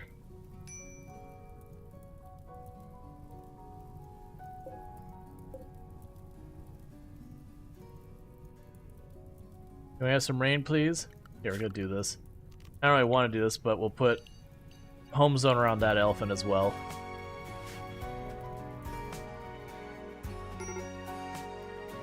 So many injured elephants. How many elephants did we lose in that encounter? We lost a lot of elephants in that. A lot of elephants got lost in that fight. I knew it was going to be bad when I ran elephants into an unstable power core. But, yeesh. We were at 24, if you remember a moment ago. We're at 16. So we lost like 8 elephants in that encounter. I'm sorry, 9 elephants. Things got messy. But with that said, what's going to happen here in just a moment is we are getting about to that midpoint stream. I'm not going to do the full words on stream thing. It does take a good while for that to go through, and it's going to kind of hurting the numbers a whole lot. But I'm going to go step away for about 5 minutes for my midstream break to go make my dinner happen, all that. And so it should only be about 5 minutes. But what I'm going to go ahead and do in the meantime is I am going to go kill the other platforms real fast. Wait. Well, TikTok's apparently never been live this entire time, so that's a whole thing. But for those over on YouTube, I'm going to be dropping the YouTube here for a minute. I'll be back in just a little bit. And Twitch is going to just stay up. That's fine. Alright.